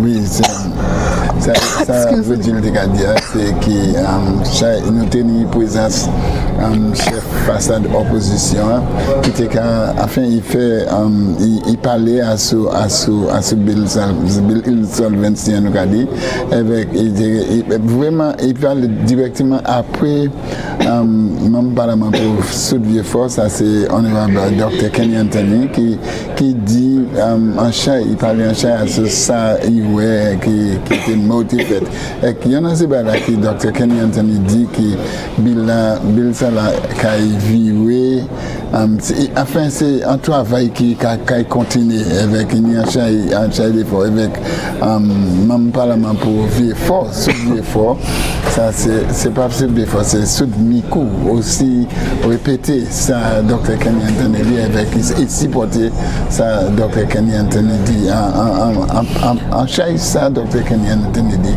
il a supporter ça aussi avec généralement discussion nous pas quoi nous devons rester ici à autant de temps mais c'est une bonne discussion avec Issam loi ça là quand il dit avec nous aussi avant nous aller qui membre parlement pour soutenir. Yeah. Il aussi parlé bien simple, bien court, avec des manières, lancer la caille en bénéfice péché, femme, monde qui est ordinaire. Avec nous, ça c'était un chat, un chat, il applaudit un chat pour été fait. So, I do apologize there for this hiccup. Oui, ça a fait. Yeah, but all in all, it was an interesting debate, and we return here tomorrow for the Senate sitting, which will give approval to those two bills that will pass today. So thank you once again for staying with us here at the GIS. On behalf of the team, I am Julian. Avec moi c'est Michael Gaspard, nous avons remercié un peu avec un connotant, nous avons ces techniciens, tous ces gens qui travaillent pour mener ça qui passe là, côté ouillé, pour voir ça qui passe, nous avons dit merci un peu avec comme Virgil dit, nous avons vivre ici à demain si Dieu veut pour nous présenter même manière ça qui a passé en Sénat là comme la coutume. Nous bonne soirée avec nous avons d'aider.